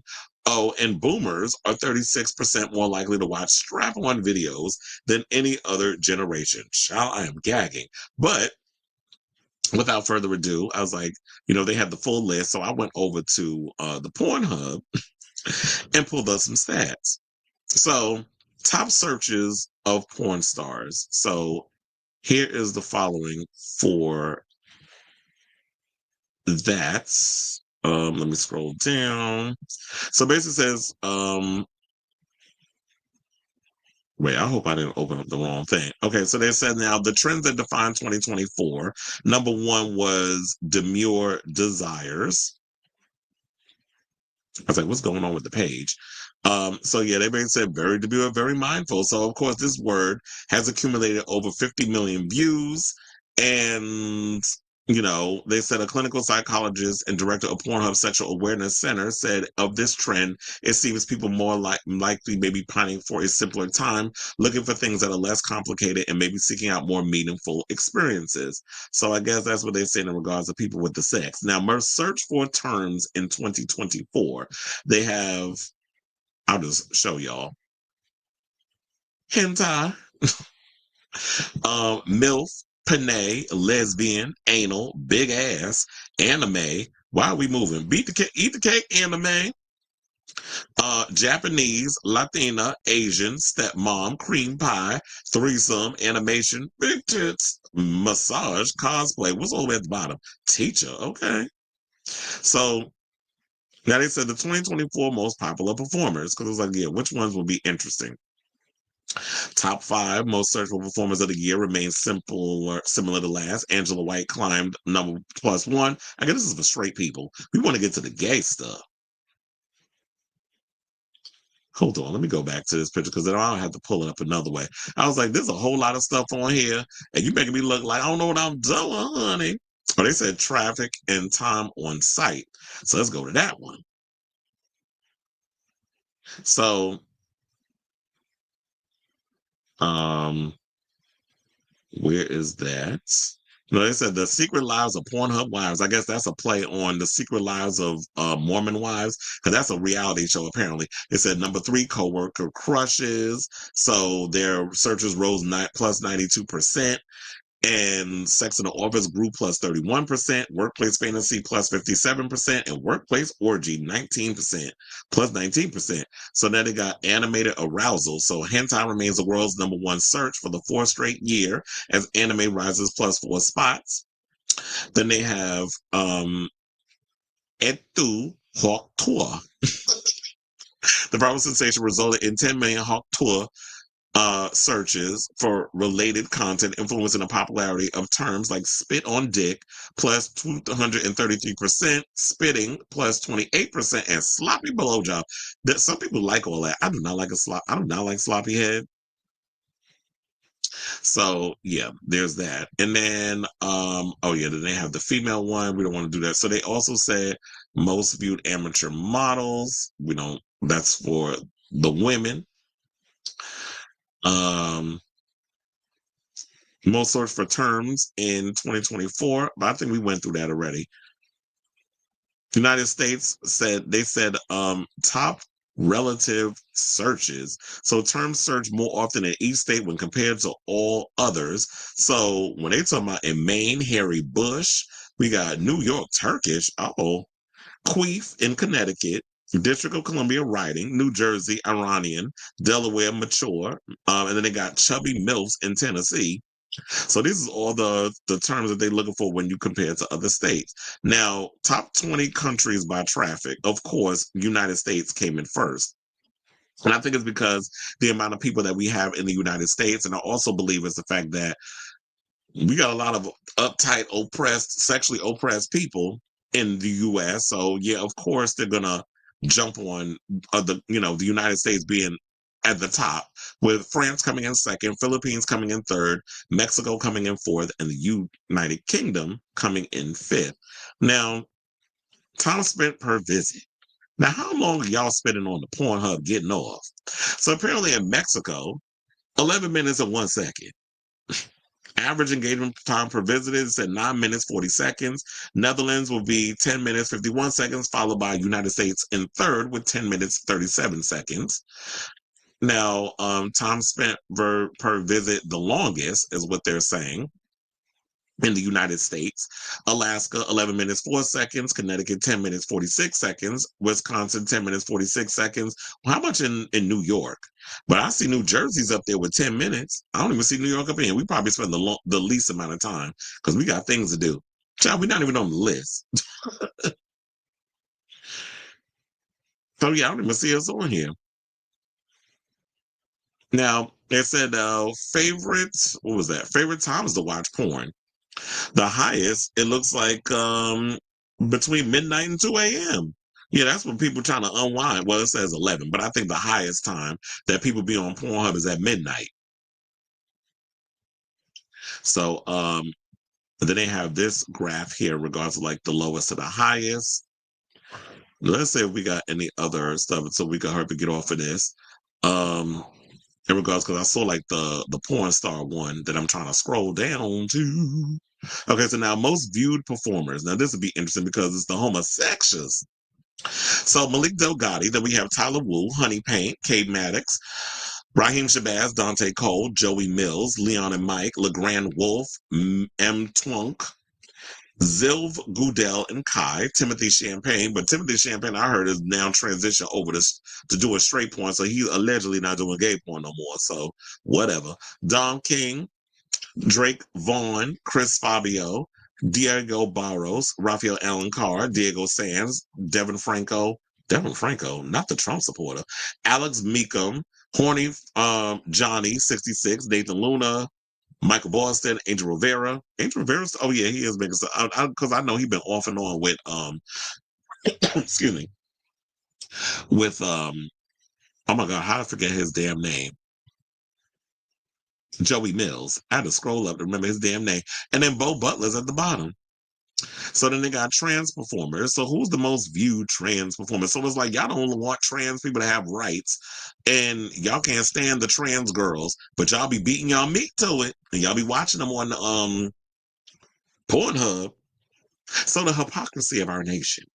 So we got Puppy Girl XO at the top, Emma Rose, Danielle Chanel, NBNA Bunny, and all that stuff. And then we have at the bottom, Cherie Allwood. There's a lot of trans girls out here making bank doing the porn. And then we have Noah Way up in here, who also was on X-Rated LA, and he's a trans male performer. So, but I think there was one that I saw. Oh, yeah, this is the one I was looking for, and we can close this out, Chad. So, search more about women compared to men, and I'm surprised because it goes. Well, I'm not really surprised because here's the thing: they said that women tend to watch gay porn more than gay men. So Dom King plus 468%. Then we got Alex Meekum at 373%. Diego Sands plus 316%. Chirac, who I love me some Chirac, yeah. Plus 291%. Then we have Will Tantra, 206%. Devin Franco, Rafael Alencar, and Tyler Wu. It's good to see that we have Muslim on here, Chirac fine behind. And then we got Asian somebody on here. So it's not all just white men. And it looks like women watch adult performances and stuff more than men do. So yeah, so congratulations to y'all. Y'all a bunch of, horny freaks who love y'all super happy adult fun time, as Nico Aesthetics likes to call it. Which I didn't realize spells out to shaft. So that's what it is. Y'all like y'all shaft. So I say all this to say, what do y'all think of these categories? Are y'all surprised by these statistics and how they tracking y'all over on the Pornhub and things y'all be watching? Y'all freaks, you. Let me know what you guys think of this story in the comments down below. Okay, so now we have oh, you said a black man showing support for the apartheid fascist state, the irony of it all. That's why I call him apartheid Clyde. Was Tiffany with him? Okay. He said, I only knew Malik, Cade, and Dante from that top 6. Malik must be hella rich at this point. Probably. And it's funny how I never knew this, but he said his father used to strip at a gay club too. That's how he started. I was like, okay, let me find out. Did Austin Wolf kill the daddy genre? I'm 40 and twinks turn me off. Yeah, I don't like the whole twink thing either, but I do realize that the daddy son, daddy twink, that incest porn type stuff definitely resonates with a lot of people on, a lot of these sites. And that's what they play into. Even if it's not something you're into in real life, that is something that it seems like they keep trying to push on people as this is the thing that y'all should be getting off on because we are obsessed with youth. But I hope it didn't kill the daddy genre because there's plenty of daddies out here who are, or daddy types that are making money and are doing adult content, not only with twink types, but with other types of men. I mean, would fitness probably be considered a daddy type? I guess based off of his size. And then, we have LeGrand Wolf and a bunch of other people that's still doing that type of content. Onyx says, I think Doja Cat has said something about how she watches. Oh, I wouldn't be surprised. A lot of the girls, they do love adult cinematography. And look, when it came down to, like, when you watch shows like Queer as Folk or a bunch of other gay-centered type of programming, we've always heard stories that women say that they watch a lot of our shows. It'd be the gay men that be up here thumbing their nose up or having an attitude or just hating the fact of like, oh yeah, y'all setting us back 30 years, all that argument. And the women be living for it. It's like, what are you talking about? Shut up. Quiet as kept, half the stuff y'all be doing out here should be setting us back, but you think just because it's not on camera that we don't know about it. But anyway, so we are at the end of today's show. I want to thank you all for tuning in to the latest episode of Chris Avalon Unfiltered. I'm going to try to come on tomorrow. Please hit that like button, that subscribe button. Also smash that notification button if you have not already, so that way you know when we go live with a brand new episode of Chris Avalon Unfiltered. I want to thank everybody that was in the comments, commented throughout today's show. I also want to say that, if you are somebody who just came in and just want to jump straight to the stuff, I will be putting in time stamps later on when this is all done and I finish eating all my good stuff and I actually sit down and put in the work. Later on today, the things will be in there. So love you all for watching. And until next time, ciao, darlings.